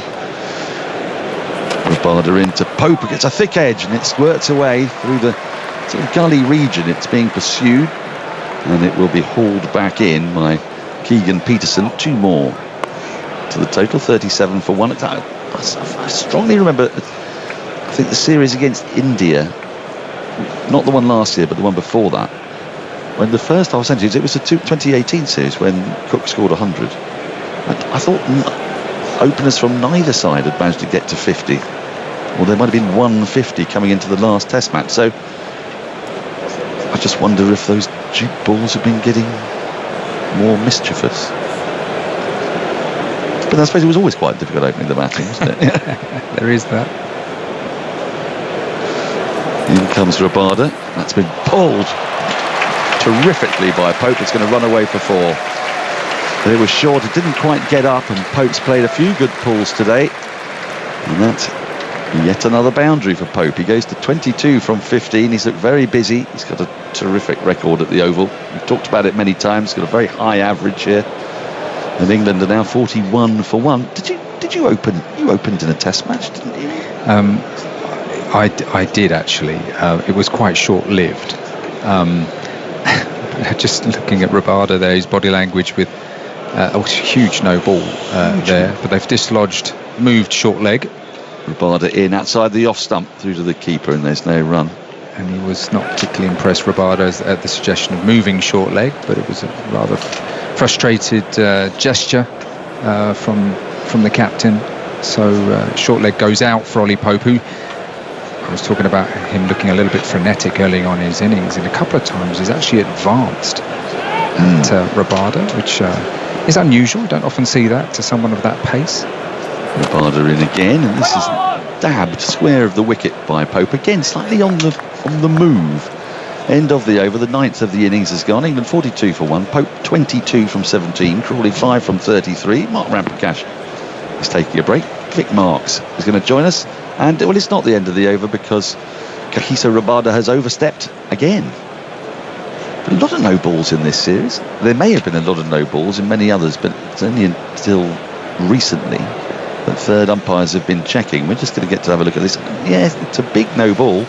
Rabada in again, and that gets a thick edge and squirts to backward point this time, but on the bounce, and there is no run. It's been quite the day here, and quite a day of cricket. 43 for 1 England. You can see highlights on the BBC Sport website and at in-play clips, text commentary, as well as highlights on BBC 4 tonight at 7 o'clock. So Vic, 2 very contrasting styles of batting out there at the moment. Ollie Pope, who seems to be coming at the ball and desperate to feel bat on ball, and Crawley, who's doing his absolute best not to drive at anything. He got tempted by one of the last over that actually beats him on the inside edge, not the outside edge. Jansen starts a new over from the Vauxhall end into Crawley. And Crawley, he's gets stuck on the pad. This is close and given. The umpire's finger goes up, and this looks, and if it hasn't pitched outside leg, this does feel like Crawley's in trouble. He's been convinced by Pope to go upstairs. I wouldn't say reluctantly, but not with an enormous amount of belief. So it doesn't look good. You often look where the ball goes after hitting the pad. If it squirts out square on the offside, that's not always a good sign. We're looking for an inside edge. I don't think there is one. Otherwise he'd have... No, it doesn't. There isn't one. I think this is going to be very out. I think so too.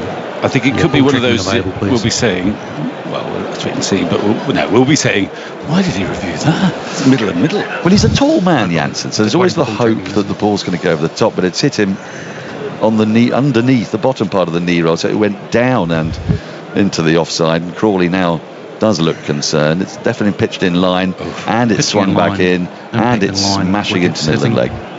That's when we get back on screen. You can stay with the original decision of outs. Signal now.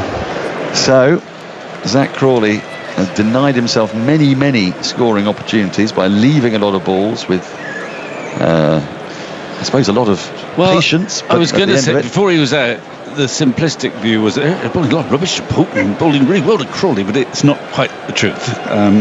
Pope has looked proactive, he's looked busy, he's threatened the bowler. Anything a bit short, he's pulled it, so he's got runs by the standards of the day very freely indeed.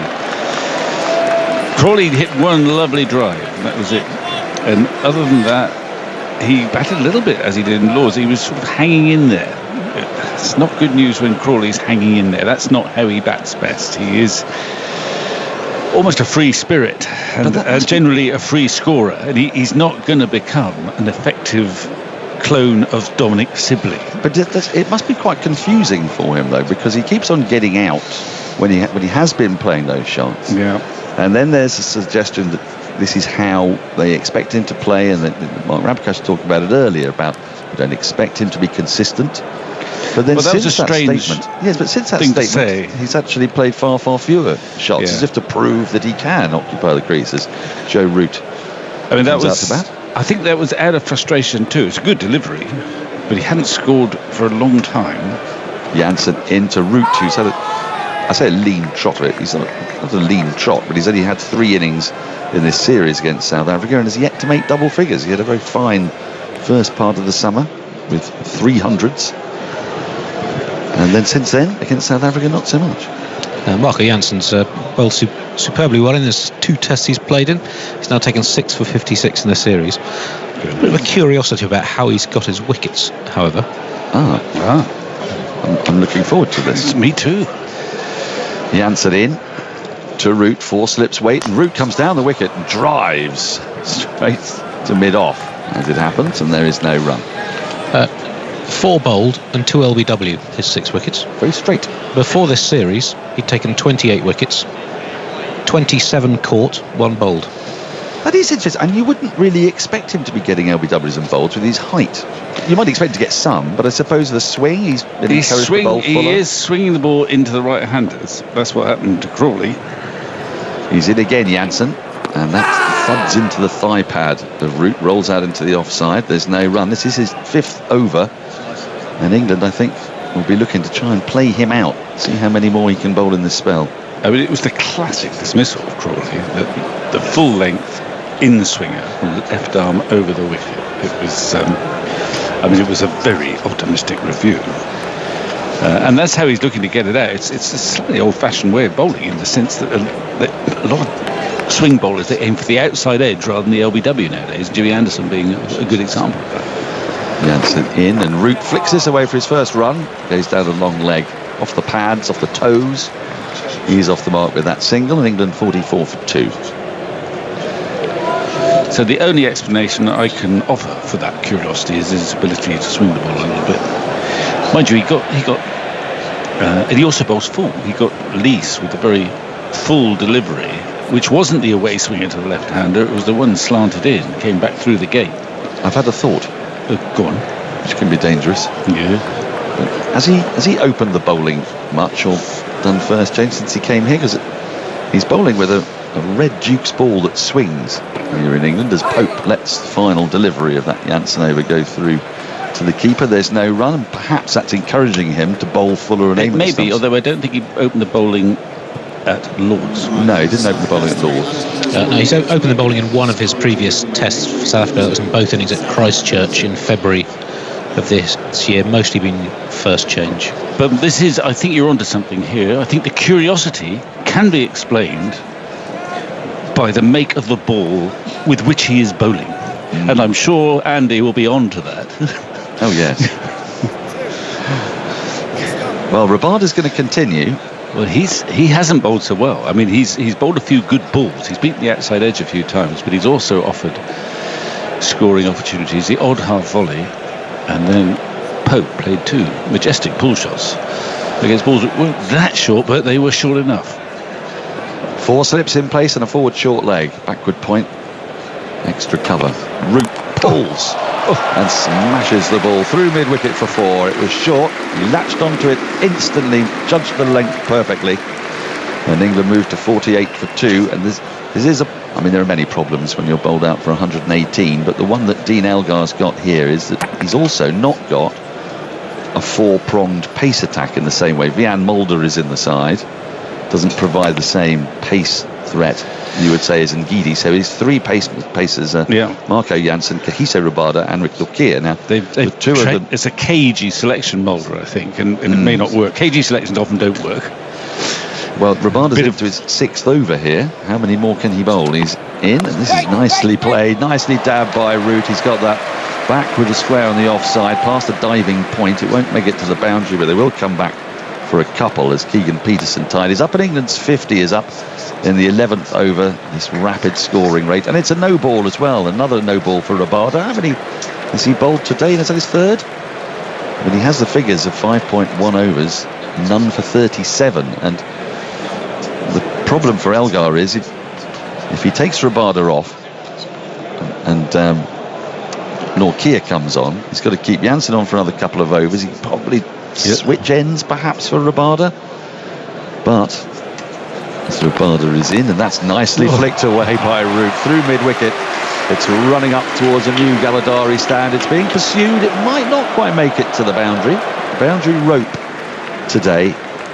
There are no boundary sponges today, and they get through for 3, 54 for 2. Root has made it to double figures in 7 balls. Yes, it faced 42 balls so far in this series, not made it to double figures, and now in 7 balls for the first time he has.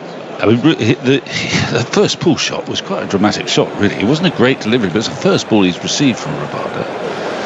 Rabada into Pope, who dabs this into the onside. It's playing around his front pad. It's picked up at mid-wicket, and there's no run. And I think, we'll check this out, but I think Root's taken a slightly different guard too. I think he's gone a bit more leg stumpish. Leg stump.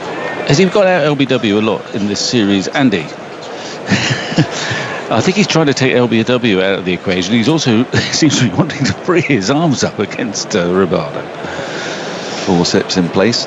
Pope on strike. Rabada into him. Comes down the wicket and tries to flick it into the onside. Gets a thick edge and it flies through where Gully might have been and down to the boundary for 4. So Pope being very proactive. Root being proactive. The next man in is Harry Brook, and he seldom hangs around, so well, I mean, he doesn't go slowly at any rate. So we don't know what he does in Test cricket yet. But we don't. But I'm sure he'll be encouraged to play in his normal attacking, aggressive manner. England are only 60 behind here. The game is moving on apace. Well, it is a 3-day game, and I think Root and Pope are taking that into consideration. I suppose there's a certain freedom here, isn't there, as Rabada is in, and that's nibbled at by Pope inexpertly. And slightly on the move as he played the shot. It goes through to the keeper, and there's no run. But you do have a certain freedom, don't you, in a 3-day game, when your opponent's only scored 118. The onus is on you to get ahead and get ahead quickly. If you lose wickets in the process, you're still very much in the game. Yes, and if you don't, well, you are bossing the game very quickly. The game's moved on. England going over 5 and over. Rabada into Pope, who does shoulder arms at this, slightly jerkily. That is the end of the over, the 11th of the innings. England 58 for 2, Pope 26. Root has 10. It's a no ball, another no ball. It's a no ball.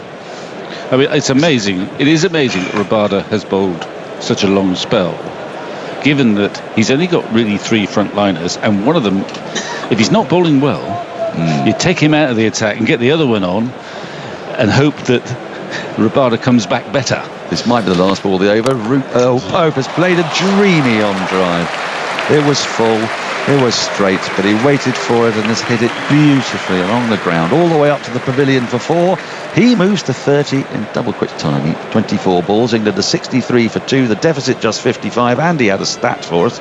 And then to take us up to tea, it's going to be Jonathan Agnew. It's Kagiso Rabada's worst start to a Test innings. None for 48, I think. None for 49 off his 6 overs. His worst figures after 6 overs of a Test innings. Well, that is quite a contrast to Marco Jansen, who's looked terrific. He's got the ball to swing, but he's also got it in the right spot. Rabada's been very inconsistent and severely punished. What an approach by England, though, isn't it? I mean, they're gunning for South Africa here. You just feel it. Well, Crawley was, yes. I mean, this Root's come out bristling. Yeah. Pope 30 from 24 balls, 63 for 2. They're 55 behind. Jansen goes towering in and bowls outside the off stump, and Root allows that to go by. And as a bowler in this situation, when your team's been bundled out for 118, you just search. You want wickets. You're searching for wickets, and it can put real pressure on you. And even someone with Rabada's experience hasn't been at his best here so far. Batsmen are coming at you, and that score is chipped away so quickly. 63 for 2, and there's still how many overs to go today? I'm searching on that scoreboard. Lots. 48. Jansen again bowls, and that's played by Root. Snatched his bottom hand off the bat handle there. It's picked up in the leg side by short leg retreating, running back towards mid wicket. You haven't answered my LBW decision, Andy. It's an easy one. Root. He's only been out LBW once this summer. Okay, forget that. He had a problem with it last year. He was out 6 times in the series in India, mostly to spin, and then a couple of times early in the summer. But okay, I think he's often. batting on leg stump in a way that he hasn't been previously to both these lot of bowlers. Jansen again bowls to Root, who just covers up and plays that down very late, as he tends to do, into the offside. Elgar fields the ball at 4th slip.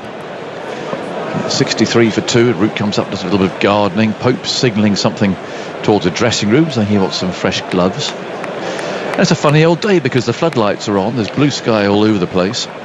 Yeah. I wonder if we'll get through to 7 o'clock and those remaining 47 overs after this one. It's well into September now, and the sun obviously setting earlier. Down go the slips. In goes Jansen, bowls outside the off stump, and that's been smeared away through the offside. There is a man out at deep point, but he can't get there. And Root just latched onto that, full and wide, and he's leant into the shot. Crashed it for 4. But you said smeared, and it was a good choice of verb, if I may say so, but an unusual one when Root's at the crease. Yep. Yeah, he really reached for it, didn't he? Yeah, a bit of bottom hand came in. You would think he'd been playing in the 100, which he hasn't. No, lovely shot. 67 for 2. And see, what does Elgar do? He's got to get wickets. Chasing this score down. Jansen again runs in bowls, and Root on the front foot drives him elegantly. It's a lovely shot, and half saved, in fact well saved there by Maharaj at mid-off. That could easily have gone scooting past for another 4. England really putting the pressure on, and this is really what Stokes and McCullum have been talking about. It's not the crash bang wallop, it's not the dancing down the pitch being caught at mid-off. And I had that conversation with Stokes the other day. That was just to show the team that this is a way that you could play, and he was willing to demonstrate that he would play like that. Mm-hmm. So to liberate them. But this is what it's about. It's about mindset. There's Jansen again bowls, and pokes down the pitch at him again, and it's played carefully out to mid-off. And there's no run. 68 for 2, 50 behind. The thing about this too is, as you would know, and I would know actually, when a batsman's coming at you, and then he hits 1 or 2 of your good balls for 4. Yep. Well, you're rattled. Doesn't matter if you're a test bowler. You are rattled. If they're hitting what you think is quite a good one when it left your hand. And when you've only got 118 in the bank and yourself. where'd you go? Yep. At the moment, Elgar is doggedly keeping a big slip cordon, 4 slips. But I mean, there are gaps everywhere, and this pair have got the bit between their teeth. Hope's coming down the pitch. Root has come out absolutely bristling, and in a sort of un-Root-like way. I mean, he gets Rabada, that pull shot, first ball he faced from Rabada. Whoosh! A smeared cover drive, and a couple more elegant ones as well. It's putting the pressure on. It's wonderful to watch, and it's certainly getting the game moving rapidly. I mean, the chance, I don't know, I'm not a betting man and I haven't looked at any odds, but the chance of this match being a draw, despite it being a 3-day match, That's incredible. Are vanishing at the moment. Change of bowling. Van Mulder is coming on from the far end. He bowls a live medium pace. The first ball bounces, actually, goes past Root's outside edge, but he was some way down the pitch already. And he's not really had much of a look at Mulder. We haven't seen him in this series so far. It was his first look, and he decided to have a look at him from about 18 yards to Joe Root. Dancing down the pitch. Wasn't a bad ball, actually, you know. No. He might have even seen him coming. It came so early. It flew past the outside edge. 68 for 2, the crowd buzzing. Mulder, thick set, strong, runs in, bowls to Root, short, is pulled in through mid-wicket. Hasn't really got hold of that. He just lost a little bit of balance, I think, as he played that shot. And so 2 runs are taken. 70 for 2. It is. And that's a chap with 44 on his back, and his comprehensive paper here, which I'll get mine out. Includes everything, including the odds in the 230 at Kempton. Doesn't have. It's not running. Doesn't have number 44 on it. So I wonder who that is. There's Mulder then bowling, and Root on the back foot plays into the offside. And there's no run. I mean, there's everything. There is no 44.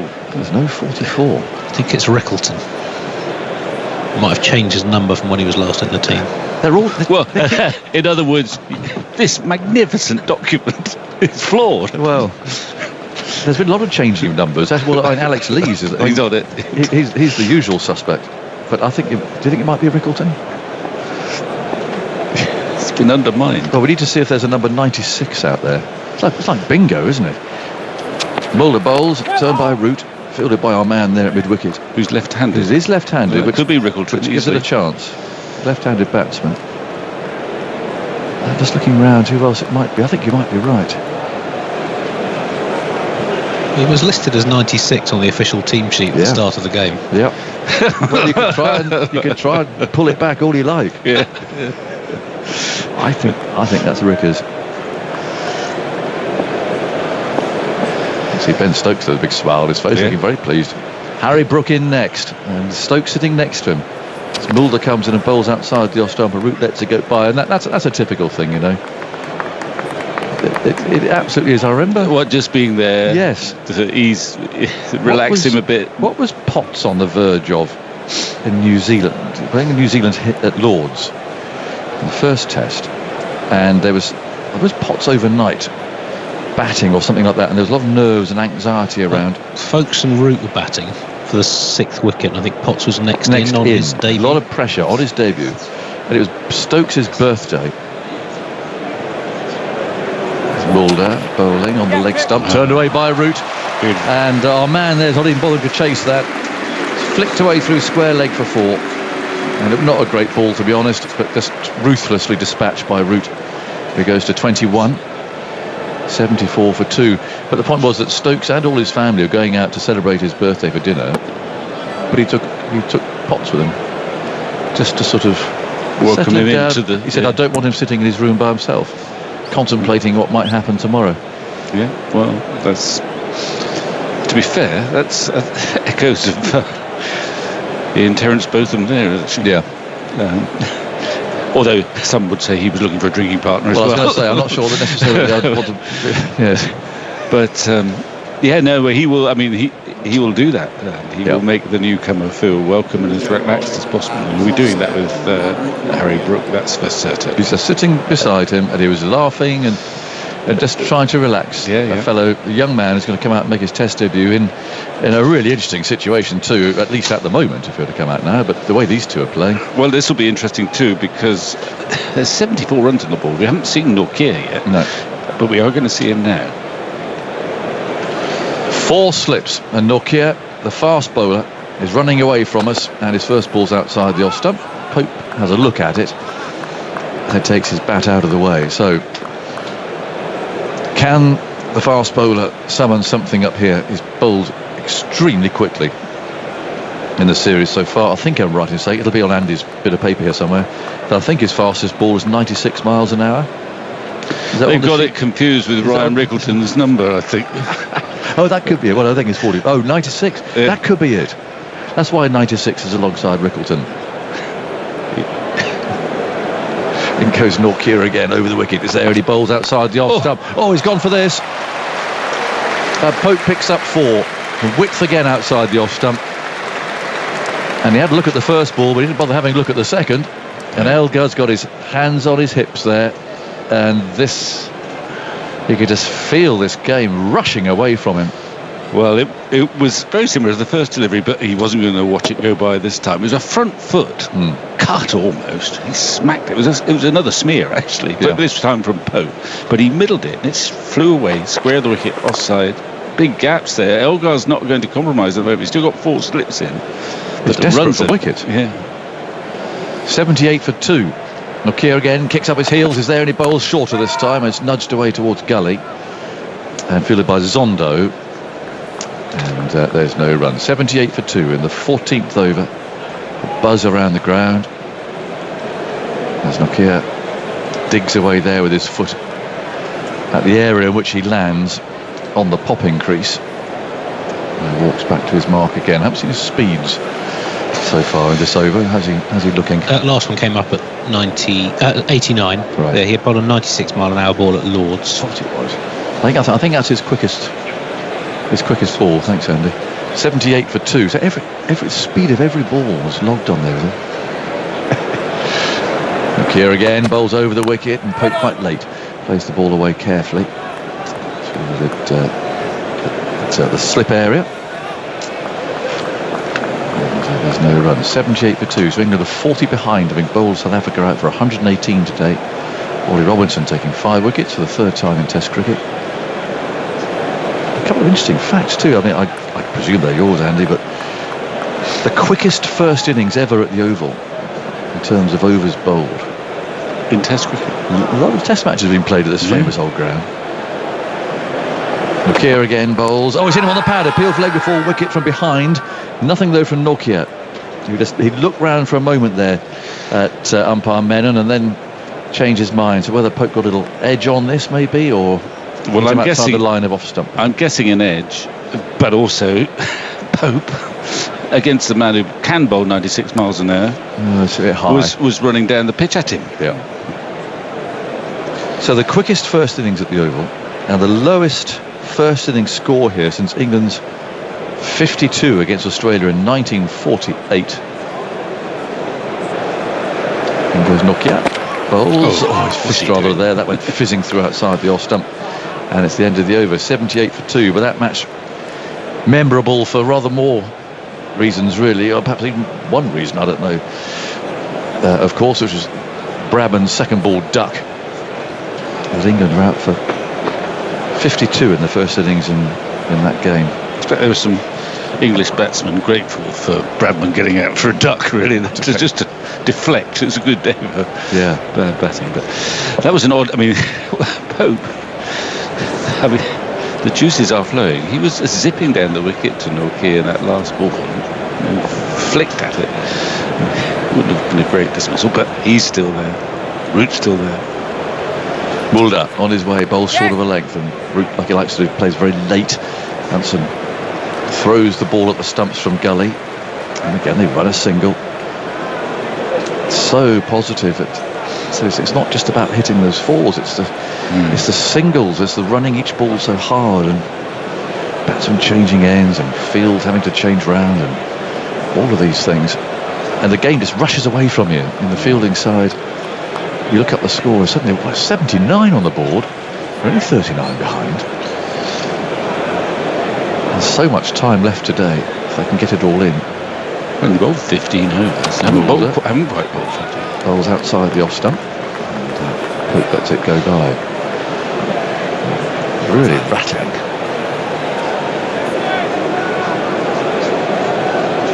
And gardening going on down there. Root busy up at the non-striker's end, coming down the pitch and exchanging a word with Ollie Pope. I'm going to run something past you, Victor. I'm going to run a thought past you. I'm all ears. Okay. From Mulder bowl this one first of all, though. Up it comes, longish straight run. Bowls outside the off stump, isn't it? Straight from Pope. So, the start of this summer, I'm talking about Messrs Broad and Anderson here. Would this game have seemed to have been the likely one in which you say farewell, as often happens on this ground. Yeah. And how far away that now seems. It does seem a long way away. They're nailed on for the Ashes, aren't they? Next year. Mulder again, Pavilion behind him, bowls on the leg stump. Pope tries to flick it through mid-wicket. Ball thumps into his pad. It's fielded by our anonymous man wearing 44 at mid-wicket. He's not anonymous anymore. I can confirm it is Ryan Rickleton. Oh, thank you. There he is. So why did he change his number then? We don't know. Keep you on your toes. So that's I mean, at the moment, you would expect. Actually, at the moment, you would expect this attack to play in the first test. I know it's a long way off, in the first test match of 2023, because Robinson has cemented his place. Here comes Bowles on the off stump. Back goes Pope, playing out to cover. But I mean, can you see Broad and Anderson? Well, I can't see Broad going to Pakistan. He's going to be a dead. Well, that won't dent his. I don't think that will dent his chances necessarily. No, I was thinking of how fresh they're going to be. Well, they might go to New Zealand, I suppose, in February. And it's 2 test matches in New Zealand, isn't it? Yeah, non-World Test Championship matches. And then matter? I don't think that makes it. I mean, I think one of the sort of refreshing aspects of this regime. I'll just wait. 79 for 2. Mulder runs in, bowls to Pope, who flicks that very fine. Down it comes towards us, and the fielder can't get there. And rather cruelly for him, the ball there bounced, hit the rope, took off over the hoardings, and has now vanished towards a television camera there somewhere. Anyway, it's 4 runs, 83 for 2. The refreshing thing I was thinking about was the fact that they don't overcomplicate things, and they just pick whatever they think the best team is. Yep. And they're not going into elaborate schemes of resting X, Y, Z and doing this, doing that. I mean, they don't drop anyone, actually. I mean, there's a very good case for saying, when we first play a test against Pakistan this winter, some serious thought must be given to who opens the batting. Yeah. But they don't want to change anything. They just pick what they think the best team is, or the team that wins the last match, without thinking, oh, well, we'll have a cunning plan here, we'll rest him there, and planning too far ahead. Nortje starts his second over. He bowls to Root. A little bit of movement there into the bat. Root again has got a nice big gap there at point now. Steers the ball there for a single. So if you do that, it takes a lot of this agonising about how are we going to cope with Broad, Anderson. They're both, towards the end of their career. Well, there's a case for simplifying it, assuming. Well, we may assume Broad doesn't go to Pakistan for his personal reasons. Yeah. But if they're available and you think they're the best ones, just pick them. Yeah. You could see them playing in New Zealand. There's 2 tests for a run out, and then straight into the Ashes. Nortje bowls full, and there's a drive, which is fielded by the tumbling Elgar, who hurled the ball at the stumps, although Root was already in his ground there. It's a little insight there into how South Africa's captain feels about this situation. Yeah. 84 for 2. T after this over. I mean, the other thing that's happened this year is actually, even though there's quite a large number of people who've bowled with a new ball for England around, most of them are injured. Yeah. So they've been grateful to have Broad and Anderson. Nortje bowls, and that's run firmly to 4th slip by Pope. Good length ball around the off stump, played very late. He's looking, there's no third man, so he's just looking to run the ball down there for 4. But managed to find Jansen. 84 for 2. So England are 34 runs behind. But get Archer fit, Stone fit. Mark Woods was out there this morning, bowling at a good pace. I mean, Jamie Overton had quite a good test match when he played, but he's been injured as well. 84 for 2. Nortje runs in very straight, bowls on the off stump, inside edge from Pope. Looking to drive into the offside again. Jansen's being kept busy there. He's in this, what I describe as the Joel Garner position, and that Joel used to inhabit that area because it was almost impossible to get the ball past him because his telescopic arms would come out.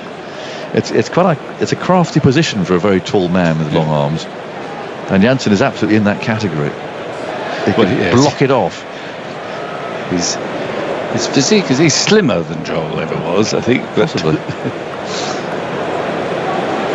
Saw Joel in March in Barbados. Very good form. 84 for 2.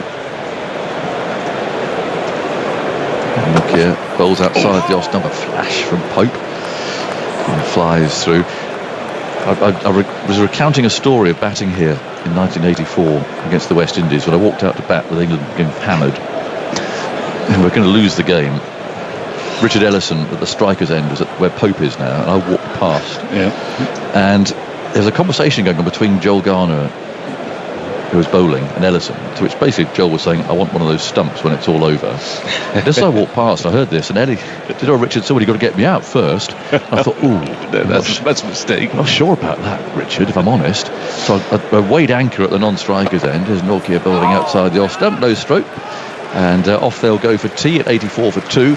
And so I thought, and Joel's eyes sort of went around a bit like a fruit machine. And he came back to his mark down here and bowled his thunderbolt at Ellison that took off, and he gloved it in front of his nose. It's caught in the gully.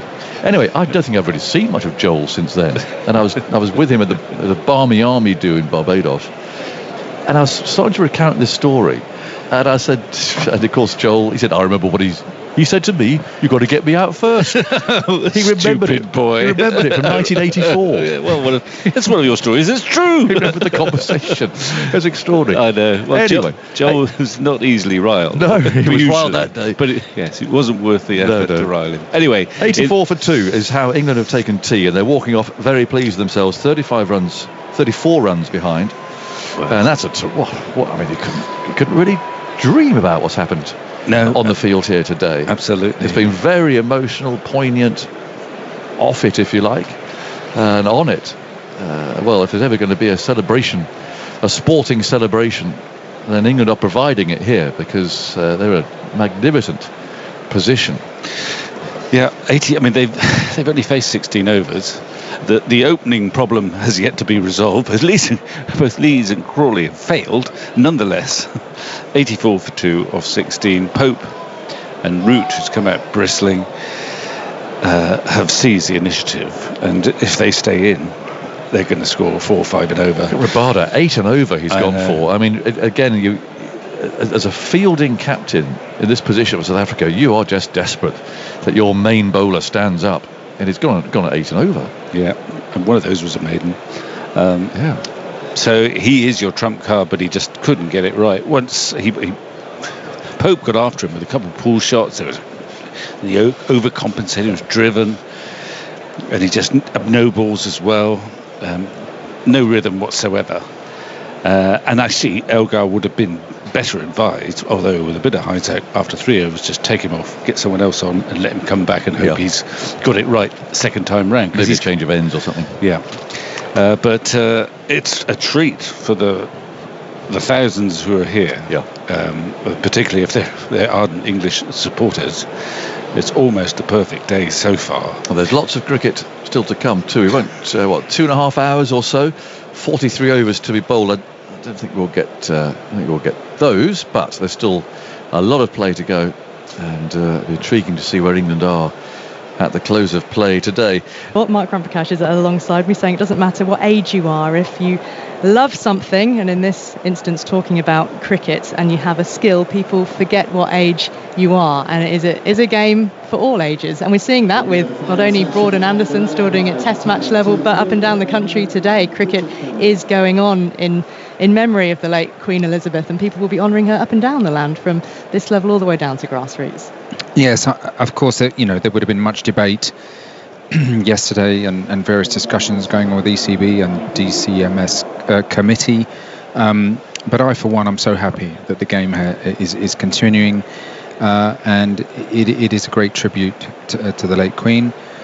And of course, the Test cricket is such a rich game. It's such a fantastic game in terms of the whole concept, really, the strategy behind it, the duration, all the things it demands as a player, but as a fan as well. There's so much to get stuck into, as Andy Saltzman obviously he tells us all about the statistics and the history and the traditions of the game. So yes, I have been a player, but I am now a fan. I don't play so much now, that's for sure, but I can still follow the game with great interest.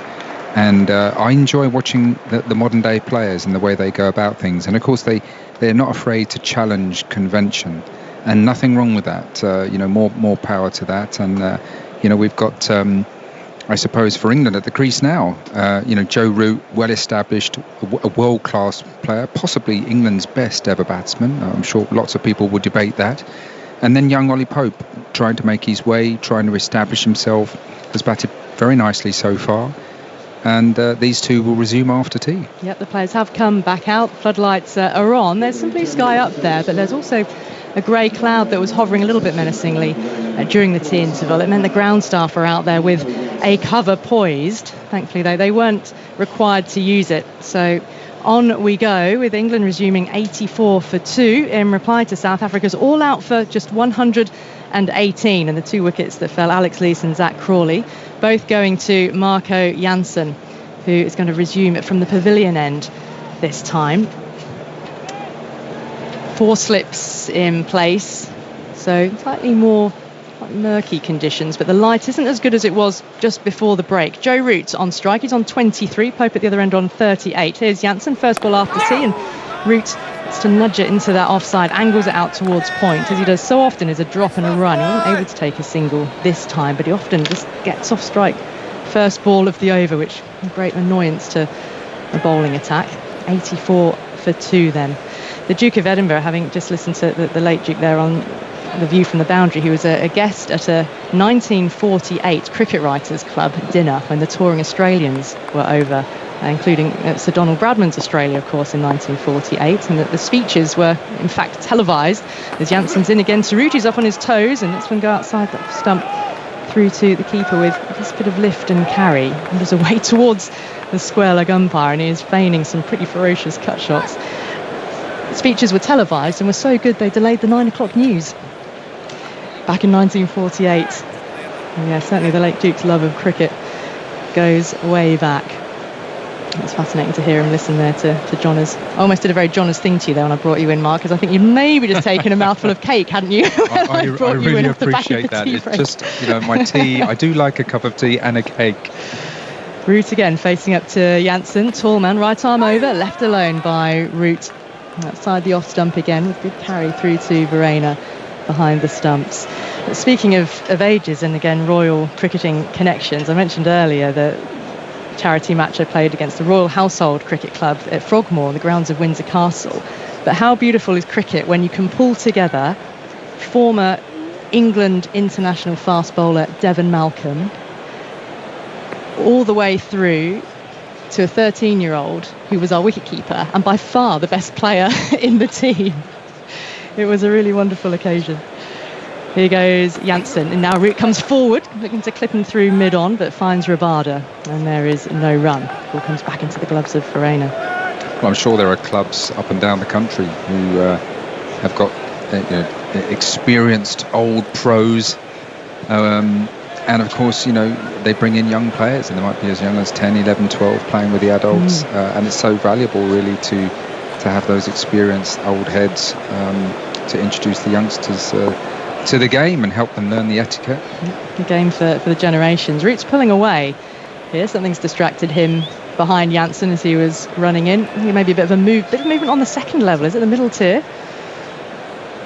Is that Sir Geoffrey Archer there? Oh, was it? I didn't see. Yes, I think it was. Well, he's had to bob down if that was him. And he did, rather sharply. In the blue shirt. There he is. Yes, you're absolutely right. Dark suit and dark tie. Right, Jansen will try again. Not much of a breeze now. The flag, which is flying at full mast above the pavilion, lying limp beneath against the flagpole. Oh, there is a flash attempt. It's a catch. Third slip. Well, Root has gone opening over after tea. He was rehearsing the hard cut shot and he flashed really hard. And Peterson has taken a very good catch in the slip cordon. And South Africa are jubilant to say, well, that might be because Root has gone for 23. Well, the South Africans are jubilant, and rightly so. What a terrific catch from Peterson. And they've got the dismissal. Huge wicket. England's best player. We spoke about him not really contributing too much in the previous 2 tests, and he's gone after that one. A little bit of width from Jansen, really threw the kitchen sink at it. But he's only managed to find third slip and a brilliant catch to his right hand. round about waist height. And it went so fast. He's taken a really sharp chance. 23 from 25 balls. No runs added in this first over since tea. That's the 5th delivery since the break. But here's really warm applause for the man on debut, Harry Brook. He's come down the steps as more of the crowd realise who it is. The volume of the applause just rises a little more because he's come skipping onto the outfield, playing some shadow shots just as the sun has broken out from beneath this very dark cloud as well. So a real contrast of lights across the outfield now. Some very dark shadows, but then very bright sunshine. It's quite a dramatic scene that Brook walks out to. 84 for 3 then. So Joe Root gone without adding any further runs after the tea break. Big chance for South Africa because they really need to burst through this England middle order and give themselves any sort of chance because the deficit's only 34. But Harry Brook has earned his chance and spent quite a bit of time in and around this England test squad. Received his cap from Joe Root on Thursday morning. His stretching is going to take his time here. 4 slips will await. He's going to be facing Jansen, who has taken all 3 wickets to fall. Made his international T20 debut against the West Indies in January. This test cricket, Brook in, forward defence to a full ball from Jansen, blocks it. And the crowd appreciative of a good solid block. It's the end of the over. How will he be feeling, Mark, do you think? Well, I think Jeffrey Boycott would have liked that forward defensive shot. Very convincing. But he's a young player of real promise, Harry Brook. He's got over 3,000 first-class finishes, 7 first-class hundreds. But it's really his stellar form in all formats that has caught the eye and promoted him to this England team. I noticed Ollie Pope, pre-match was talking about helping Harry Brook come into the side and settle him down. These are 2 very, very good young players at the crease here, and Harry Brook undoubtedly will have some nerves, but he spoke in pre-match about, it doesn't matter what colour the ball is, he's still going to try and hit it and score runs. Here's Pope facing up to the pace of Nortje. Some width outside the off stump, he leaves it well alone through to Verena. There's no run. I'm sure Harry Brooks, I think actually we just saw them on the television monitors, his girlfriend and his grandmother Pauline, who his grandmother and his late grandfather, both huge influences on him. His grandmother lives right next door to the local cricket club, still does his washing apparently. She accompanied Harry, actually, or rather came in place of Harry, to the Cricket Rights Club dinner last year because he was the young cricketer of the year on the back of such stellar form. A little bit of a dabble and an edge into the ground though in front of first slip. Hope seemed to be reaching for that a touch. This is the difficulty, isn't it, after a break? You've concentrated so long and so well, and he and Root were playing very positively together for their partnership up until the tea break. The fast bowl, you've got a sense when concentration levels might break, but also maybe a touch of extra bounce in that delivery. Well, it's exactly what he's bowling for, which is just outside off stump, trying to get Pope to knock the ball into the vacant offside area. There is a man back at deep cover, but there's no one really saving one apart from mid-off. Nokia racing in again. Well, I wasn't too sure where that went, Ollie Pope. He was forward, put the ball into the ground, it then bounced rather behind him on the leg side, picked up by the keeper, and there's no run. 84 for 3 then, but it's just a really interesting period for England to weather with a new batter out there. Root dismissed. South Africa sensing that they don't have to be out of this game today. But they knew that they've got to take wickets pretty quickly. Nortje runs away from us. It's very straight, sort of mechanical action, but then explodes at the crease, and this one pushed up to mid-on. And Haraja fields with that white, wide-brimmed sun hat. And there's no run. Pope 38 from 45 balls.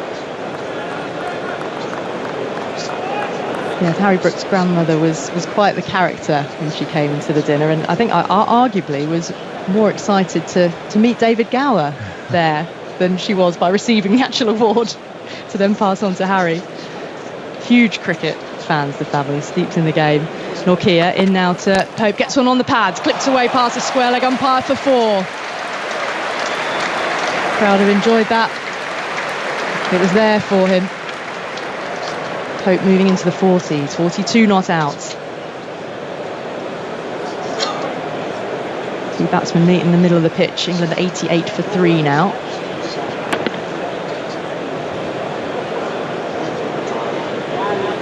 Bowling seam up and angle that one into the pads of Pope. A real whip of the wrists. Flipping it away firmly. Norkia again. Under greying skies once more. Into Pope, a little bit fuller, whipping it but straight to mid-wicket this time. He fields it ground level. Throwing himself to the floor. Saves a run. So, England, a deficit of only 30 at the end of that over. 88 for 3, Pope on 42, and the debutant Harry Brook out there yet to score. And Marco Jansen 3 for 19 from his 7 overs. The rest of South Africa's bowlers and 11 overs have taken none for 69. And Rabada's opening spell, mentioned it was his most expensive opening spell. Looked through the CricViz database, and out of opening spells of more than 5 overs at 8.16 per over, Rabada's 0 for 49 is the most expensive in Test history. There's more than 7,500 opening spells of more than 5 overs in that database. Here's Jansen, full, into drive Brook, and as far as extra cover. So the most expensive opening spell in Test history. Well, of at least 31 balls, so over 5 overs. They've been more expensive in terms of runs per over. We knew it didn't look good. Andy, you can barely contain yourself, can you? I mean, after the Alex Lee stat earlier, you're having an absolute day out, aren't you? Unlike Rabada, who has not had a good time of it with the ball. So he's had to retreat into the field. Jansen, tall man in the end to Brook, who's defending once again. Out towards points, and there's no run. He's looked solid in defence, doesn't he? He has, what actually. We've seen early in this Test innings. He's looked calm. He must have a good temperament because he's made runs in all format. The signs are good. But of course, like any player, any debutant, he will want to get off naught as quickly as he can. He'll be eyeing up perhaps a forward defensive shot into the covers. Of course, he scored 140 for the England Lions against South Africa. Oh, looking to drive again, but bottom edging it into the ground.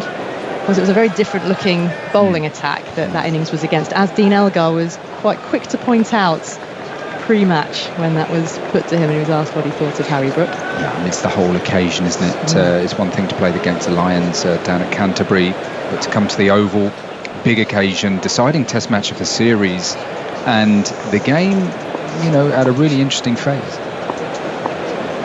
Jansen running in with the pavilion behind him. Left arm over to Brook, driving, and he's off the mark with a boundary through cover. The ball racing away across the green turf of the Oval. And real warmth in the reception for that 4 as Harry Brook opens his Test match account. Oh, it's a classy shot from Harry Brook. He doesn't seem phased by the pace and height of Jansen. And this is a really good shot because it's full and it's there to hit. And he's got his weight into it and he's played it in a fairly controlled fashion. He looks like he's got time. Hand just coming off, top hand just sliding off the top of the bat. But it was a fairly controlled effort and a good start. 92 for 3, Jansen in again, shouldering arms this time. The ball really leaps away and almost takes Verena by surprise. Had to stretch to his right-hand side to gather that, and quite high as well. It's been a little while since Harry Brook batted in red ball cricket, and so since the middle of June, only 2 innings versus 22 in white ball. It's just again the way the summer is set up. So having that ability to shift gears, if you like, and knuckle back into it. Although the Lions match wasn't actually classed as first class, was it, if I remember rightly?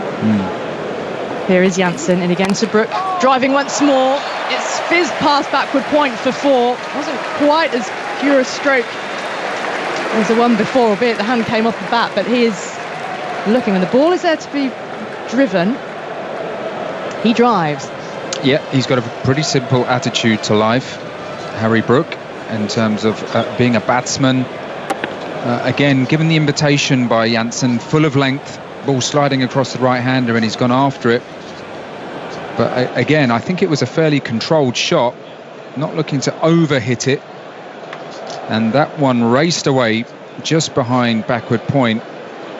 So he's off and running. And the thing about that over, you didn't see him run down the wicket. You didn't see any playing and missing. It all looked fairly controlled.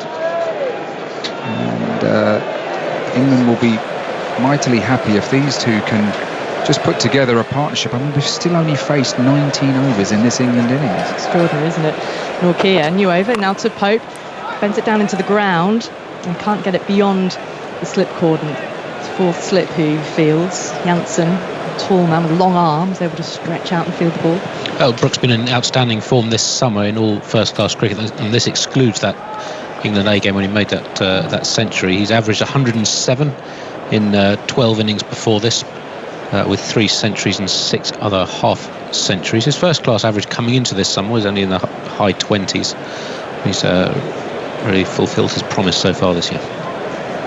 Pope facing up to Norkia, driving a foolish ball outside the off stump to chase out into the covers, come back for 2. Won't be 3. Ball's picked up safely and arrives back into the middle into the hands of Norkia. And England 98 for 3, just 20 runs behind South Africa's first innings now. Pope on to 44, retains the strike with the 2. Look on the other end, down on 8. Ben Stokes said before the game he tends to keep himself to himself in the dressing room. A little bit of reserved character when he's behind the scenes with his teammates. Norkia up to the stumps. Into Pope, who's half defending that, coming forwards out of his crease. And the ball inside edging into pad and running away to the offside. Ali, I was lucky enough to be one of the coaches on an under-19 tour to India, where both these young players, Pope and Brook, were on the trip. Harry Brook was good fun, mischievous sense of personality, a sense of humour, but hugely talented and very keen on playing his shots. Back then, it would seem that, just listening to Andy's statistics, Norkia balls to Pope, middle and leg, and Pope gets himself in a bit of a tangle looking to play that into the leg side. Ricochets, it comes off the body and fielded by Norkia in his follow through. You often get talented players break into county cricket, and it can just take them a bit of time to work out how to put innings together, longer innings, and there's a moment when the penny drops, and having averaged high 20s prior to this summer, clearly he's had some experiences, some games under his belt. He's matured as a batsman and as a person, and boy, has he got it together this summer. Maybe England and Ben Stokes have yet to see the cheeky persona in the England dressing room. Norkia to Pope, width, and he's flashing away. It's been lost by the fielder at deep backward point, and I lost it for a moment as well. The ball had been in the air momentarily, then dropped comfortably in front and then fielded, just 1 run. But I can imagine the light's perhaps not terribly easy there, because actually looking out towards where the really bright part of the sky is, over the pavilion side of the ground, it's much darker. That could sometimes be the way, I guess. I mean, Ben Stokes sort of shared a dressing room very briefly with him for Northern Superchargers, and then in the England dressing room. So I imagine it's quite different to being 18, 19 years old, probably playing with more of your peers. So maybe we'll see more of his personality. Yeah, I think he's probably Stokes just will see more of it at England. Yeah, he's just settling down, isn't he? He's finding his way. He's having a look. But you know, the England dressing room and the senior players are very good at welcoming new players and young players. Brook here, facing up to Norkia, gets a ball that's foolish on his pads, to clip it to mid-on, finds Maharaj, and there's no run. It's the end of the over. England are 99 for 3, just 19 runs behind debutant Brook. 2 boundaries for his 8 not out alongside Ollie Pope, who's on 45. Mark Ramprakash is here with us. That's a little bit more on what Harry Brook was like on the under-19s tour. Yes. And then Daniel Norcross coming in. Yes, well, it was a tour back in about 2017 to India, and it was a highly talented group of players. Tom Banton, Will Jacks, Max Holden was the captain, Matt Fisher, and it's really good to see them get those overseas experiences and then transition into first-class cricket and try and establish themselves for their counties, and then hopefully push on for national recognition. Both these two have. So credit to the under-19 programme. Janssen starts a new over to Pope, who tucks this away off his pads down towards long leg for a single. Nortje does the fielding, and the 100 is up for England in just 20.1 overs. They're going 5 and over, really. Pope onto 46, and England looking to get on with it. They may just briefly be thwarted, because away to our left there is a bank of cloud developing. We weren't due to have any rain today, but I wouldn't be surprised if we get a passing squall. It would be short-lived, I think, but we'll keep an eye on that. It's got a little bit gloomy, which will be helpful for South Africa, as the light's not quite as good as it has been. Pope on strike on 8. Some 2 slips and a gully in place. And it's outside the off stump through to the keeper, no run. You just gave a list of people on that tour. There are a lot of hard-hitting batters there. Tom Banton, Will Jacks, Brook, Pope. That's quite an age group, isn't it? Yeah, Max Holden. Max Holden, yeah. There are lots of good players, all with their own styles and personalities, and I think they would have learnt a huge amount on that trip to India. They played against some very good opposition, what I must say. Pretty Shaw and Shubman Gill were in the Indian side, and the Indians picked a squad for 2 tests and then a different squad for 5 one-day matches.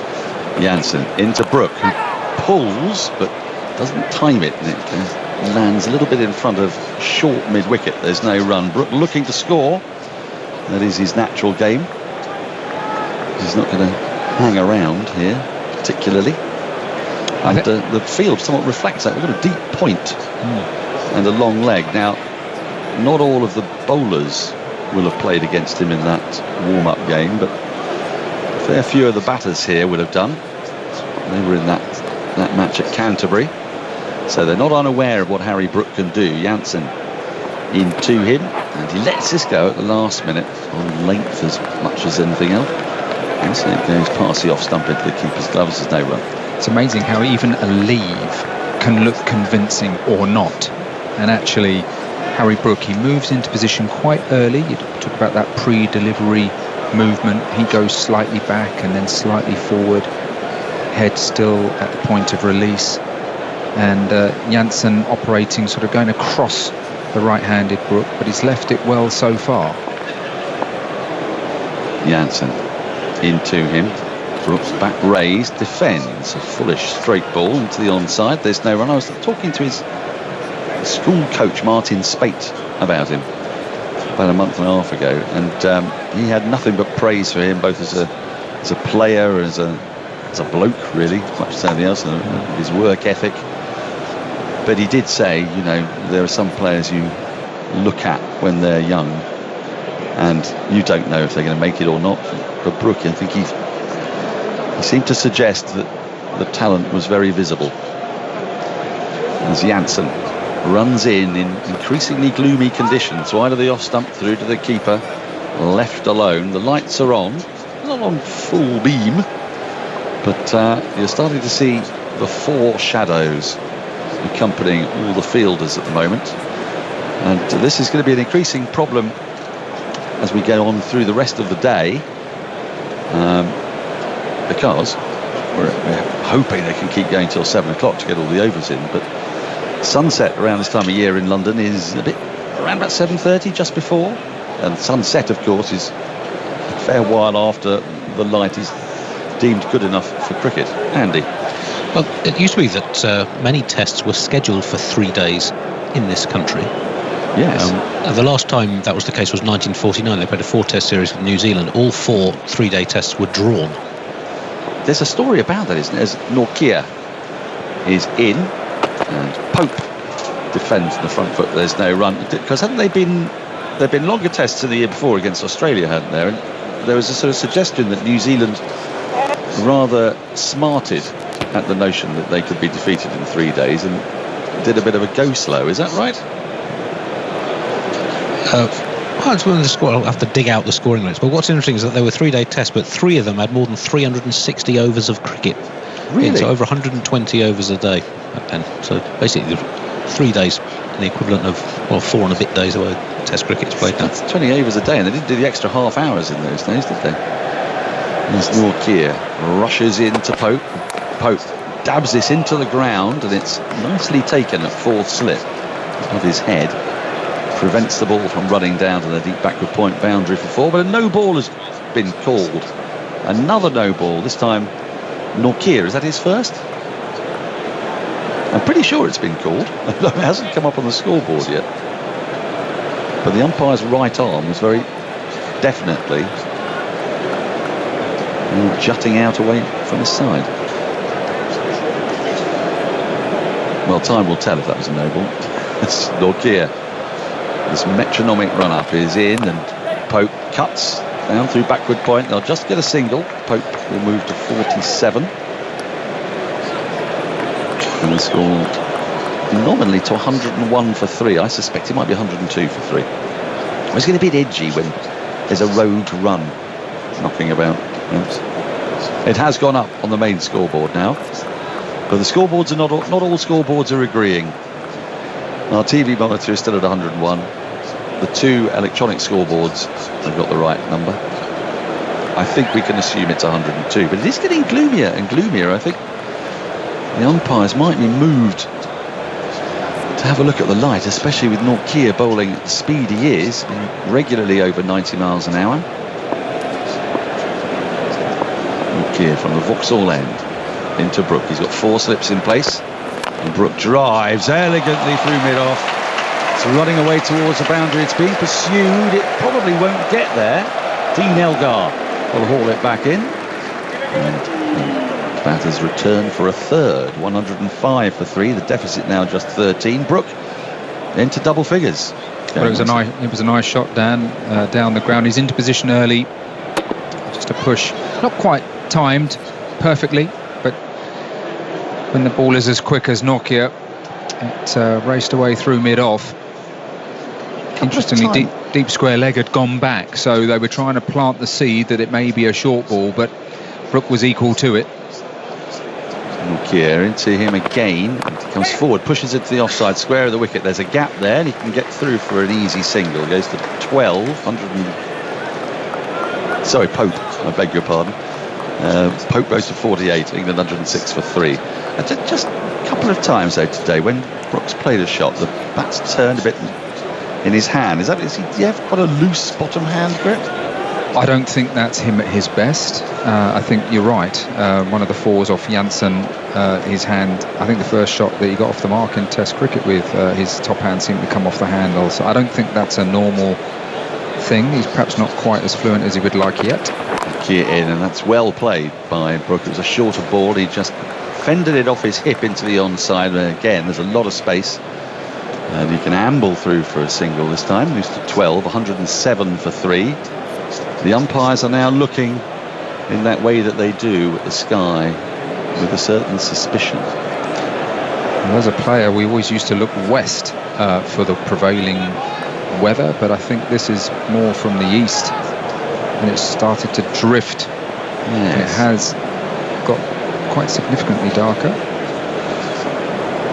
Norkier, 4 slips in place into Pope. He pushes back to the bowler, and there's no run. Now the umpires coming together here, and as the end of the over, 22 have been bowled in England's first innings. 107 for 3. The deficit just 11, and I think rain might be coming down. I see umbrellas coming up, and I think this could be our squally shower. And now is the time to take a look at numerous weather apps. You will have your favourites.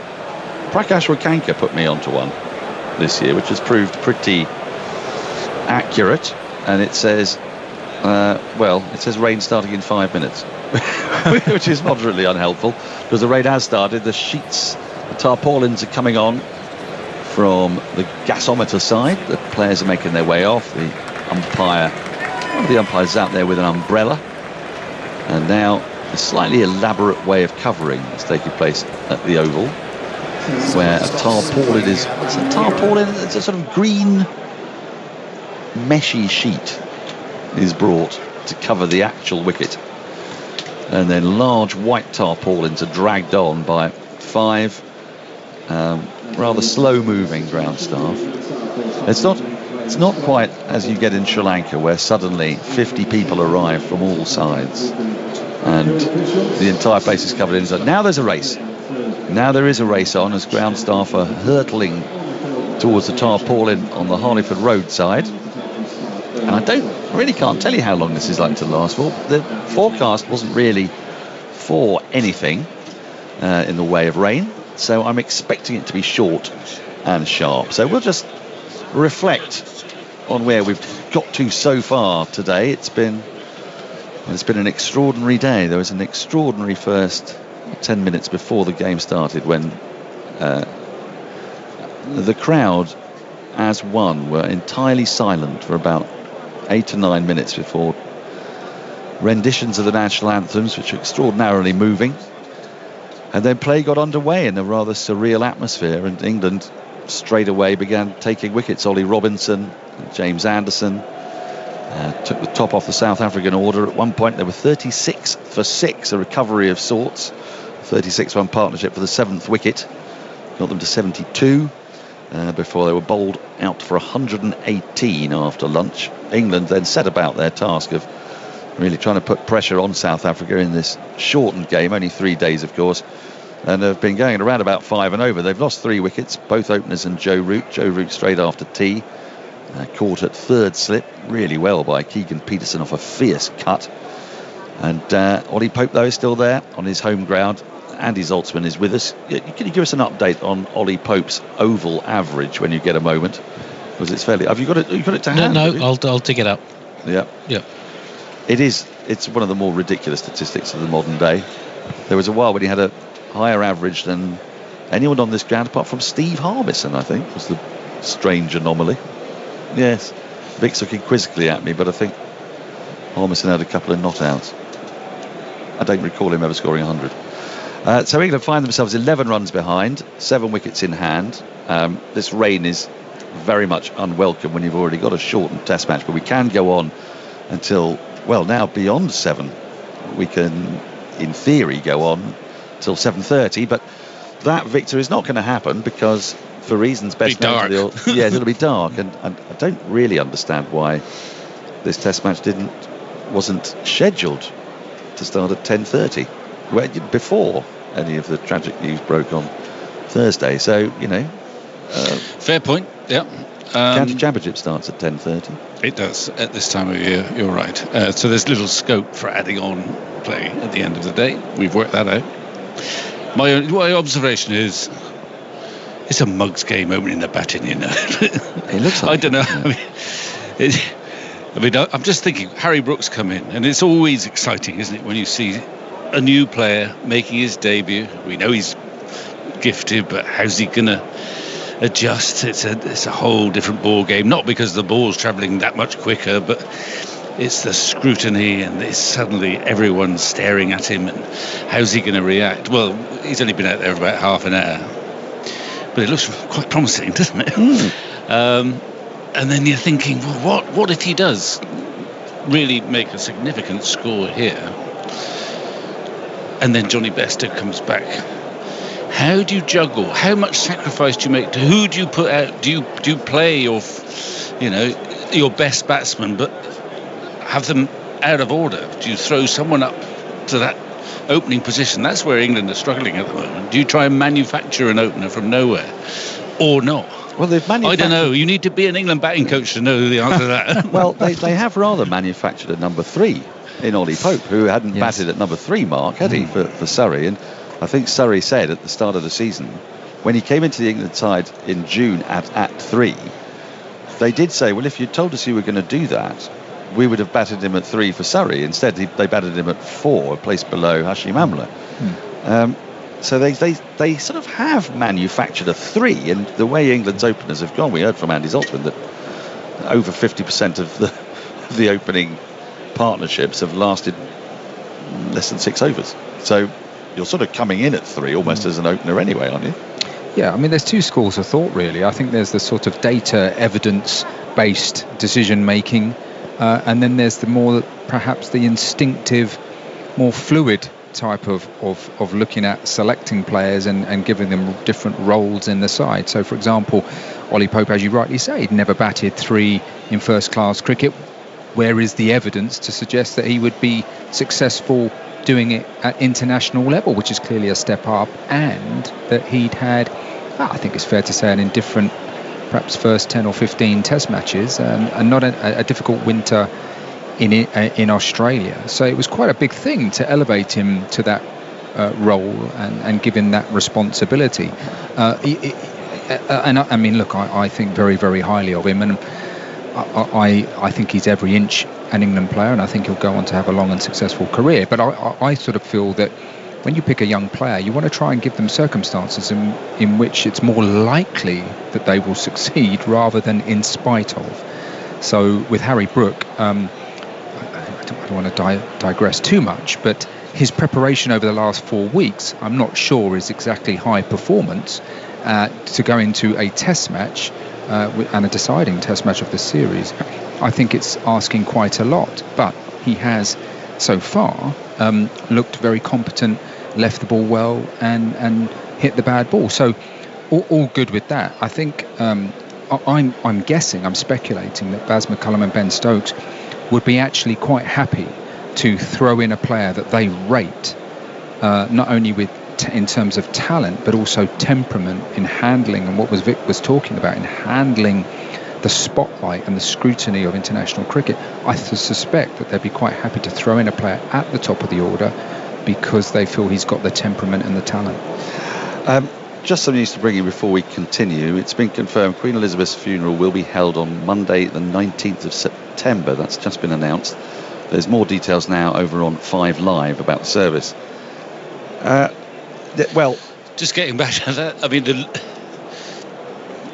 who's going to tell Johnny he's opening the batting? I'm not saying he's going to, but taking a Mark's right. It is at the moment. It seems to have got even more difficult to open the batting. The stats would suggest. I don't know whether it is or it's just the fact that opening batsmen around the world, and especially English ones, seem to be struggling. It may be that the ball does more. That Duke's ball does more early on, and then it gets much easier. I don't know. Well, but the logic would be then who's the experienced, not expendable, but who's been around. Well, it's Johnny, but I don't think that's going to happen because he's had such a fantastic summer at number 5. But anyway, it's an interesting puzzle. And it only comes into the forefront if Harry Brook goes out there and plays some really significant innings in this match and maybe in Pakistan as well. I suppose Pakistan might be a place where you might consider somebody opening it. Well, there was a time when you played Pakistan, I know when you felt this when you were playing, that actually the higher up the order you went, the better it was, because if you weren't careful, you went out to bat and there was Wacker and Wasim suddenly getting reverse swing that was far more venomous than that which they produced with the new ball. So at that time, it was quite a good idea to say, I'll open, thanks very much, because I don't really want to come in at 6 and 7 when it's bending round corners. But I don't know if that applies now in the same way. I want to give you some rather disappointing news, which is that I don't sense there's a great deal of rain out there. Our producer Charlotte Swift is gazing out of the window. Does it feel like it's raining a great deal to you? No, it doesn't. And a second tarpaulin has been brought on. The ground staff are very cautious at the Oval. They're very protective of that square. But I see very little rain. I see it brightening up away to the left. I see blue sky away to the left. And the more tarpaulins come on, I'm afraid the longer it takes to take them off. There was a little bit of fidgeting with one of them when they were having a little look underneath and then folding it over and folding it back again. But the crowd are chanting that they want the covers to be removed. There aren't that many umbrellas up anymore, actually. Most of the umbrellas have come down. Indeed, an umpire has taken his umbrella down, and now the ground staff have been encouraged to remove them entirely, and the light is improving, so I would be surprised if we don't get on within, well, I say that they ought to be able to get on the next 10 or 15 minutes. Very little rain has fallen. They'll probably go round with the tractor and the rope, but if I know the Oval, it could be 15-20 minutes.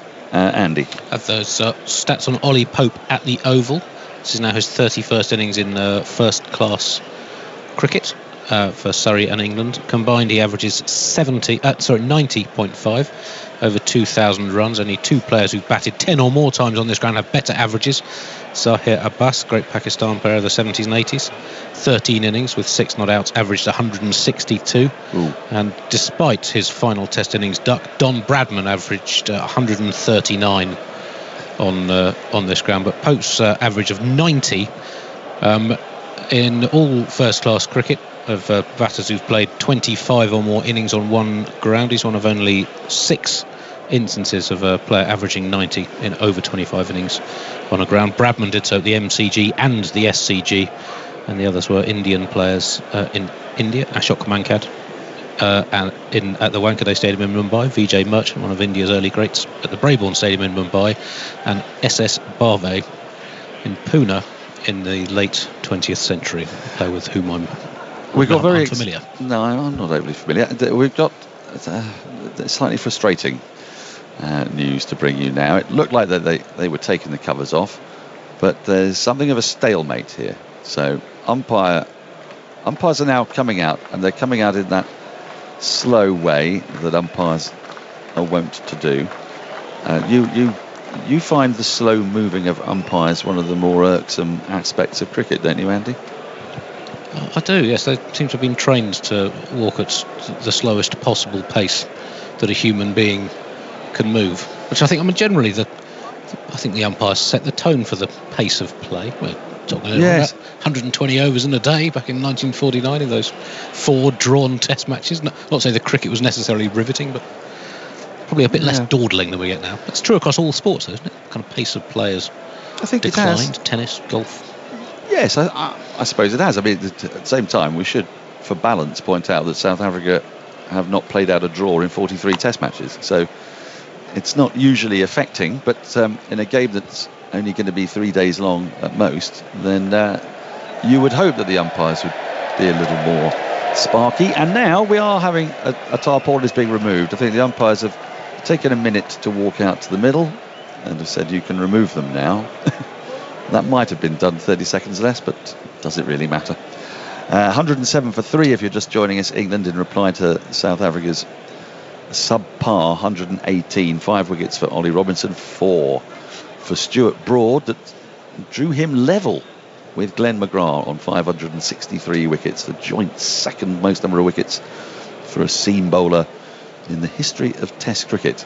And one tarpaulin is nearly off, and one more remains. Now, Andy, I saw something on Twitter. I thought it was Matt Roller, but I went in search of this tweet and it disappeared, but suggested that Zach Crawley was averaging something like 15.9 opening the batting this summer, but all openers from both sides combined are averaging about 22.9, which suggests that although he is underperforming to the average, it's not drastic. Really, what's drastic about that is how difficult it is to bat at the top of the order. Yes, I'll get the stats out for the summer as a whole. As you mentioned, it has been a bit of a trend over recent years. Opening the batting has been tricky, not just in England, but really around the world. See how crucial Elgar is to the South African team. He's been one of the more successful players in the last 4 or 5 years opening the batting in Test cricket. But well, so far South Africa's only had, I think, 1/2 century in their 4 innings this series. That was Erveer at Lords. So it has been tricky. We just have news. There's going to be a restart at 5:30. That's 15 minutes hence, and we came off around about 5. Yeah, pretty much exactly 5. So what they've done there is they've said, well, we can extend it out by half an hour because we can claw that half hour back. But unfortunately, they're not really taking into account where London is in relation to daylight on the 10th of September, and where it is that it's not really a friend to daylight by 7:30.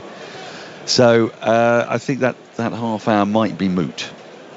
However, it is available. I don't quite know why it would take 15 minutes to remove 2 sheets, roll up a cylindrical mat, put the stumps back in and get them out. I was just going to mention the covering, actually, because and ask Vic about his experience, because at Lords, of course, they have the hover cover, don't they? And it comes on very quickly. And at most grounds, they'll have roll-on covers. And here we see a mat go down on the actual surface, which I think is quite unusual. And then the tarpaulins poured on by an army of ground staff. That would seem different to most grounds. Well, I don't remember it happening that often at the Oval before, actually. No. I think they had the usual cover. And you would think, although I don't know, you would think that mat, it would kind of keep a bit more moisture in the surface. Yes. With the hover cover, there's a bit of air floating around, there's a bit of space for the air to get in. So you would think it's another bowler-friendly scenario. But you're right, it doesn't take long to remove it. It doesn't. But yes, I don't quite understand why they don't have the hover covers pretty much everywhere. It could be actually a function of space, because the groundsman's hut, those hover covers do take up quite a lot of space. Yeah. And there used to be the sort of the classic 3 covers with a metal gully down the side, didn't they? And then a pipe that would drain the water away. And you'd see numerous ground staff coming on, 2 to each cover. Do you think it was a clash together between a parking place for a hover cover think or so. another corporate box? And the corporate box won. Is that what you're suggesting? I'm not quite sure, Vic, if placing a hover cover high up on the first floor would necessarily be ergonomically sound. Where you're imagining this might be, I guess you could expand the groundsman's hut. I think there's some room actually down at the Vauxhall end. I think it probably would fit in front of the sight screen. If we look down here below us, there are in fact roll-on covers, but for some reason they're not being used. So today they weren't used on Thursday either, and I haven't seen them for a while. So players going to restart at 5:30, and I think, being realistic here, gentlemen, I reckon 7 o'clock is probably the latest we're likely to see play. That's an hour and a half of play, assuming there was no more rain. That would probably give another 20 overs. England 11 runs behind. The way they're batting, and whoever comes into bat next really is going to continue with this aggressive way. They could perfectly feasibly add another 80 odd runs.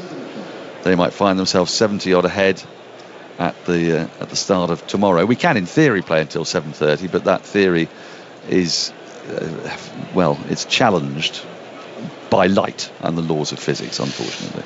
But there's still plenty of time to get a result. There in is this plenty game. of time. There's plenty of time. I mean, if England could get a lead of, let's say, 150, which from here is a perfectly reasonable expectation, the game's moving on, and South Africa have got to play pretty well not to lose the match from there.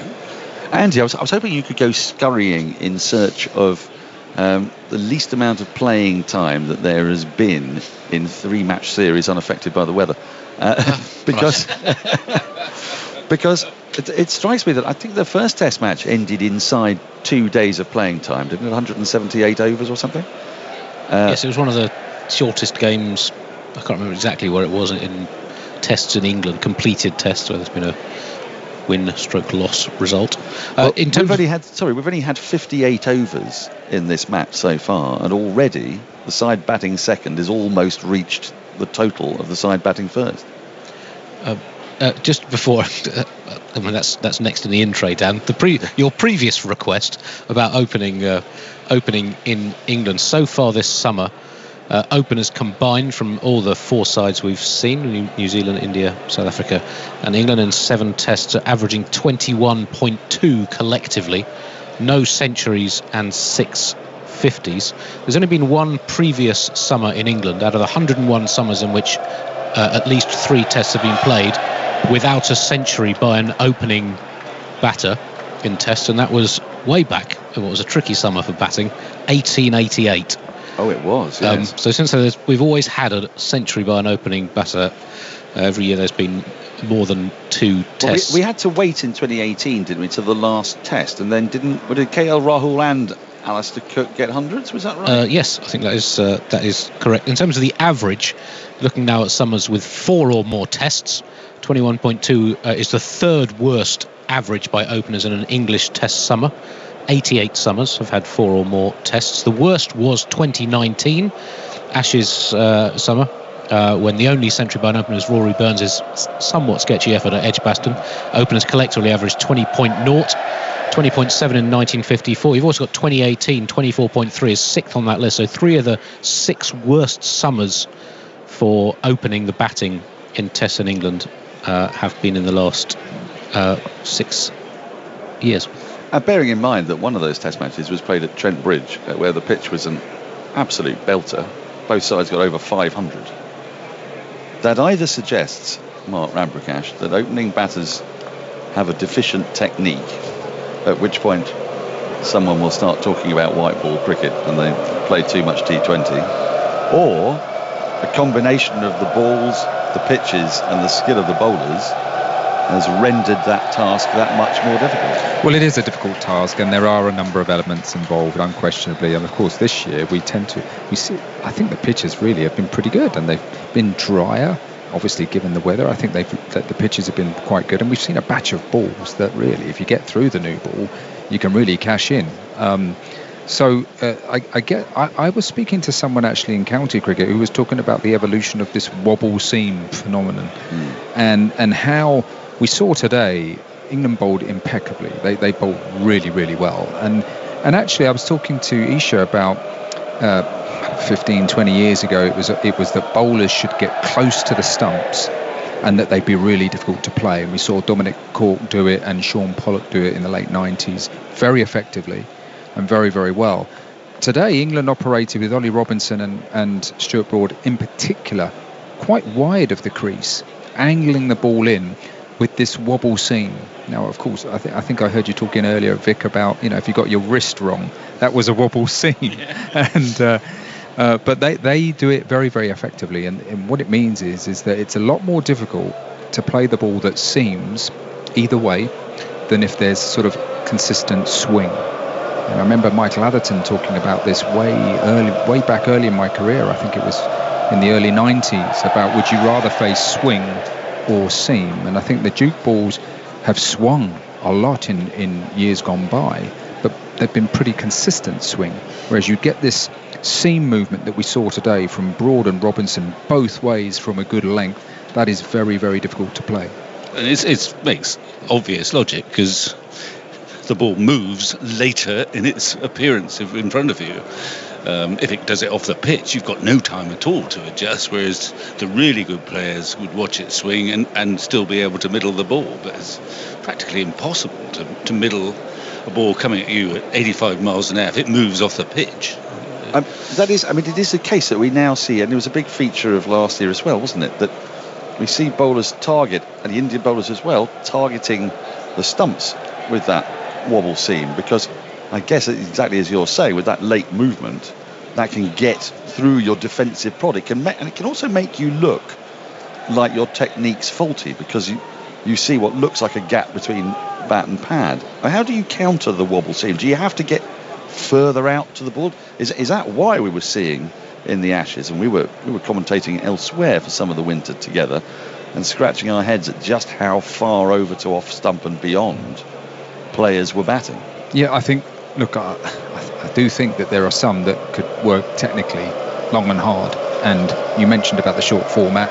I'm not sure we've quite got the pool of players that we once had that prepared to put the hours of hard work and grooving into a repeatable technique. Sorry, I just have to let people know who were listening. Yes. Nothing strange has happened other than a rope was not picked up by a groundsman as it was being as it was sliding past him. The crowd are basically playing a game with the ground staff as the rope goes round with the tractor. Sorry, Mark. Yes. Where was I? Yes, no, playing techniques and playing and technique.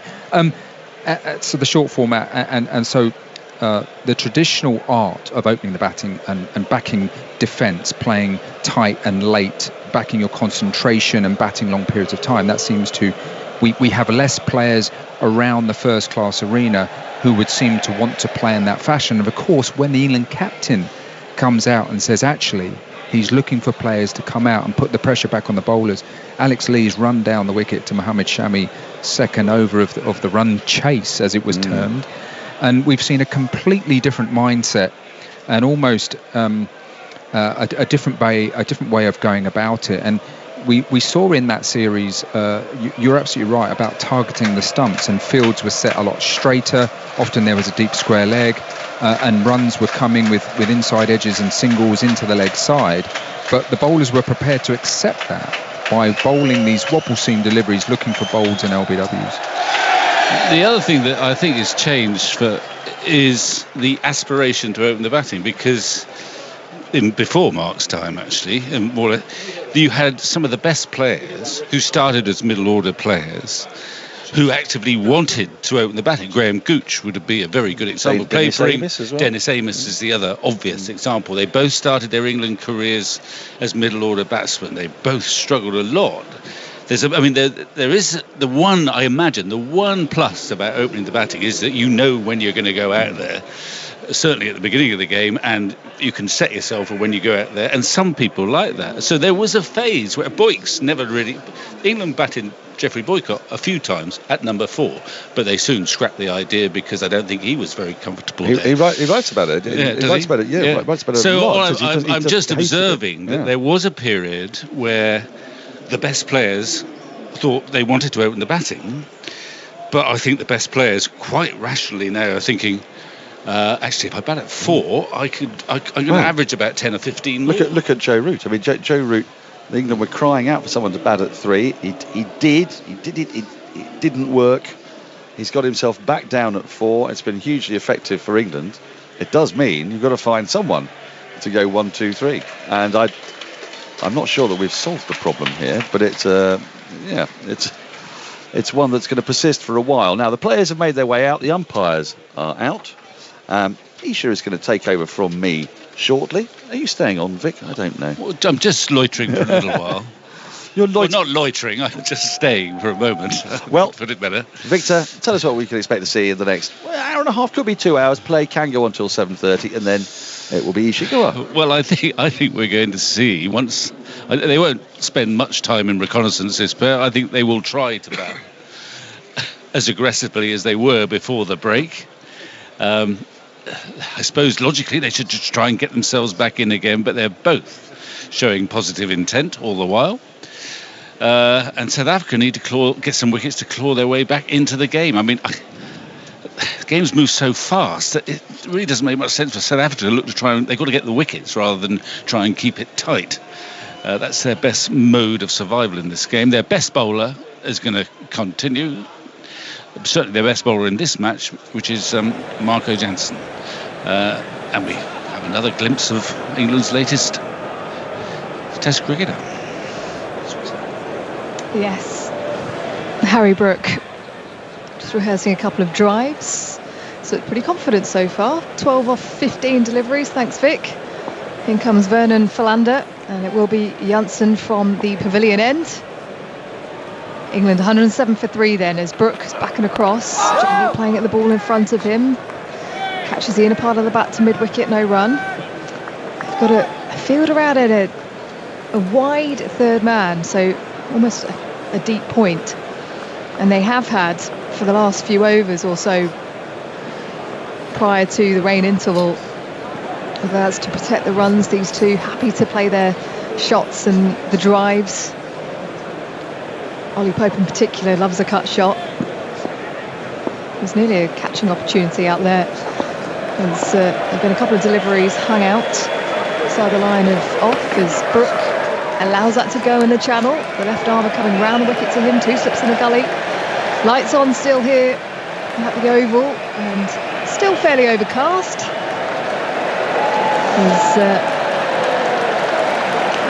The crowd are standing and applauding a member of the ground staff who was keeping them entertained during the break.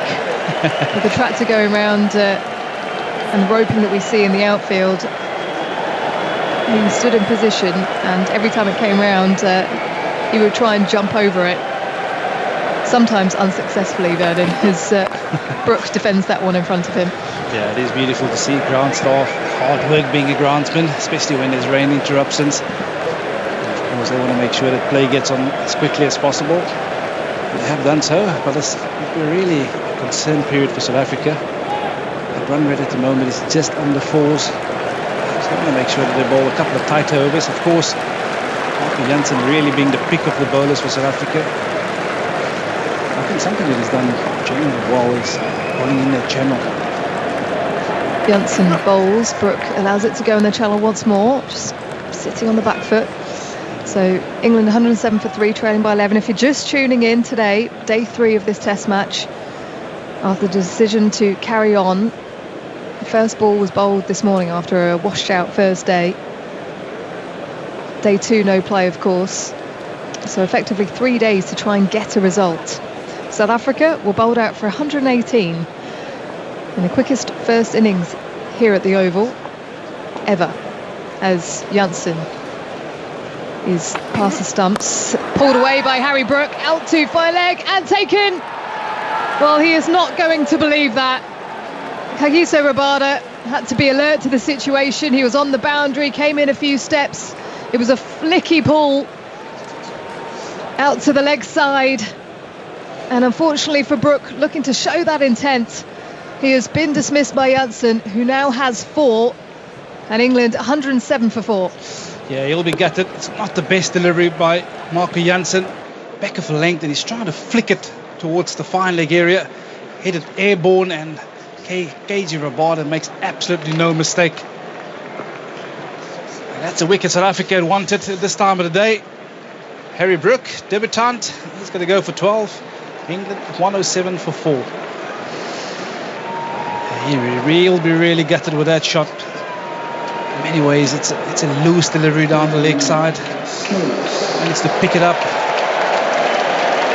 And here comes perhaps the biggest cheer of the day for the captain, Ben Stokes. Striding out with purpose. He's talked about wanting this team to play with that brave and bold mindset. Yeah, I tell you, we were talking about a possible result in 3 days. This game is moving forward at a rapid rate. 14 wickets today already. It's going to continue at this pace. We'll certainly see a result well within 3 days. Of course, we're playing 98 overs a day as well, so there's the extra allocation of 8 overs per day. This is the big wicket for England. Ben Stokes, the star of the show, up at Old Trafford in the last test match nearly 2 weeks ago. Fabulous partnership with him and Folkes when England were in trouble, both scoring centuries, as Jansen is into Stokes now, who's on the front foot, looking confident, playing that to mid-on. No run. And a fabulous first over back from Jansen, 107 for 4 with another wicket to South Africa, trailing by 11 England. Yeah, you just can't keep him out the action as Jansen. Just having a little look at the replay of that wicket. Again, it's almost a nothing ball, back of a length. Harry Brook tried to hit it airborne, unfortunately picked out the fielder at fine leg, which is Kagiso Rabada. He made no mistake. Talk of Kagiso Rabada, he's going to follow up from the Vauxhall end. He'll be disappointed in his first spell. He went for 49 runs in 6 overs, an economy of just over 8. It's quite incredible he went for that many, because the first couple of overs he bowled, every delivery he was asking a question. So England's showing that positive intent. And I suppose that is the danger when you have to bowl a team out. Every now and again, you try and bowl that miraculous delivery, and of course you're opening up scoring opportunity. And you have to give a lot of credit for England. They've really pounced on those opportunities. Pope on 48 as Rabada bowls, and it's defended back down the pitch. Front foot, 3 slips in a gully, in fact 2 slips in a gully, and a man out at deep point. He's been another one, as you can see the umpires are smiling with Kagiso Rabada, just alerting him that he was tight on that front line again. He's another one, between him and Ollie Robinson. I don't know who's more nervous after taking a wicket. Pope, that waving in the air. Struck on the pad, half appeal. It's gone through the slip cordon. They'll come through for 1. Was there bat involved? I think he must have had an inside edge, because that looked awfully close. Yeah, There's signalling a little bit of a feather onto the pad. Perhaps saved Pope there because that looked pretty adjacent, pretty straight from Kagiso Rabada. Wobble seam again, ball just nipping back. Maybe a bit of height, struck him on the back leg, high up on the thigh. It must have been the faintest of edges, and if it was, did it carry to first slip? I'll have to look at that again as Rabada comes round the wicket. 4 slips for the left-handed Stokes. Stokes into position and defending that down the pitch. I think this is also probably a clear-cut plan from South Africa to have one of their seamers running in at Stokes. Kagiso Rabada as Stokes walked in straight away, got the call from the captain to come in from the Vauxhall end. It's an important phase for South Africa this. They need 2 wickets quickly to stay in this contest. Stokes backing across on the back foot this time, defending to Rabada in his follow-through. And again, it's perfect conditions now for seam bowling, the lights on. Well, it has been all day, cover. you would say. Yeah.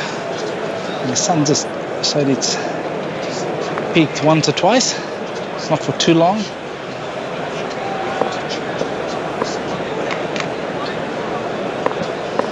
Taps us back down a couple of times. Stokes advancing, nearly catches the inside edge as it goes through to a diving Verena.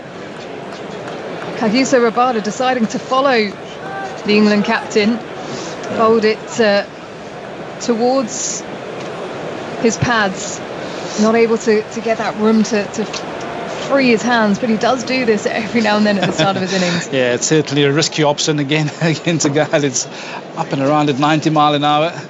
This one just nipping back at him, cramping him for room. Stokes still this time on the back foot, punching out to deep cover, loads of space through that region as he's off the mark with a boundary. 112 for 4 England. Stokes on 4 at the end of the over, trailing by 6. That's a sort of a man in form. It wasn't over pitch, it wasn't that short. It was a good length delivery from Rabada. Onto the back foot he goes and opening up the face to it offside. Really trusting his hands to that shot.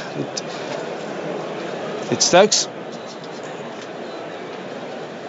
And this is the big wicket for South Africa.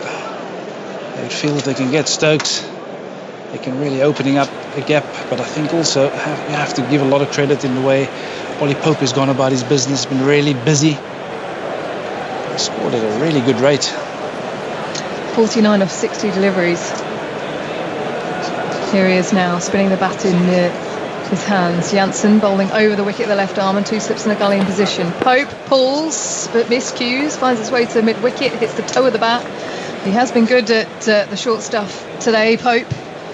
Pouncing on anything short with an array of pull shots. I think he might have just struck himself on the glove there. Yeah, he's certainly not allowed South Africa to bowl at him. He's been busy, like I said earlier, rotate the strike. If there was anything loose, you'd take full advantage of it. That particular ball from Janssen just struck him under gloves, a little bit late on it. Gentle tap down, now crouching. Pulls a miscue down to fine leg. It's one bounce into the rope.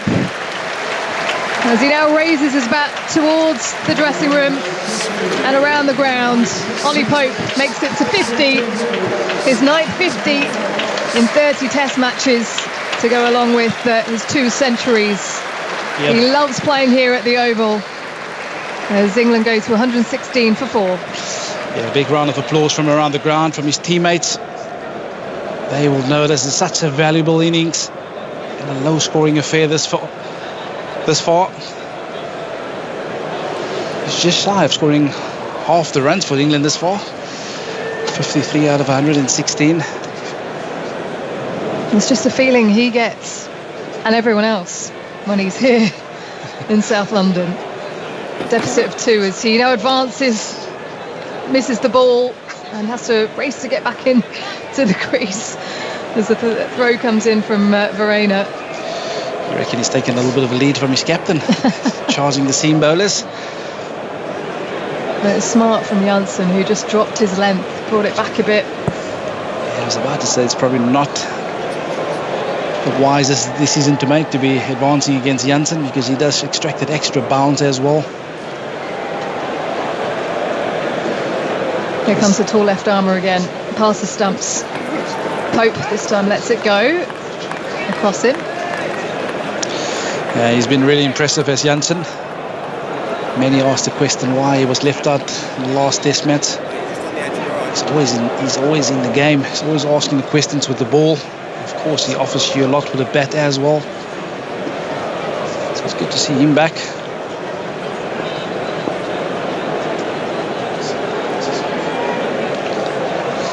Of course, play can go on till 7:30 tonight, Isa.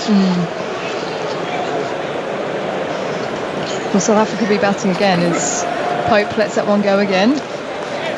There's certainly a lot of overs left tonight. It's not beyond the realms of possibility the way this day has gone so far. We have seen wickets fall in cluster here today, and actually throughout this test series, so wouldn't put it past That's what you're hoping for. Although I did notice you checking the weather app fairly early on today. That's what I'd be hoping for. I'm not too sure. South Africa was 6 down. I'm not too sure.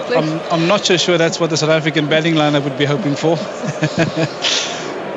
Fragile. Janssen pushing forwards. Pope driving out to third, who's running to his left to collect the ball. They'll sprint back for a couple. So scores level now for these two sides inside 2 sessions. 118 for 4. Yeah, every single run from here onwards will be a bonus for England. And we want to make sure that they capitalise on the position that they're finding themselves in. Ollie Pope's half century, so his 11th in Test cricket, including those 2 centuries. It's his 4th in his last 6 tests, having had just one 50-plus score in his previous 13. That was a fine innings against India here last year. So he'd had a significant dip after what appeared to be a breakthrough win. She's got a great record against South Africa. He averages now around about 70 against South Africa, 25 against all other teams combined. It's his 5th 50-plus score in 6 tests against the Proteas.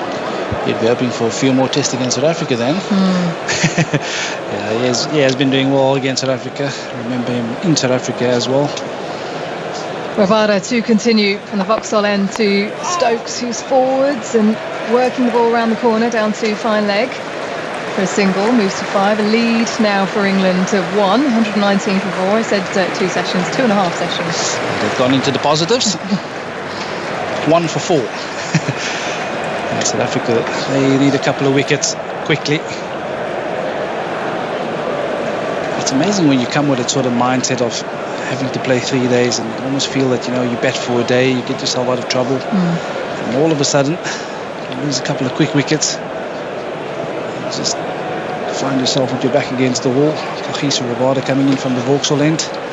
Pope edges through. Gully out to the 3rd man boundary for 4. Extra bit of bounce. We have seen a bit of uneven bounce here today. That one lifted off the surface. Gully jumping up in the air. Keegan Peterson, well, he's got excellent reflexes, but quite diminutive in stature. He had to probably grow a few inches for that one. Oh, yes, just a couple of inches out of reach as it flew away.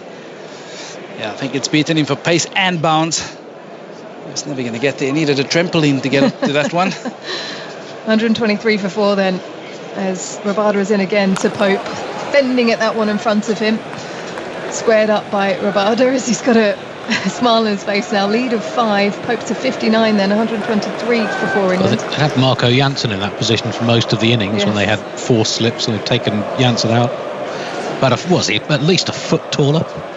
Would have hit him in the face. Only? He's a lot taller than Keegan Peterson, I can assure you.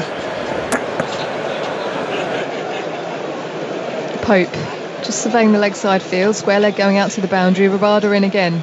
Pope, but this time fending it to the leg side, just up on his toes and jumping in the air as he played it to the leg side. No run. Just looked like Kagiso Rabada's got a bit of a spring in his step from the Vauxhall end. He struggled from the other side earlier. So getting a bit of extra bounce every now and again, making life uncomfortable for Ollie Pope.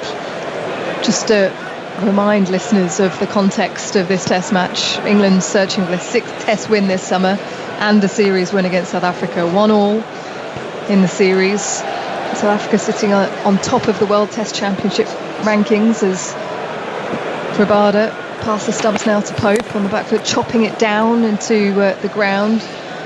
Second slip retrieving it. And England looking to push for a victory inside 3 days. Bowling first. They were able to bowl South Africa out for 118. Ollie Robinson, the star of the show, with his 3rd test match fifer.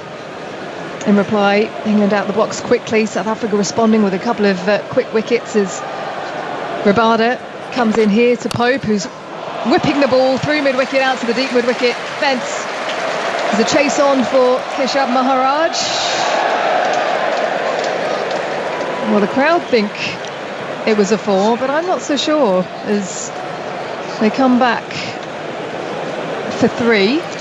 Yeah, I think the umpires are certainly going to check this one. It was a good chase by Keshav Maharaj. It seems that he got there, but we'll have a look. He's done well. I think that might be 4 runs. Really? Having a look at the replay, he's got the ball in his hand there. Leaves his hand. No, it is 4, you're right. I've played this game, Isha. He managed to pick the ball up and his knee touched the rope at the same time. It was a good chase nevertheless, and the umpire sticking the 4. The 11th boundary of Rabada in just 8 overs. That would be a big concern for him.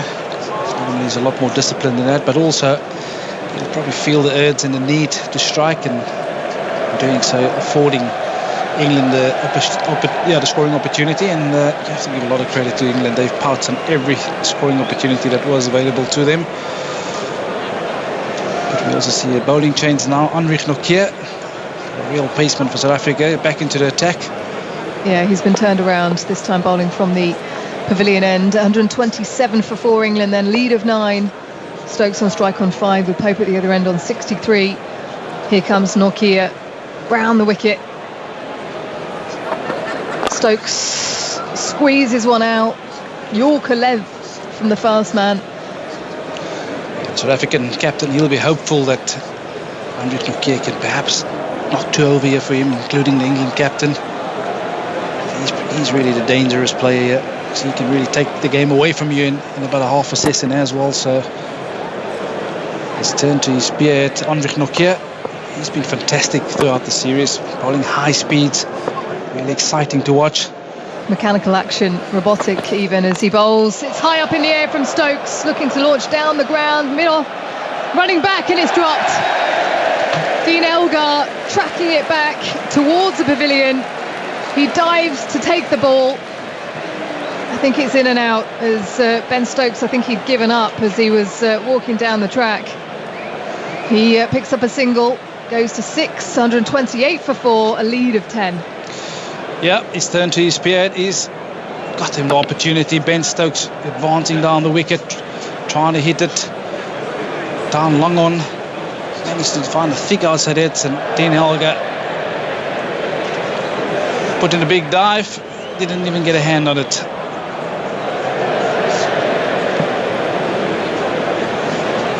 Those are the opportunities that you really have to take, unfortunately, in a low-scoring game. Yeah, misjudgment from the captain as Nokia is into Pope before pulling out. Literally about to bowl the ball and then decided not to. Nokia as he's stomping back to the top of his mark. 2 slips in a gully, then in position. That deep point still in place.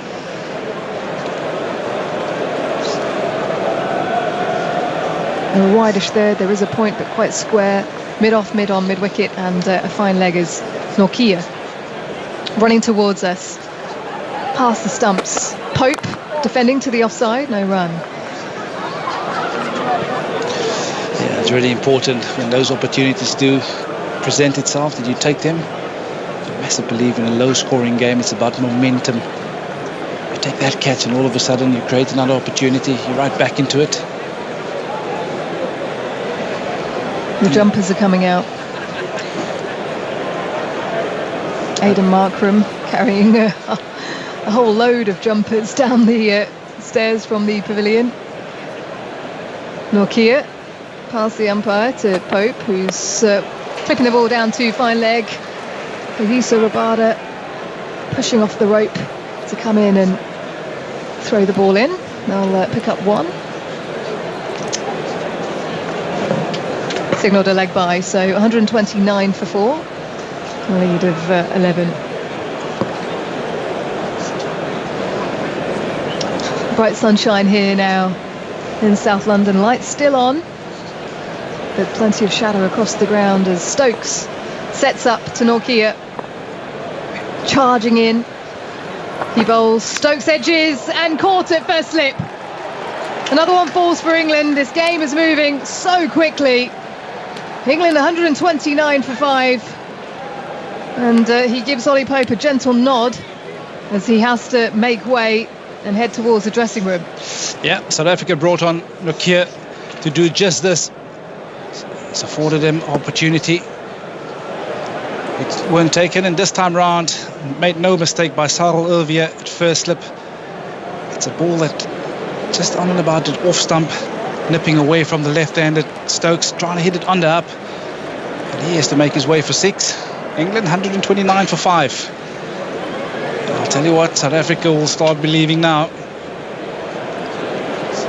They get another 2 tonight.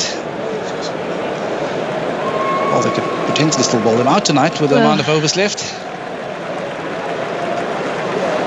I'll get your thoughts, Vernon, on 29 for 5, lead by 11.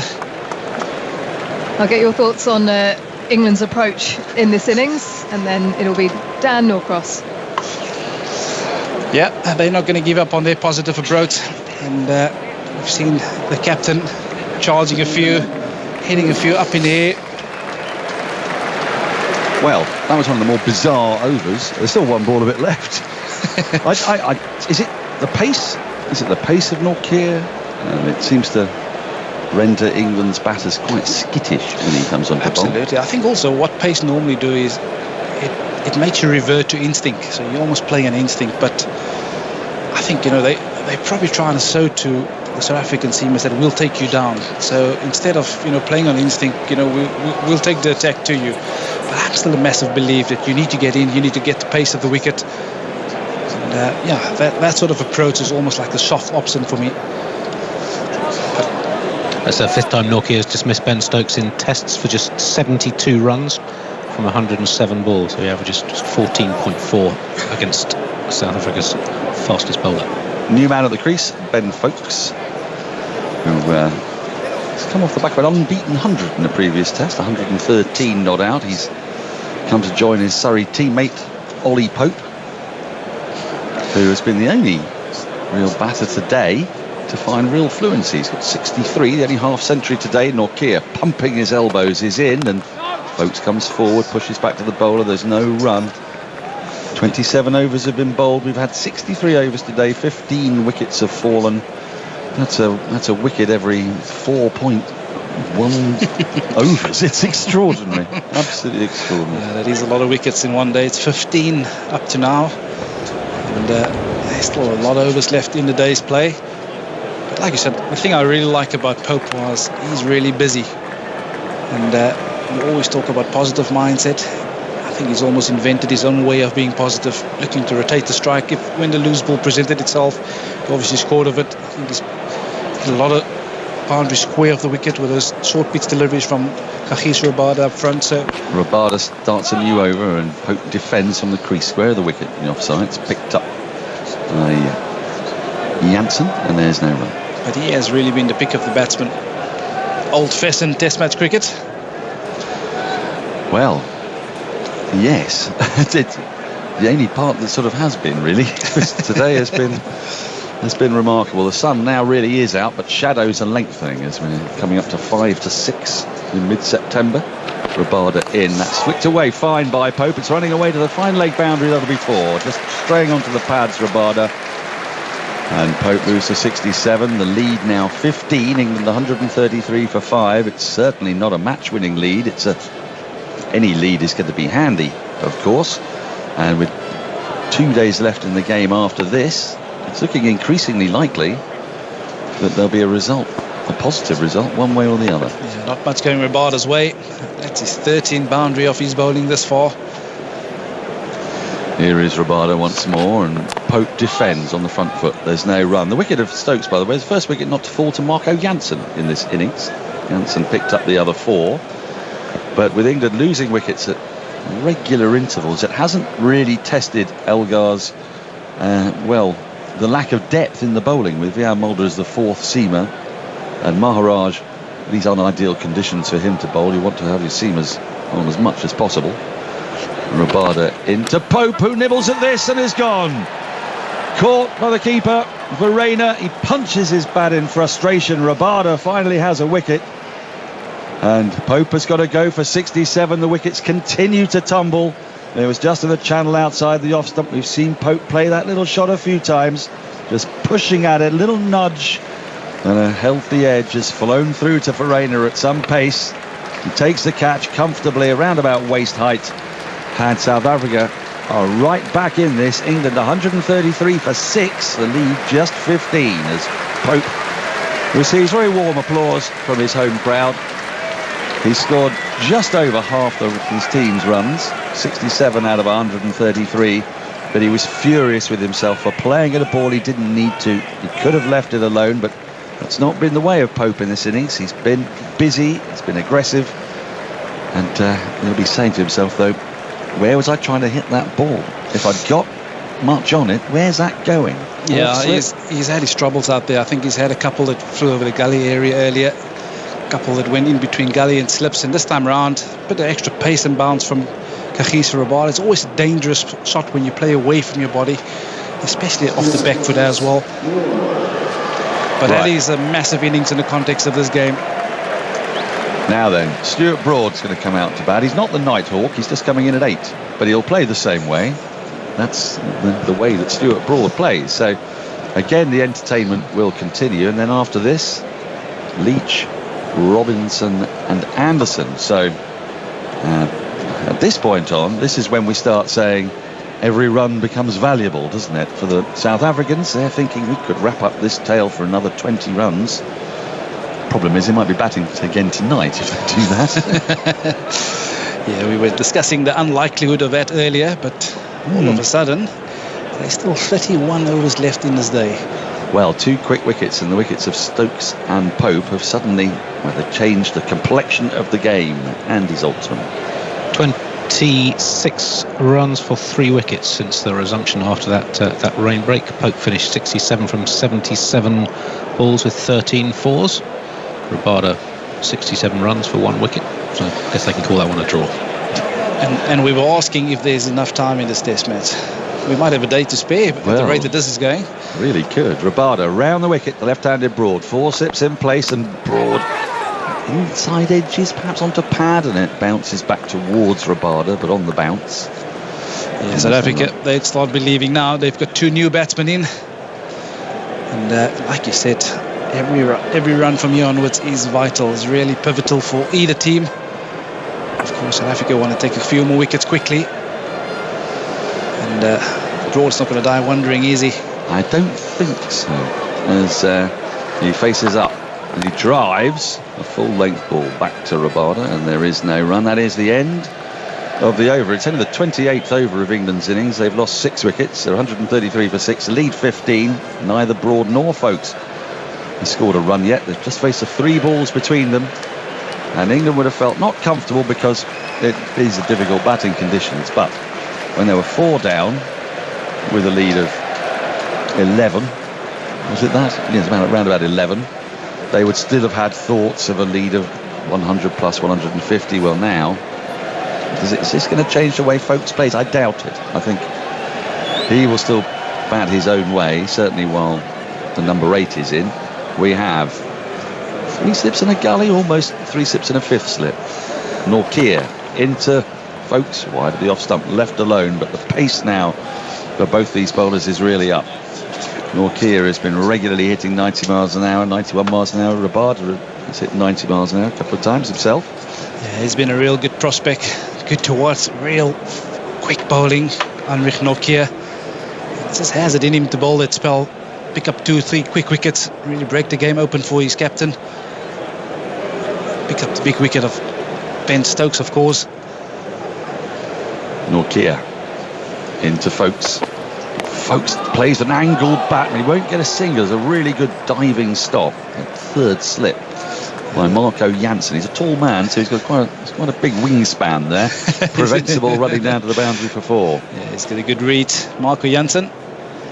He's just a fantastic all-round cricketer, isn't he? Good in the field, good with the ball, good with the bat. He's at 4th slip actually. He has leapt. He's already started at 6'7". He's just added about another 3 feet with the jump. Norkia into Folks, who's upright and waits and just takes his bat inside the line of the ball. Perhaps goes through to the keeper Verena. There's no run. Andy, have you got something? Well, Norkia has dismissed Folks twice in this series. Folks 23 runs for 2 against Norkia from now 44 balls. From the other end, Stuart Broad against Rabada in their testing counters. Rabada's got Broad out 9 times for 46 runs in 66 balls.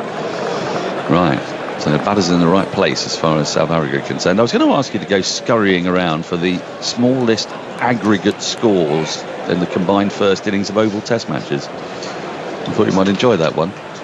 Norkia in, and Folks defends, back to the bowler, there's no run, because of course it's on this very ground that the highest score in England's Test history was made, 903 for 7. And today, the score is 251 for 16, which is a little bit different as Vic Marks rejoins us.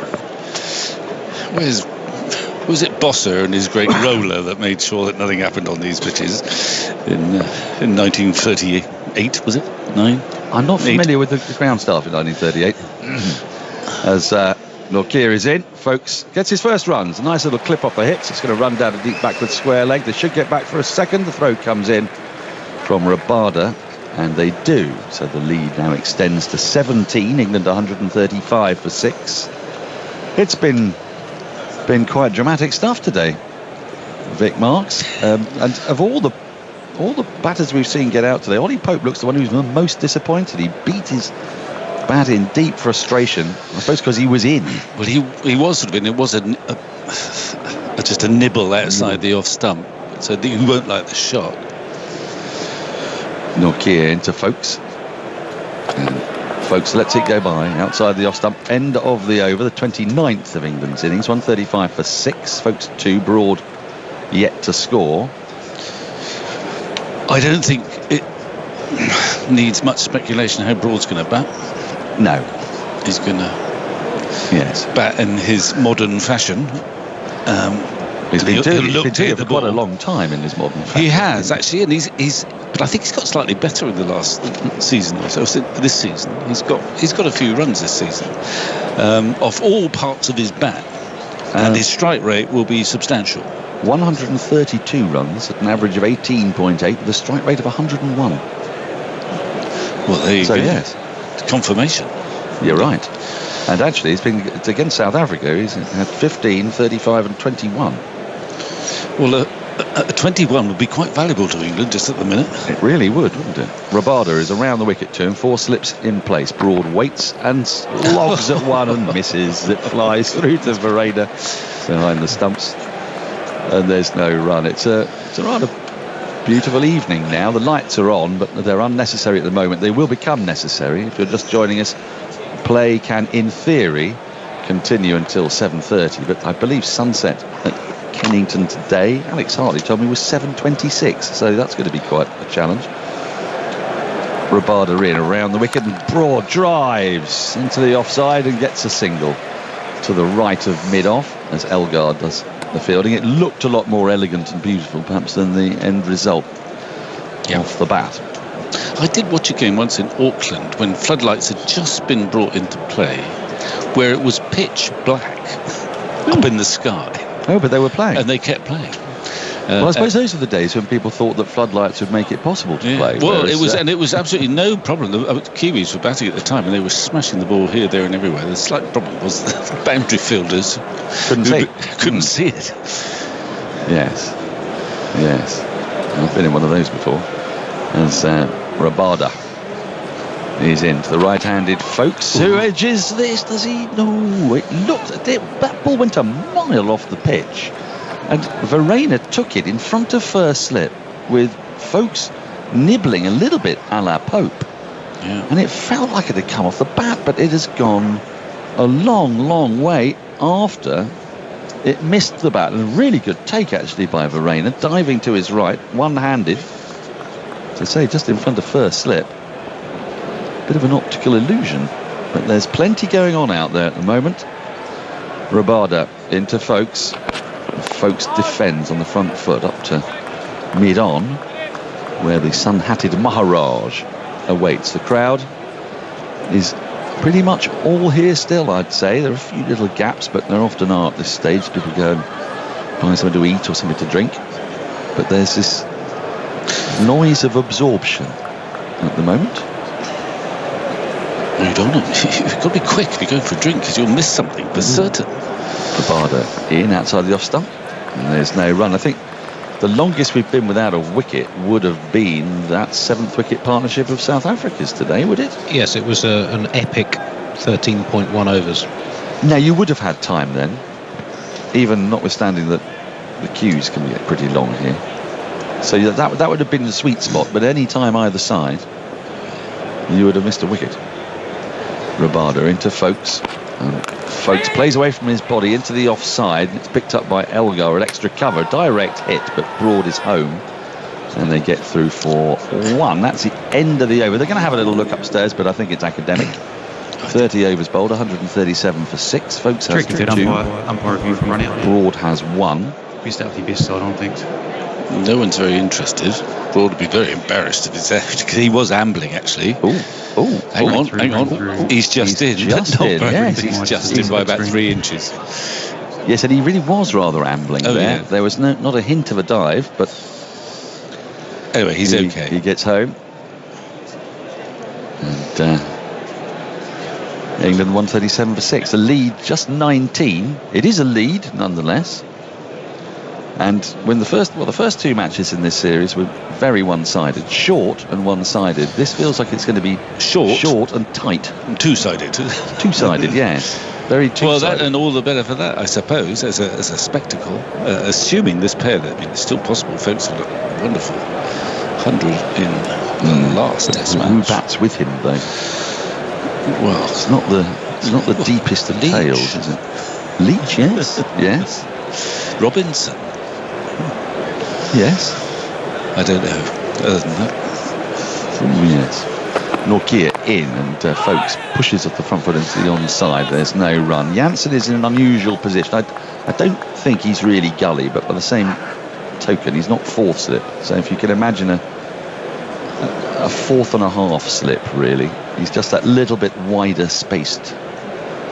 Standing next to Peterson in the slips. Mulders at 2nd slip. And Nortje has ball in hand from the pavilion end. Well, he's actually moved a little bit tighter now. As Jansen, 4 slips, backward point, mid-off, mid-on. Deep backward square. Nortje is in, and an attempted cut by Folks with very little power goes into the offside. Coverage, though, the England Women's T20 against India at Chester Street begins at 6:50 via the BBC Sport website and app. And we'll have coverage on Sports Extra after we finish here. Look out for highlights on 12:45 on BBC Two and the iPlayer. And there are in-play clips and texts, highlights and whatnot of this match available on the BBC Sport website and app, and highlights from today, and there will be many of them at 7 o'clock on BBC 4. Nortje into Folks, gets a little tickle on this, is going to run to the boundary for 4. An expertly played leg glance, just turned his wrists at the right time, let the pace do the rest of the work, and goes to 7. England 141 for 6, the lead 23. Are we in every run is valuable territory here, Vic? Of course. Of course. Along with the next half hour being critical. The next half hour is critical. Okay, so we'll line up our cricketing cliches for you to take you through to the close. But what I need to also know is Whatnot, is that another new app that I've never heard of? Whatnot. Yeah. Should I have that on my phone or somewhere? I don't know. Maybe we could go into business together. Okay. Well, no, thank you.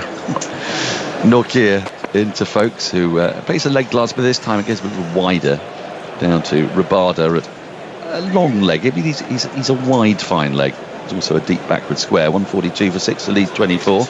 Andy, your hand on your microphone for Stuart Broad's batting 133 runs this Test summer, as you mentioned a short while ago. That's his most productive summer in terms of runs scored since 2015.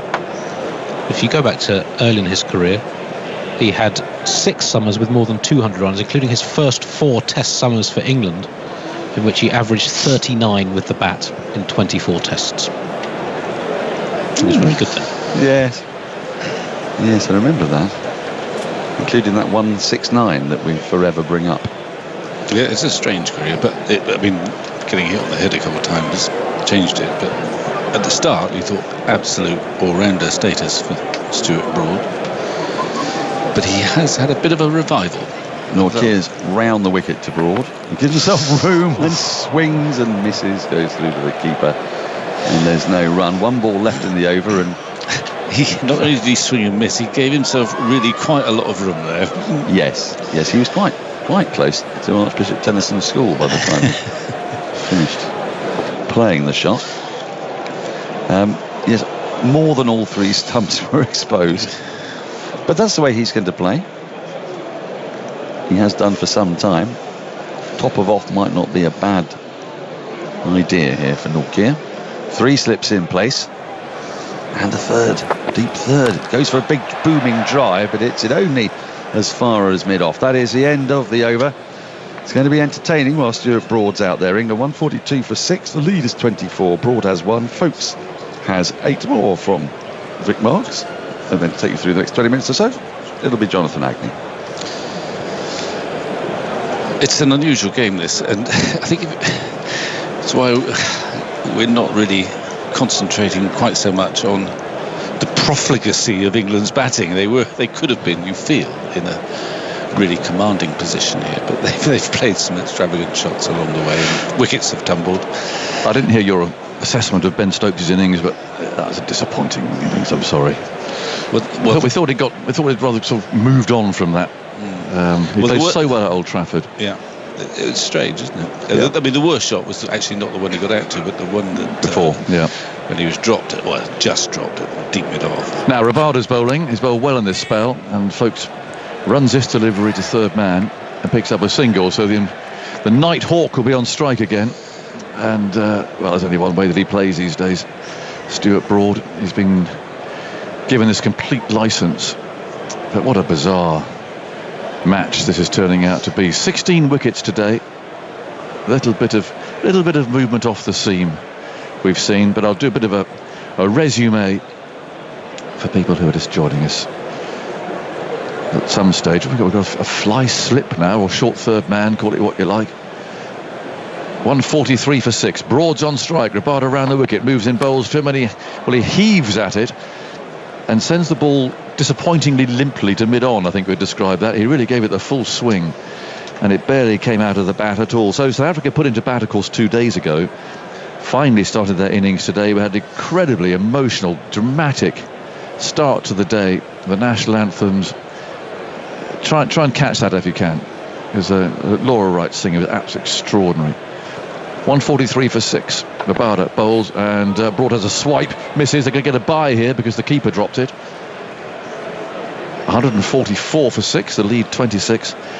And wickets just fell all the way through. Elgar 1, Vea 0, Peterson 12, Rickleton 11, Faranian 0. That was 32 for 5, 36 for 6.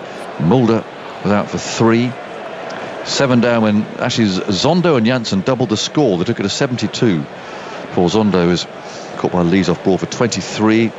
Janssen 30, Maharaj 18. And Nokia, the last man out, for 7. 118 all out in 36.2 overs There's Rabada bowling, a beauty at Folkes. And for any of the wicketkeepers saying, how has he not edged that? It was an absolutely rip-snorting outswinger that nipped off the seam. But Folkes survives. He's on 9. Ollie Robinson took 5 for 49.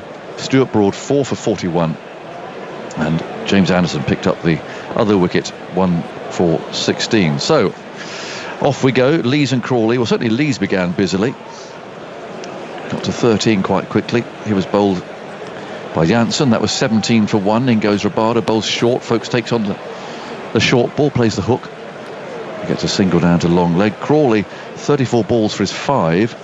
It was LBW straight ball from Janssen. It's cut back a little. That was 43 for 2, 84 for 3. When Root had a flash outside the off stump, a terrific catch by Peterson at third slip again off Janssen. He was out for 23. Brook, 107 for 4. It seemed, if that had been a T20 match, that the ball would have flown out of the ground and be bouncing down the street. But somehow this short ball that he tried to flick away, he got a bit of a top edge to and held out down at fine leg where Rabada took the catch. So Brook's first innings ended on 12. Stokes, disappointing innings. He came out to do his sort of enforcing role. He was dropped at mid-off. He was charging the bowling. Then he played a poor waft to Nokia and was caught at first slip for 6. He didn't even turn around and look to see if the catch had been taken. He just walked off. I guess he knew from the reaction that the slip had taken it, but it was a strange innings that. And then Pope, again a little bit of width, nibbled at a ball outside the off stump, caught behind for 67, 133 for 6. So Broad's arrived, he's on 1. And he's played enough shots to be on about 41 at the moment. Folkes on 10, and it's been a remarkable day. 145 for 6. Rabada's on his way, carrying his shadows, and Broad's mown him over mid-off for 4. A skimmer. And Elgar's going to come back and pick that up. He really gave that the full treatment. He goes to 5. 149 for 6. Terrific shot that. It's pitched up. He's got such a good eye. He has. I mean, that was the first one he's middled, and he did middle that. And it was just as well because he'd spent the previous 2 or 3 minutes fiddling with the sight screen. It's always a bit embarrassing if you spend 3 minutes fiddling with the sight screen, then get Polak's next ball. But as he was in Adelaide, Mitchell Johnson. Yes. First ball. But this time, having fiddled with sight screens, he got everything right. He smashed that over mid-off to take the lead to 31. I couldn't tell you what time today is going to end. I mean, it could go to 7:30, but it doesn't feel that it will with the light. The floodlights are on. It's looking a bit gloomy to our left. Nokia's on his way. He's there and he bowls, and Folkes almost plays that into his stumps. In fact, he kicks the ball away in the end. Could you run for that? You probably can't. He probably can't. That might be the only bit of football that you see this weekend, as Ben Folkes there has connected with that with quite a good left foot, actually. But he kicked it a long way. He kicked it about 30 yards. Yeah, it's more hockey goalkeeping, I think, than football, that, to be honest. It was, you see the hockey goalkeepers really give the ball a good kick. And that's what he's done there. Where's John Holder when you want him? Could he have run there? I think dead ball. Yeah, thank you. 149 for 6. Folkes is on 10. I don't think the ball was actually going to go into his stumps there. Nokia again bowls to him, turned away off his pads, or runs away out towards backward square leg. They'll take 1, which brings Broad down, and there's a little bit of a frisson around the ground, I think. Broad on strike, quick bowler on, the 150's up, so they lead by 32. Oval starting to thin out a bit, so we are heading into overtime territory. Well, it was always going to be a longer day today, 98 overs to be bowled. Yeah, I mean, what's slightly worrying is that there's quite a lot of blue sky up there, and the floodlights are on. Yeah, I think it's starting to get dark. Yeah, it's coming from the left, I think. So what's Broad going to do? There's men out there for the hook. In comes Nokia bowls. A good Yorker, really, or at least an attempted Yorker. And Broad was able to jam his bat down and push it away for a single to mid-off. Well, that was a slower ball, Yorker. Like, that was 78 miles an hour. Broad is a very shrewd cricketer, and he got out twice to the slower ball from Rabada. In other words, he's tried to build a reputation amongst opposition bowlers that he is very susceptible to the slower full delivery. If you don't bowl it fast and short, you've got a good chance of getting me out. Yes. I'm not sure they've all gone for that, but it's a clever theory. It is. Well, he's on 6, Folks on 11. 4 slips are lined up. Norkia again. From the far end, moves in, bowls. Oh, almost gets through Folks there. The ball's gone virtually nowhere. And after checking first, Folks picks the ball up and tosses it away for Zondo to field at point. 151 for 6. The crowd, I'd say, is sort of semi-boisterous. It's not been that sort of raucous sort of end of a day. I mean, there's some shouting and some chanting, but the crowd has not been subdued today at all. But there has been that feeling, I think, of respect. We haven't heard much from the Barmy Army trumpeter, for instance. 151 for 6, the lead 33. Nokier's on his way, bowls, and Folks drives that. Nokia can't field it cleanly as he follows through, and Elgar picks the ball up at mid-off. But those first 20 minutes, I think no one was here will forget that.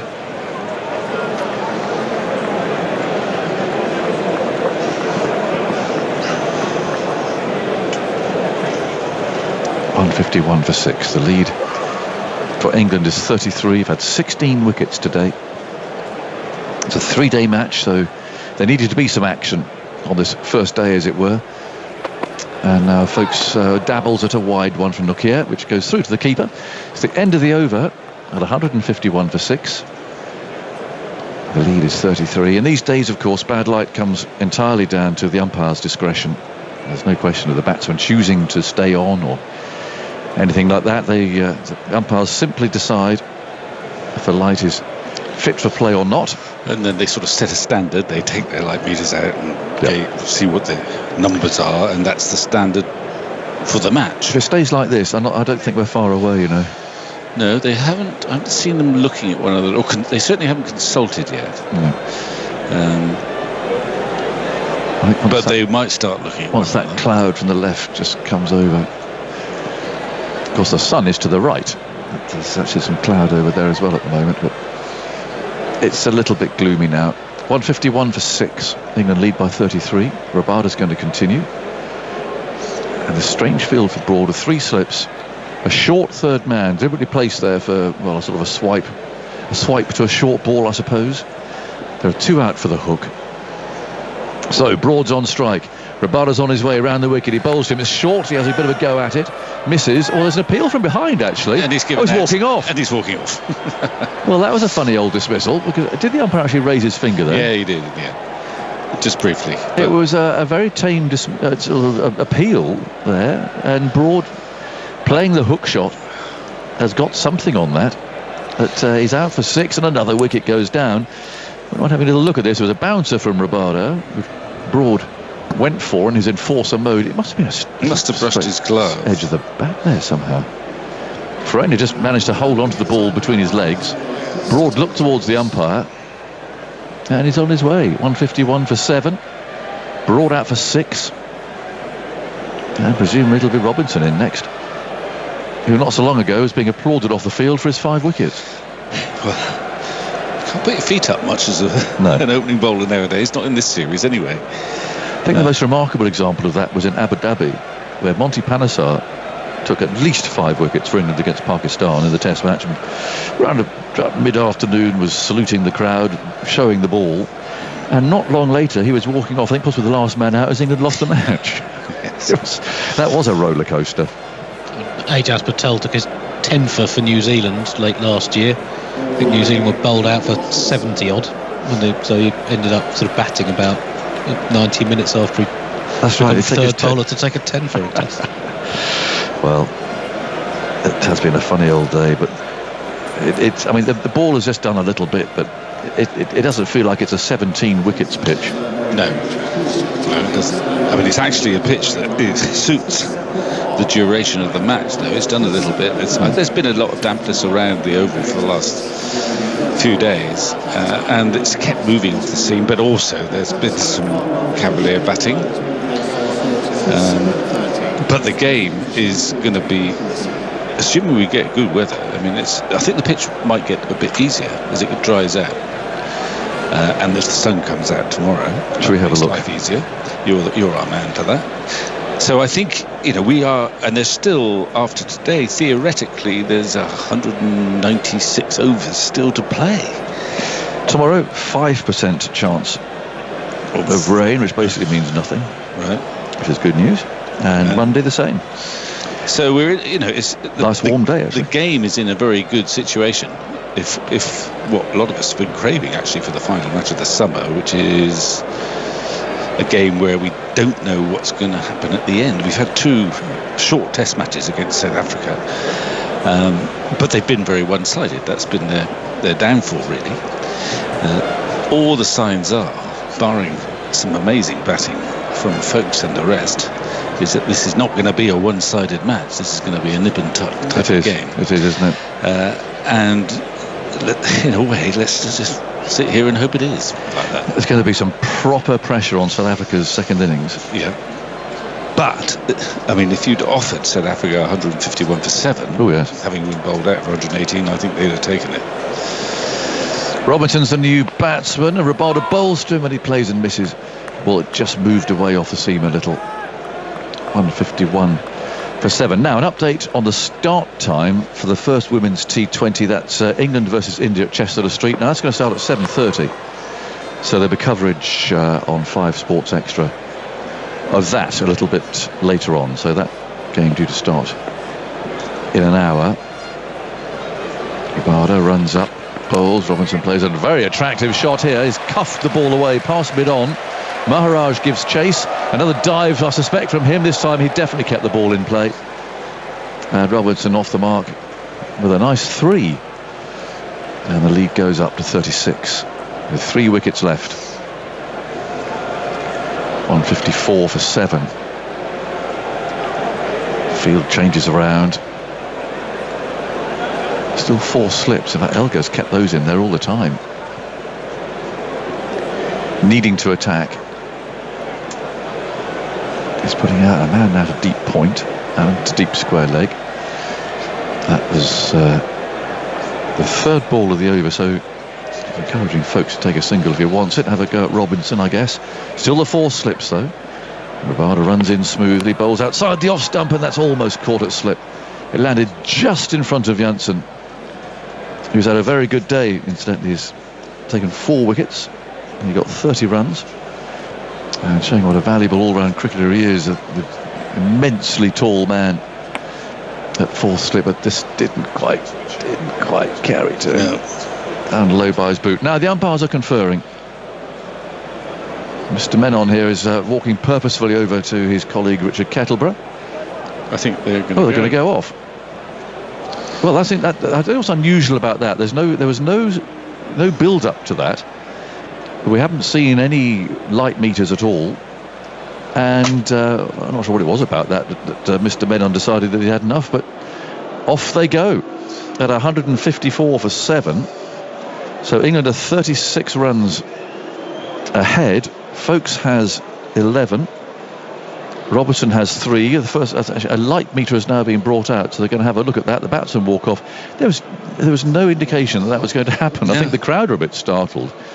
But I'm confused with where we are today. It's all sorts of different times, but I think they've got to be on the field at 7 o'clock for play to carry on. So I don't think it's been abandoned as yet. But so there's half an hour, but it's grey and gloomy to our left. It'd be, I think, expecting a lot at this time of year for the light to improve dramatically. Well, but it's a bit ominous because it's been quite dark throughout the afternoon, and they seem to keep playing, and then suddenly, without much consultation at all, they suddenly decided it's time to go, and that has set the standard for the rest of the match. Yep. And I think they could have possibly gone on a little longer, but they've they've decided to take them off. I mean, I can echo Dan has been rucking about the start time. With some justification. Yeah. 10:30 will give you another half an hour. It's still getting light fairly early in the morning, but still, we mustn't make too much of that. You could have started at 10:30 this morning. Exactly. But I would think it's highly unlikely, even though technically it's possible for play to resume. But we've had plenty of action. 17 wickets. Well, it has been it's been a remarkable day in every sense, really.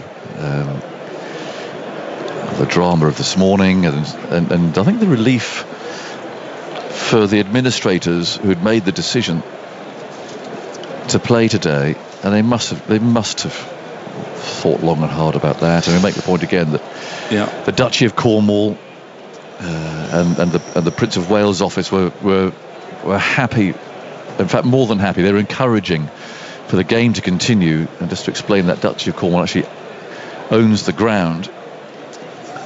The Prince of Wales, the Prince of Wales feathers are the emblem of the club here at Surrey, and there's a very strong connection between the two, and so they really had to get the go-ahead, but make sure that was not going to be a problem, and both did. So I think from that moment on it was not so much of an issue, but with football having been cancelled and so on, there must have been the thought that this wouldn't have happened. So I'd imagine for Richard Thompson, in his first match as chairman of ECB, there's been lots of firsts, haven't there, over the last couple of weeks, to stand there and to experience what happened when the anthems were sung and the response of the crowd to that.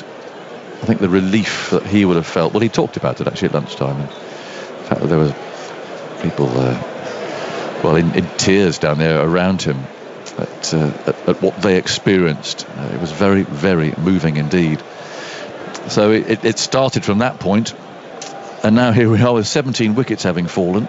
The game is alive. England lead by only 36.